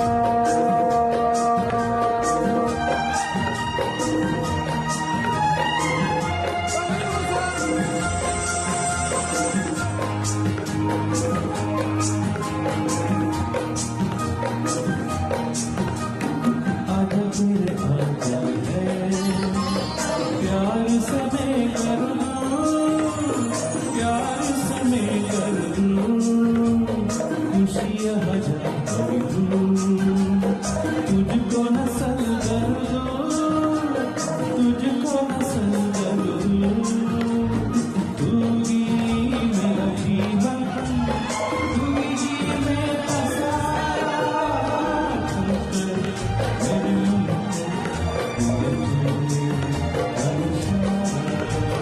बदला ये मौसम अब प्यारा जग सारा छूकर मेरे मन को ये तूने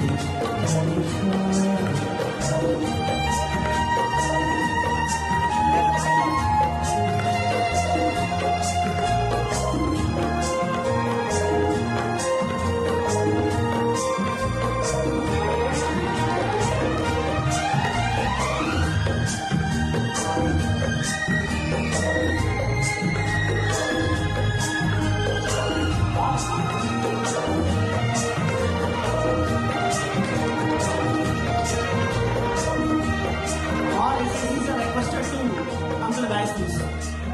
All SACs are requested to come to the dais, please.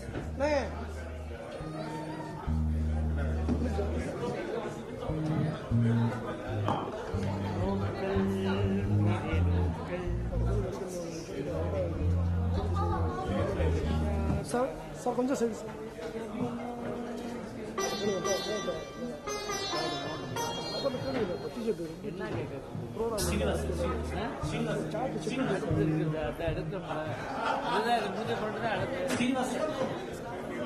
Srinivasan. Dinesh, first take this.